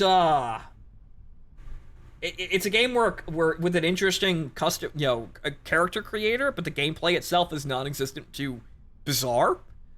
So I feel like this is still not worth $20 and still needs a whole shitload of work. So even with updates, you can see that it needs even more updates. The World War I map especially. Oh, wow, you don't get stuck on the boards the first fucking thing. The first time, out of the gate. Okay, then you get stuck on the trenches for the same reason you got stuck on the boards. And then you have to, like, sit there and fiddle with how the engines work, and then, you're fighting the terrain in really bizarre ways that don't seem actually realistic. It just says, the ground is water now.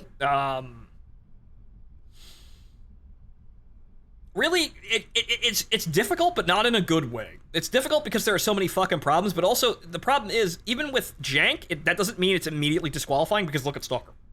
So a game can be janky and still entertaining. This is janky, and it kind of gets on my nerves. And there's also not a whole lot of content to actually get you to, like, to do anything. Like, there's a basic offering of content here, but it's not really all that much anyway. You're gonna run it out pretty quick. You're gonna make a tank design. You're gonna play like one of the same 7 scenarios with that design. You're gonna know exactly what the hell happens because the situation never changes, and it's basically just spawn and kill literally everyone on the map. But you might as well be playing Tokyo Warfare. At least Tokyo Warfare is less buggy. So basically, you create a tank and you play a worse version of Tokyo Warfare with it, which I think Tokyo Warfare is cheaper. Yeah, sure, you don't get to choose the exact tank, but I think Tokyo Warfare is cheaper right now, as with a lot of other things.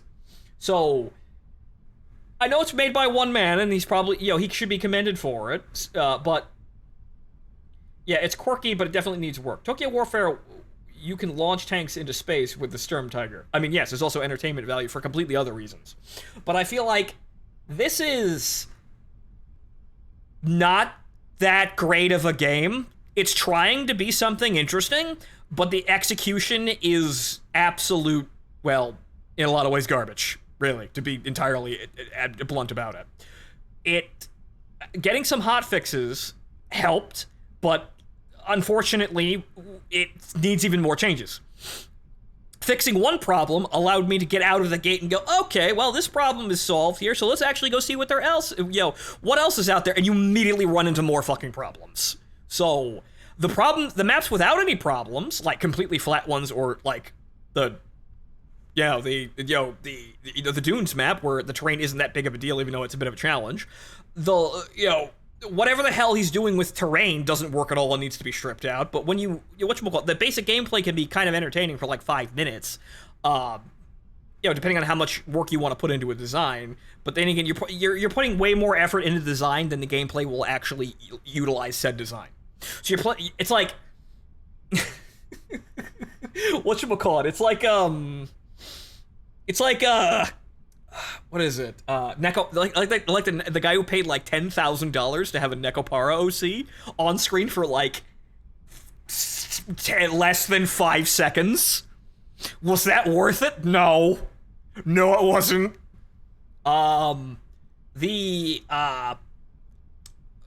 This is kind of the same way, where you can dawdle up a tank all you want, and then the game's incredibly shallow and there's nothing to really do with it.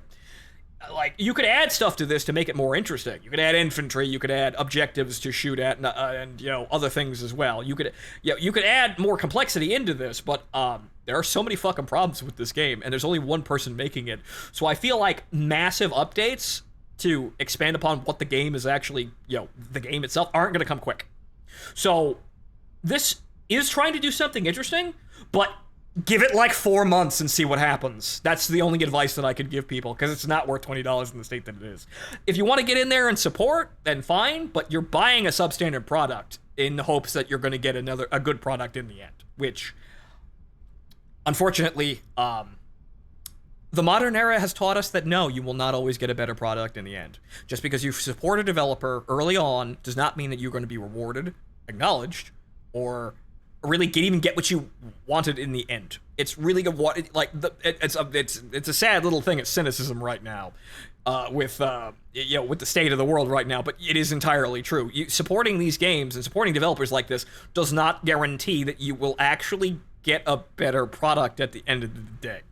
It is sad, but the truth is the truth. So if you want to support, you are falling on the grenade. You are falling directly on top of a sword, and you may not actually, the action may never be worth it. So if you want to do that, hats off to you. I suppose it means even more so if you want to do that. But at the end of the day, I'm not going to say that people should just do it out of goodwill, because the game is really not that good right now, and we have run into numerous situations where, you support a game and then it amounts to absolutely nothing. And even if you support games that have potential, and then they go completely, then they just cease to exist. Like, off the top of my head, like, remember World War III? Remember that game? Remember that Battlefield, the indie Battlefield, competitor that actually started out and actually had a pretty good, pretty good offering for what it was, when it initially came out. Really high quality. The frame rate kind of sucked, most of the time. But it was, it felt like it had potential. Where did that go? Nowhere. So this is kind of the state of the things right now, and I'd like to say all the nicest, warmest, happy feelies here, but this is not worth $20. It's not worth $20, and give it like half a year, 4 to 6 months, and then see where the man is at, and that will tell you whether or not the game is actually worthwhile or just a silly idea that one person made and then just kind of didn't really have the technical competency to actually further expand upon his ideas, or just couldn't for life reasons that you may or may not have been able to control.